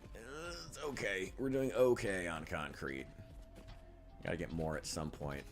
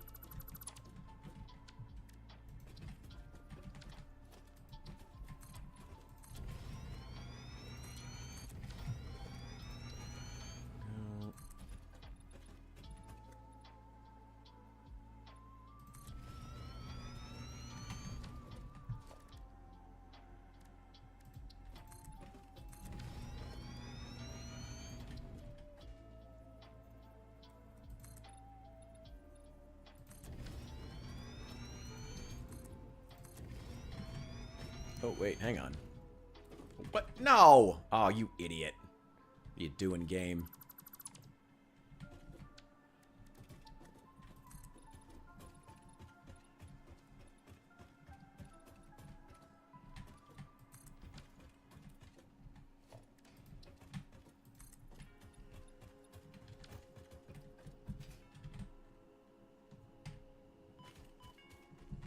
There we go.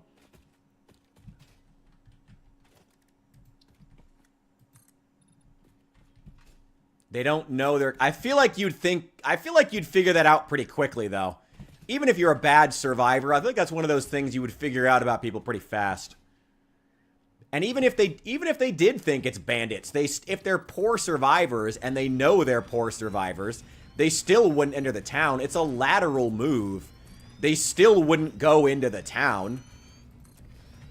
Like, even if... Oh, they don't think, no, they're cannibals. They're just bandits with weapons who are hostile to others. Like, they're still not gonna do that. That's a lateral move. It's the same exact problem. They still would not do that. I am out of concrete. Okay, I gotta solve that. Yeah, same exact problem. Same exact problem.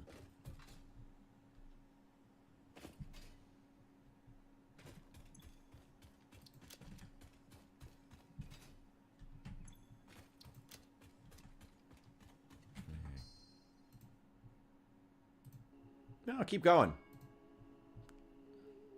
There we go.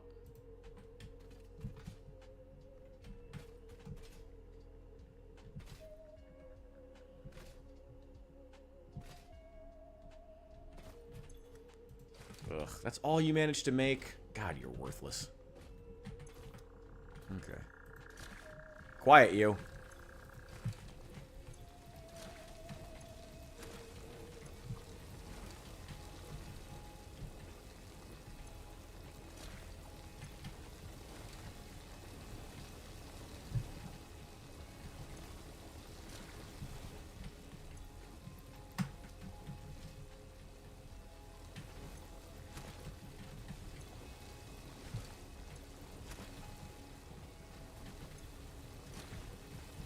Okay, so the leader explicitly is the one who is keeping the so the leader is the only thing keeping the bandits from killing them. Is that what you're saying? Like, the leader is the only person who is keeping the bandits from killing them. Because, like, that's it. The group are overall poor survivors. Yeah, the leader and the second are keeping them living. So the leader and his second are the only reason the group are alive. Because they are personally fighting off entire groups of bandit. Entire groups of cannibals. They think they're bandits, but they're cannibals. That's really all you managed to make? God, you're worthless.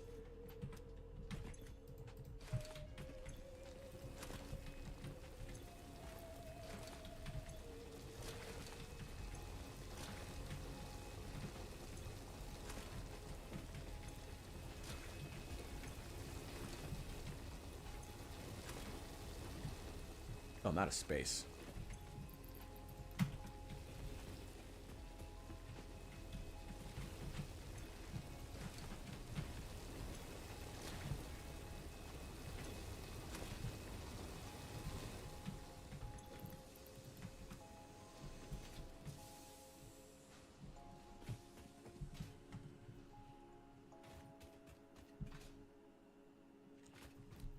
I mean, Bishop, I'm just asking, true or false, yes or no.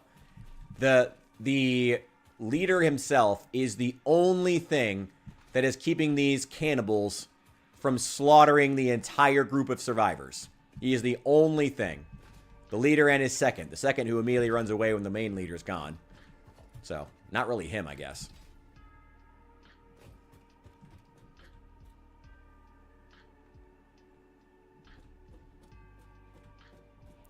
Don't worry about that. Okay, let's give me that. Give me the yes or no to start. The leader is the only one who is keeping this entire group of cannibals from slaughtering the survivors. This group of survivors. This group of very poor survivors. He is the only thing keeping them from getting slaughtered.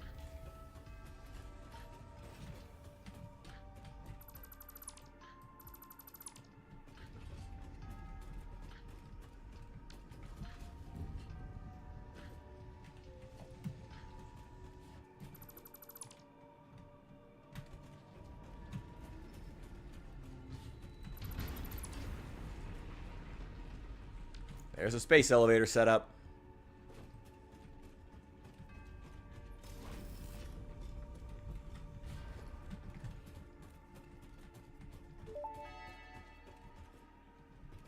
Project assembly initialized. Congratulations, Pioneer. The space elevator will now automatically connect with the Project Assembly orbital platform. Project assembly is divided into phases, each of which require the delivery of project parts, such as smart plating, via the space elevator. Subsequent phases unlock access to new tiers with more advanced technologies to construct, automate, explore, and exploit. It is time to be honest. This project is part of the Save the Day program, the largest united undertaking in human history, destined to save us all.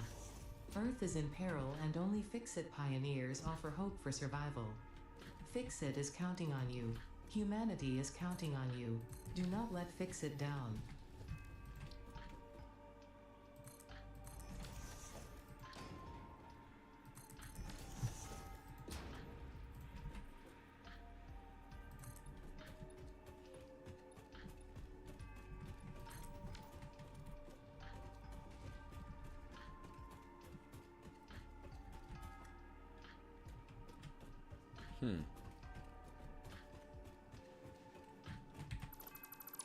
No, I wanted to go the other way.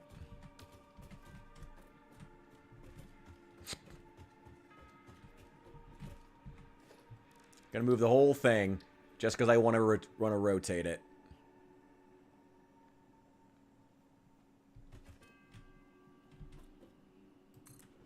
There we go.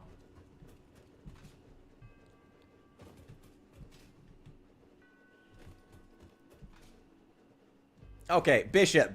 Let's get back on track here. Okay. Let's not worry about the tracking, though.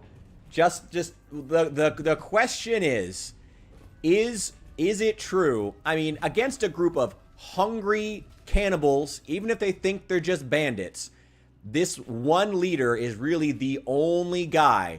He is the one person who is keeping the entire group from dying. That's okay if that's the case, but it's going to change some things. You know?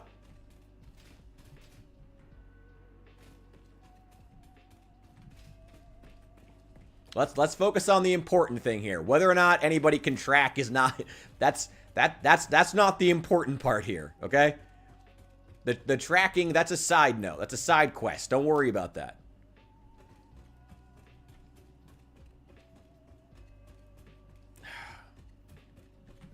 All right, Bishop, now I think you're really getting distracted here.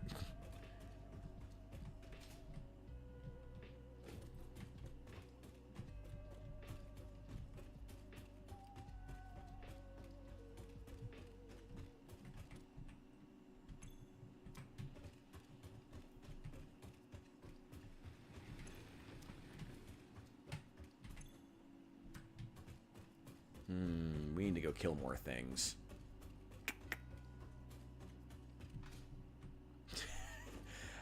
So we are helping Bishop work through his post-apocalyptic vampire slash zombie apocalypse novel.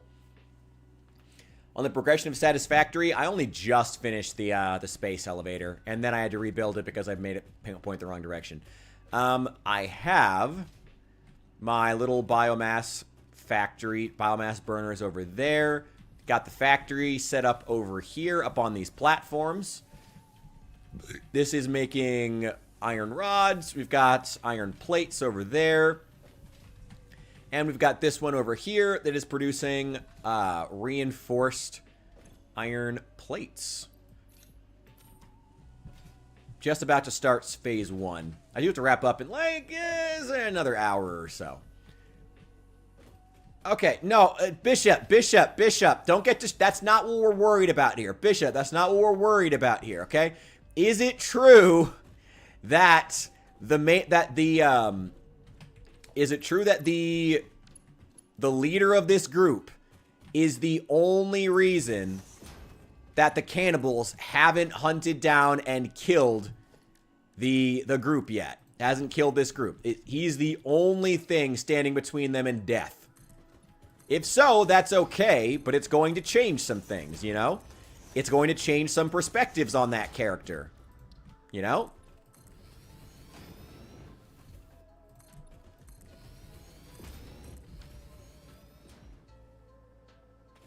Reinforced iron plates are the best thing until you suddenly don't need them anymore after a certain point. Then all of a sudden you're just like, oh, literally, why am I keeping these? They're great. And then you just like stop needing them after a certain point until you suddenly do.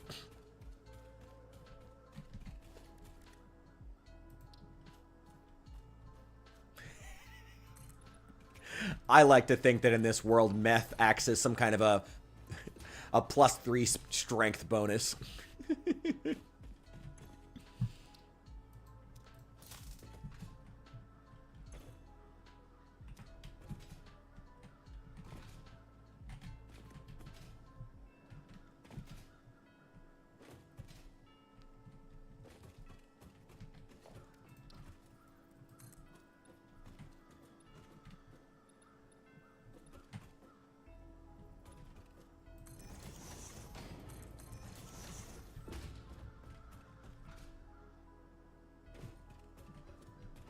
I think there's a couple of them for the reinforced iron plates. I think there's a stitched iron plate that uses copper wire.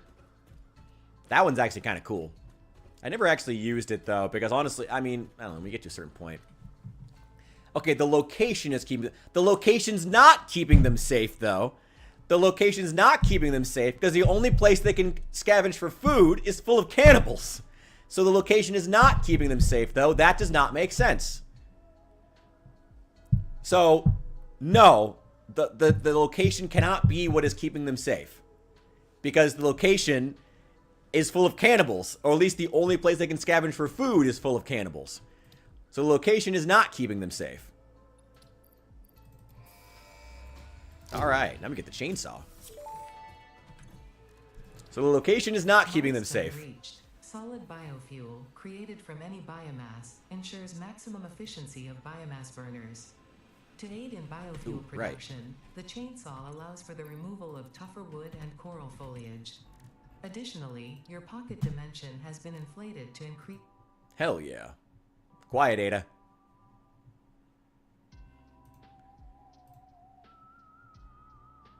Explore and exploit by eliminating all obstacles to efficiency. Hang on. I'm literally going to copy these over.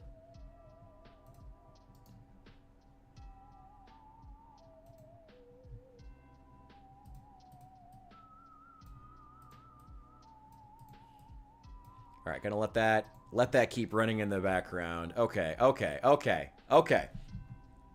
So it's the only location they can loot for food. It's not the only location they can loot for food. Just the location they found the cannibals.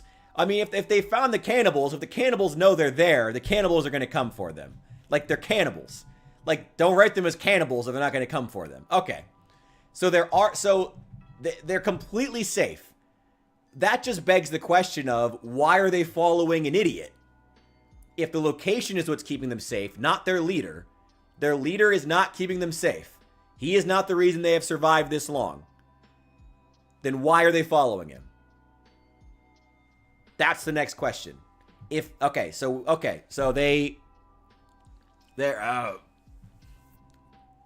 leader is not what's keeping them safe, and the location is not what's keeping them safe. How have they survived this long if they're being led by an idiot?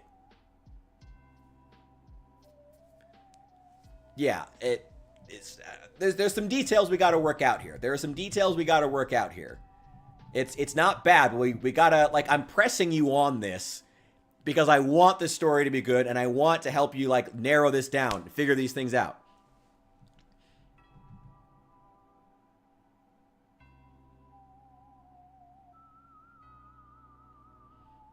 Yeah, Signy also makes a good point, but I mean, to be fair, that's true of, like, yeah, Signy, on the one hand, I agree with you, but at the same time, it's also, like, that's true of, like, cannibals in The Walking Dead, Fallout. It's kind of a staple of post-apocalyptic media, so you're right, but also, I'm willing to brush it aside, you know?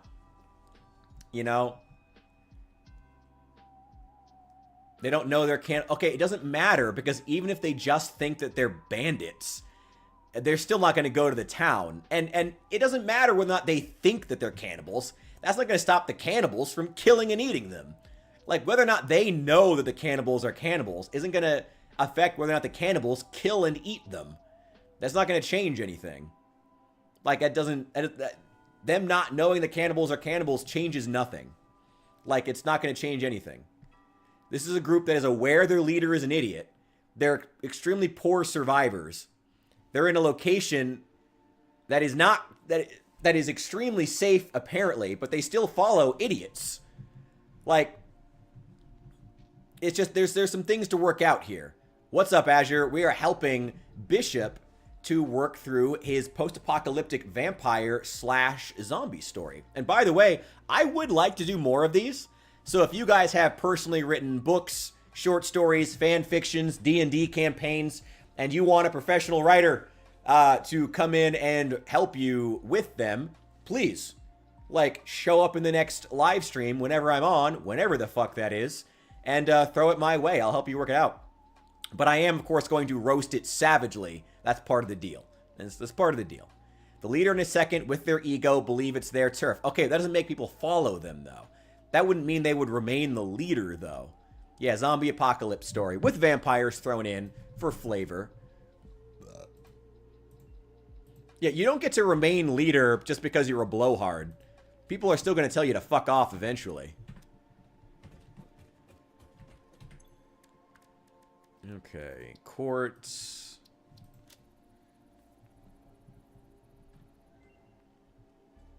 To go out and scavenge for them. But they have multiple safe places they can scavenge. Research completed. If they have multiple places they can scavenge that aren't full of cannibals, Research available. what do they...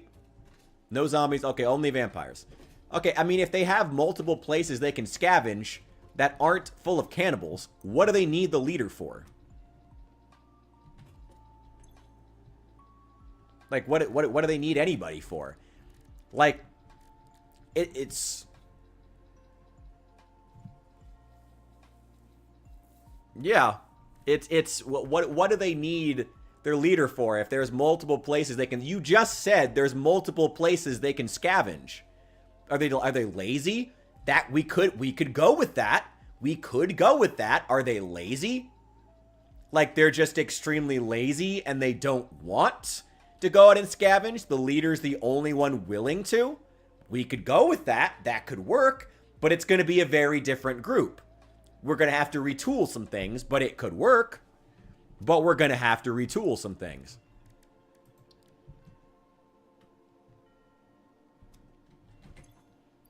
Okay, take that, take that, take that, take that. Let me get this. Oh, God damn it. The modular frames. All right, give me 100. Give me 100. I mean, what are you thinking here, Bishop? As far as the group, it's we can make changes. You know, they can't survive on their own. There are places to scavenge, but they're not safe. Threats of the world lurk everywhere. Okay, so how have they survived this long? One guy is doing all the scavenging for a group? I mean, in that case, why is he even leading them?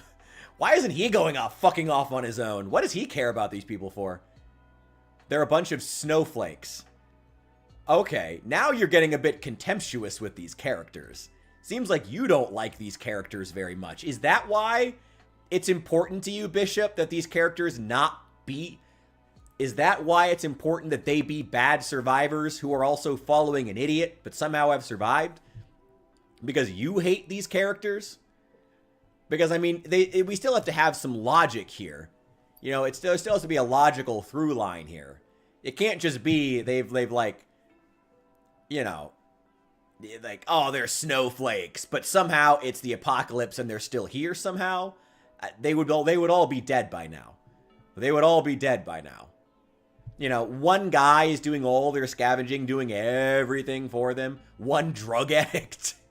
One singular drug addict leader who's sadistic and enjoys making people afraid of him is the one guy who's keeping them alive. Sheltered survivors versus... There's no such thing as sheltered in an apocalypse. This is a world full of vampires. There's no such thing as being sheltered in an apocalypse. You die or you don't. Like, how brutal do you want this world to be? Do you want this world to be easy enough to survive in that snowflakes could survive? Is that where you're going? It hasn't seemed that way. We could write the story that way. But do you want this to be a world where snowflakes could survive with little difficulty? Whatever. We have one drug addict keeping us afloat. That's fine. I mean, I don't think that works. I don't think that works. I think we're gonna have to get a little more creative than that. Streaming under Satisfactory. Yeah, we're playing Satisfactory. Yeah, we are playing Satisfactory, to be clear. We're switching back and forth. I literally have some things going in the background. We're making more... actually, I need to switch back. I got a little bit of time.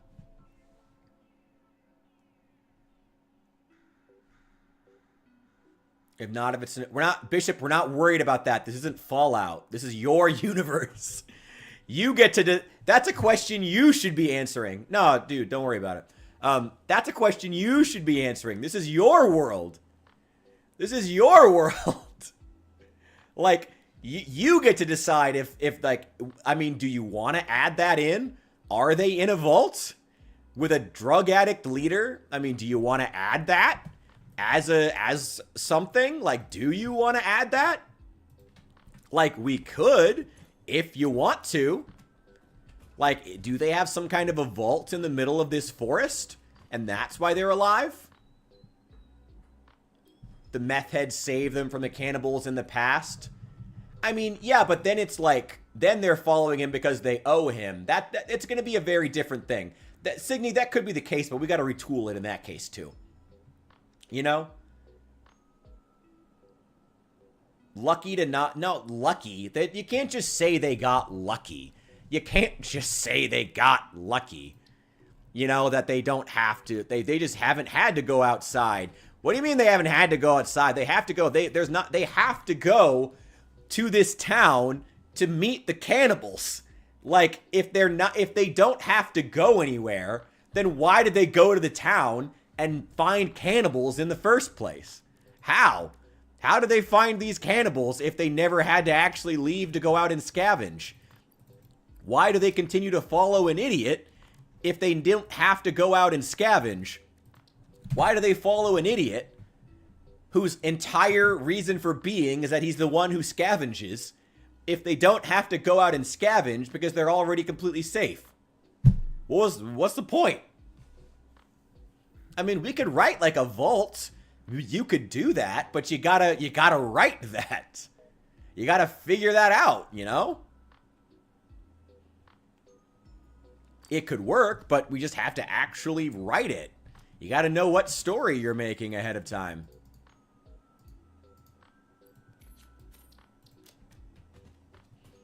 Okay. Quartz. Gimme.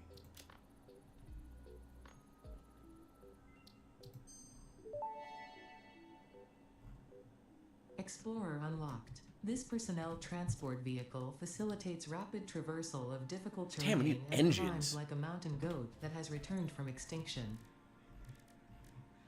I haven't even unlocked that yet.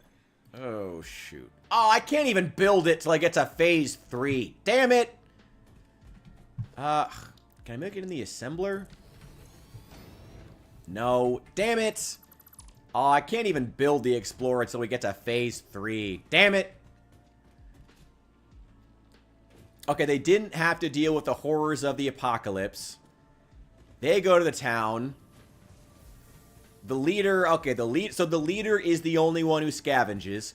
So they are very lucky in that they haven't had to go out and face anyone. Okay, so the leader is doing everything for them. So the leader is the only reason that they are still alive, because he is the only one who scavenges. That can work, but that's going to bring into question whether or not he's actually a bad leader, which can work. Do you want to do that? Do you want to make it a little more gray that, like, hey, Maybe the leader is actually a good leader. He's a meth addict. I mean, I don't know why you would send a meth addict to be the only person who's going into town looking for supplies. Feels like he would have other priorities. We could do that. It could work. Is that what you want to do? Like, the leader is the only one who scavenges out of all these people? And honestly, it kind of sounds like they're lazy at that point. Like, why would no one else even bother to learn? Like, that's not a situation of they haven't had to. That's, like, expressly trying not to. You as well, Azure. Reference appreciated as always.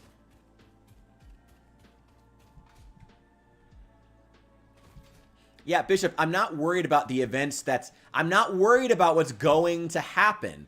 I'm not worried about what you have planned. I'm worried about these characters as characters. I'm not worried about them as actual, like... I'm not worried about what you're planning to do with them at some point one day. I am worried about who they are as characters. We're hashing that out before we ever get to the point of even writing down the actual scene.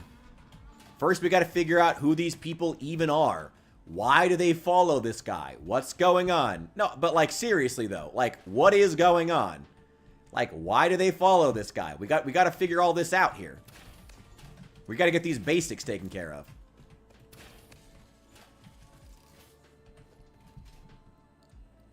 Is it? Oh, damn it, it's under a rock.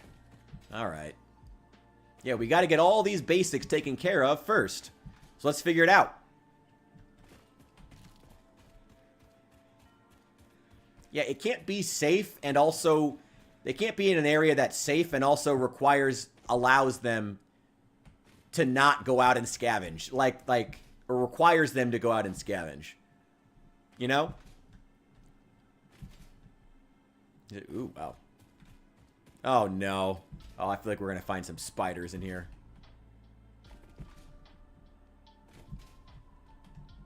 I mean, if it's 7 people, at least one other guy could have figured out how to survive, you know? Like, them being 7 people and some kids doesn't mean they shouldn't figure out how to survive. Oh boy, we got spiders. We got spiders. Die! Hate these things. Fucking hate these things. Where's that other one? I saw it. Samples of unknown alien species acquired. Initial data suggests these are predators, but notably they do not have a traditional mouth or eyes.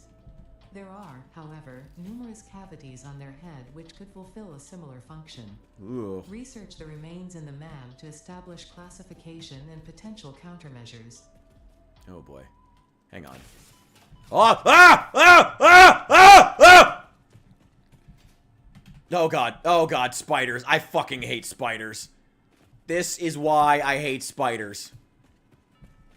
Oh boy. Oh boy. Oh boy. Oh boy. Oh boy. Ugh! I hate you. I hate you. I hate you. I hate you. I hate you. Yeah, come here.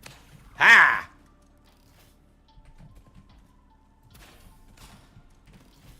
Ugh! Ha!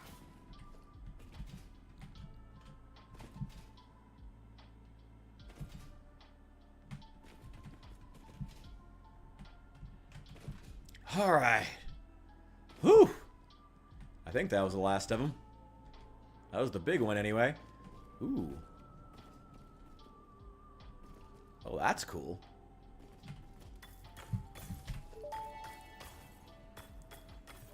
The strange alien matter, colloquially known as SAM, seems to be in its dormant crystalline state, meaning it won't break down your body into its base atomic components on touch. Oh, thank God. This living matter is extremely versatile and has countless applications. Research it in the MAM to establish locally appropriate classification and application, as well as a secure method of awakening. There we go.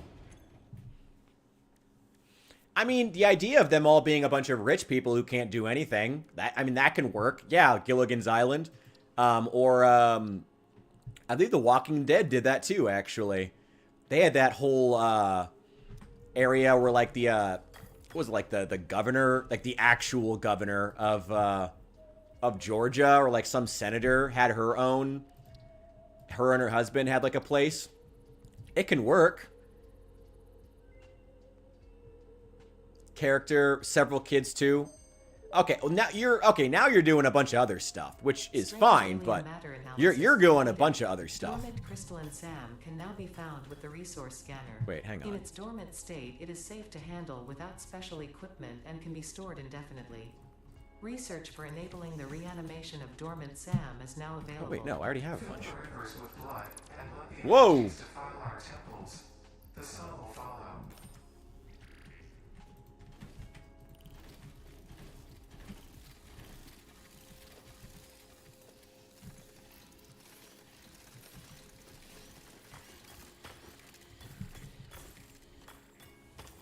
Token Gatekeeper, Big Jake.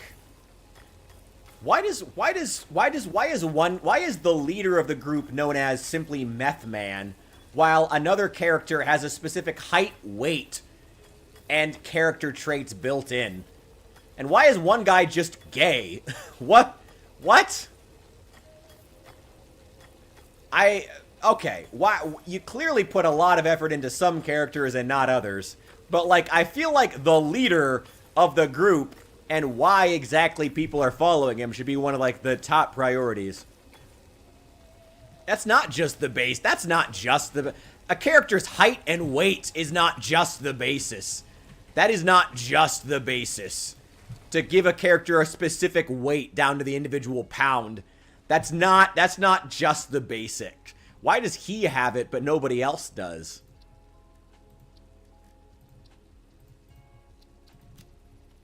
This one character is very specific and nobody else. SAM reanimation recipe unlocked. SAM can now be safely awakened, provided it is contained. Meaning, if not contained in special electromagnetic storage, it tends to start breaking atomic bonds of any matter it has physical contact with, and reconstructing it into easily transportable resources. Scripture and blood compose harmony. Follow our hallowed temple halls and listen to the echoes of your ripples. Our bones are more beautiful than yours.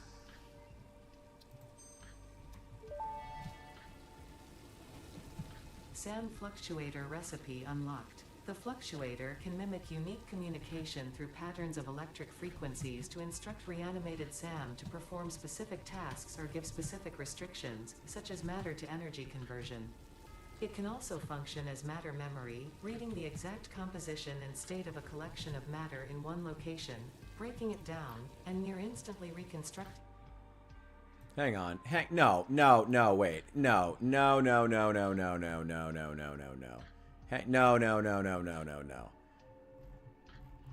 Why? No, I need to don't just say that it's just a basic detail. Why is one guy, Bradley, the soft-spoken gatekeeper, 6'5", 320 pounds? Why does one guy have massive amounts of detail and others don't? How?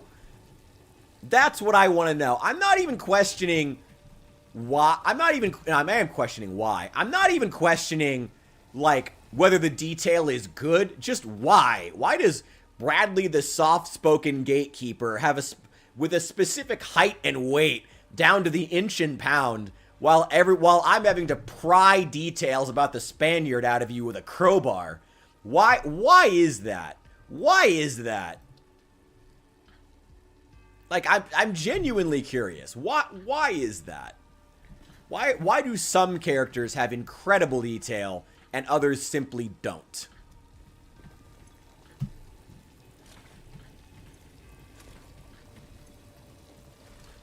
Hang on.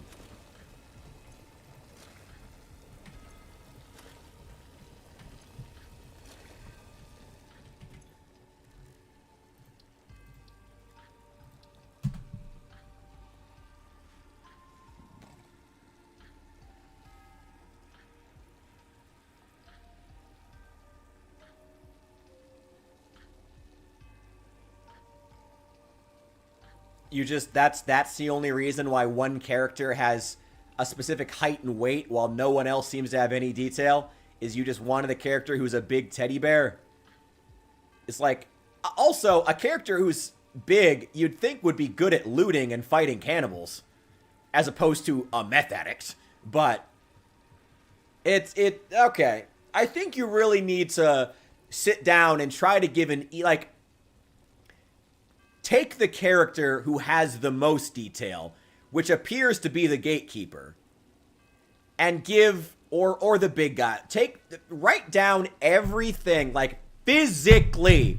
Do not say, oh, it's in my head. Physically, grab a fucking sheet of notepaper and a pencil, or open a Google Doc, and physically write down what it is you know of each character. Everything you know for each character. And when you have that written out, take that info and write an equal amount of information for all the characters. Like, whoever has the most detail, get to that level with everybody. That is your goal for tonight, Bishop. That is the thing. Figure that out. And then ask yourself, you know what? Here. Hang on. Someone get a screenshot of all this here on screen. Somebody grab a screen. Somebody grab a screen grab of all of it. Of all of it. Somebody grab it. And someone take this and literally, like, send it to Bishop on Discord.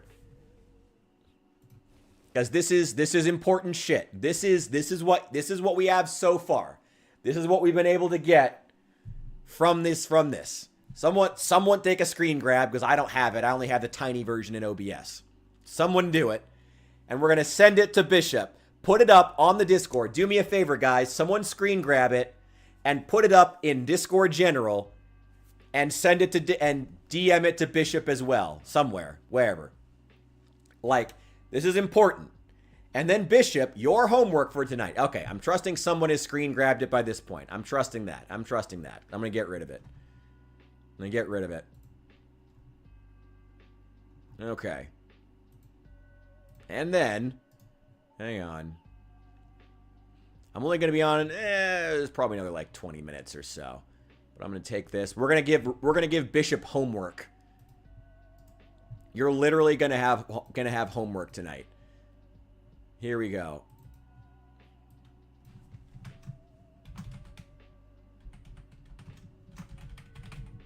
Bishop's homework is going to be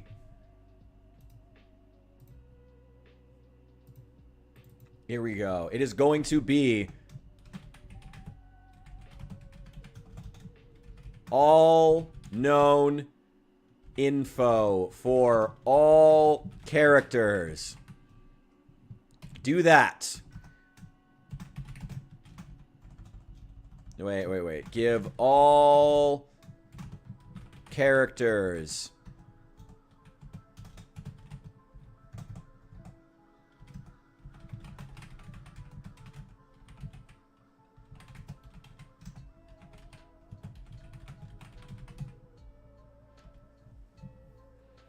here you go. Well, do this before you write your next chapter. I want you to do this. Do this before you write your next chapter. Here you go. As whoever has the most detail. There you go. Write down everything you know about all of these characters. Give every character that much detail. Thank you, Saul. I appreciate you. Give every character that much detail. And then ask why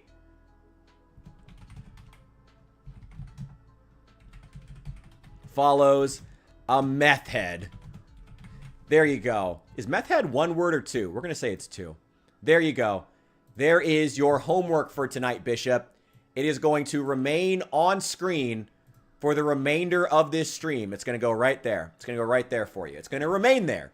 I'm going to expect this when you come back, when we talk about this story again, which we will. And by the way, for anyone watching, please bring me your stories, your short stories, your novels you're working on. bring them to the stream and we will talk about them. I will roast them savagely, but we will talk about them. And hit the follow button. It's so appreciated. Hell yeah. We're going to do that. This is your homework, Bishop. This is it. This is your homework. You got to figure this stuff out. Everyone's got to have as much detail as the big teddy bear gate guard. It's what I'm here for. I love doing this stuff. Honestly, I love doing like reverse engineering or like troubleshooting stories. I'm glad I can help. You know? Oh yeah, Hesfest. Right. Damn it, Hesfestus, you did send me the link for those, and I did check it out. Damn it. Send me the link again, because I know that you did already, because it wasn't Substack. Go ahead and... Royal Road. Thank you. Yes. Send me the link one more time, Hesfestus. And whenever you come to the next stream, if we have time, which will probably be tomorrow, but you know how inconsistent I am. We're going to plan on it being tomorrow. If not, whatever. We'll figure it out. Next time you can be here, we will move on to Hesfestus' stuff. And those who are brave enough, bring me your stories. We will do that. We have homework. Oh, no! Okay. All right, we're good. We're fine. All right, there we go. Hell yeah. Hell yeah. Love to see that collective engagement. Love to see people offering help. Thank you, Hesfestus. Fuck yeah. And everyone, please, can everyone who is watching say a big thank you to Bishop in the chat for being willing to put himself out publicly like this, because I want to acknowledge how brutal it can be to be judged publicly. Everyone, please make sure to say thank you to Bishop and tell him what a fucking gangsta he is. In the chat, do it now. Type it. Get off your ass and type it in the chat. Tell Bishop that he is a motherfucking gangsta for being willing to have his story roasted publicly and judged, because that is extremely cool, and that is extremely hard, and it is brutal. So everyone, please let him know how cool he is. Real shit. Real fucking shit. And Bishop, you better do your homework too. I'm starting to lose my voice already. Whew. Oh, man. Ooh, cold. Oh, hell yeah. I gotta start resting my voice. I still have my job interview tomorrow. Oh, and yeah, wish me luck for that. I gotta be up at 8 a.m. for that. It's alright, though. God, I would be... I'm so looking forward to employment. God, please. Man, these coal veins are huge. Hell yeah. Can't use that yet.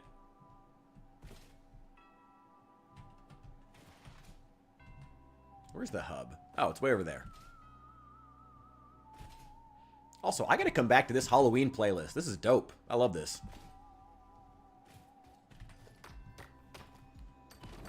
Ah! What was that? Oh, fuck you, bro.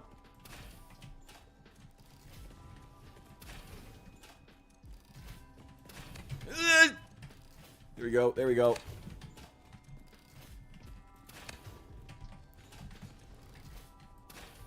Ha-ha! Fuck you.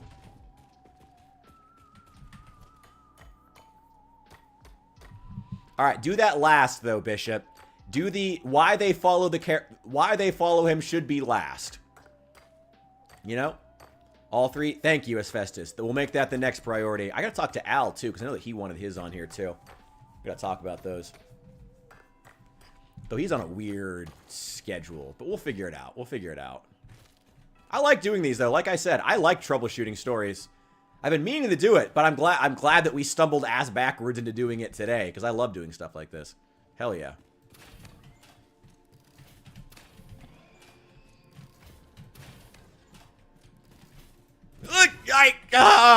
Away from me. Fuck you, bros. God, how did I miss that?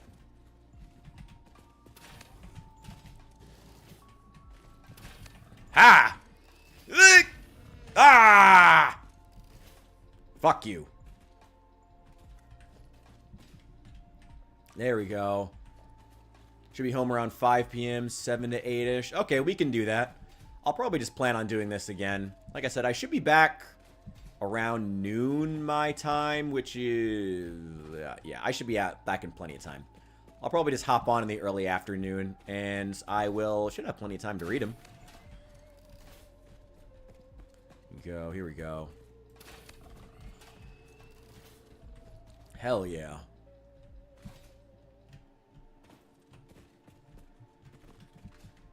Oh yeah, Bishop, are you okay if I cut out the sections where we're talking about your writing to post it as a YouTube video? Are you cool with that? If not, that's okay, to be clear. But, I mean, I guess the VOD's going to be up either way, but I might post it together to make, like, a YouTube, like, writing advice thing. Or just put it up as is in case anyone wants the information. And, like, what we're saying here. But, I wanted to know if you're cool with that. What we have here... do I need those? Do I need more rotors? Actually, they're only used screws. Blah. Hell yeah. Oh, have a great night, Saul. Thanks for being part of the conversation. Thanks for helping out here. Hell yeah. Love to have the input. This was a fun night. This is a good stream. I love doing shit like this.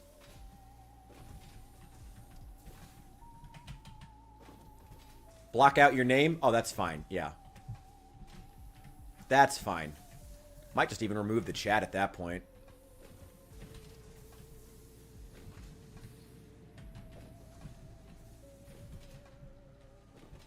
Yeah, that's fine. I got no problem with that. There we go. Alright. Ooh, wait. We're about to run out of power. Shoot. There we go. Okay.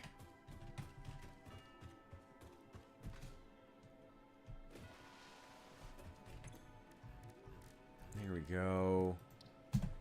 We need protein.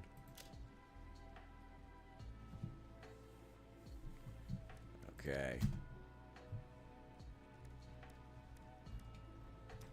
Oh, I don't have the hatchers because I haven't researched them yet. Wait, let's build a MAM right now.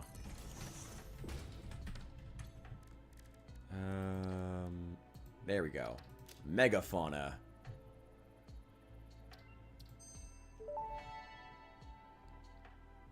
The remains researched belong to an organism with 8 jointed legs, similar to the legs of arachnids but with non-standard distribution and function. Gross. Because its attacks focus on stabbing prey with the ends of their legs, which resemble insectoid stingers, they have been dubbed stingers. Stinger remains can now be made into alien protein, and additional research may reveal options for improving Pioneer safety during exploration. Ooh, hang on. Research completed. The protein inhaler can restore health in the eventuality that you have been carelessly damaging Fix-It property.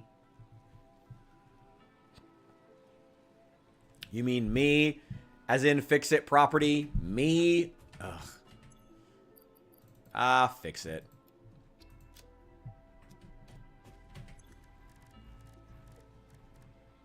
Let's see, where is... Ah, stingers. There we go.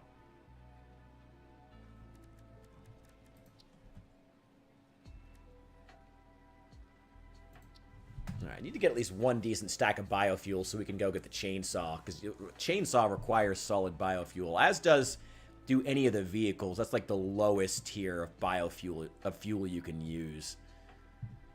So we need a decent amount of biofuel here. Okay. Alright, it's 11:30. I gotta be up and ready to go in 8.5 hours here, so I'm gonna go ahead and log out. I'm gonna throw the last of this biofuel in here. Thank you once again, Bishop, for participating. Thank you for watching the building of the city of Old Memphis. Thank you guys so much. Oh, man. Wait, hang on. Let me take down all of these extra notes and whatnot. Thank you guys for being here. I appreciate it. This was a fun stream. Like I said, we're going to keep doing this. Hell yeah. Wish me luck at the interview. Good vibes. Good vibes. Thank you guys again. I will see you soon. Should be back tomorrow sometime early afternoon. And then, I have no idea. Hopefully, if I get the, hopefully when when I get this job. Hopefully when that happens, my schedule is going to be weird because it's like an evening shift. So it's going to be like 1 p.m. to 11 p.m. So I'm not going to be able to be here in the evenings. So I might end up doing like early morning streams or something for like a couple hours a day. And then my off days are going to be at weird times. We'll see. We'll work it out then. But thank you guys. I will see you soon. Peace out. Yeah, all that good stuff.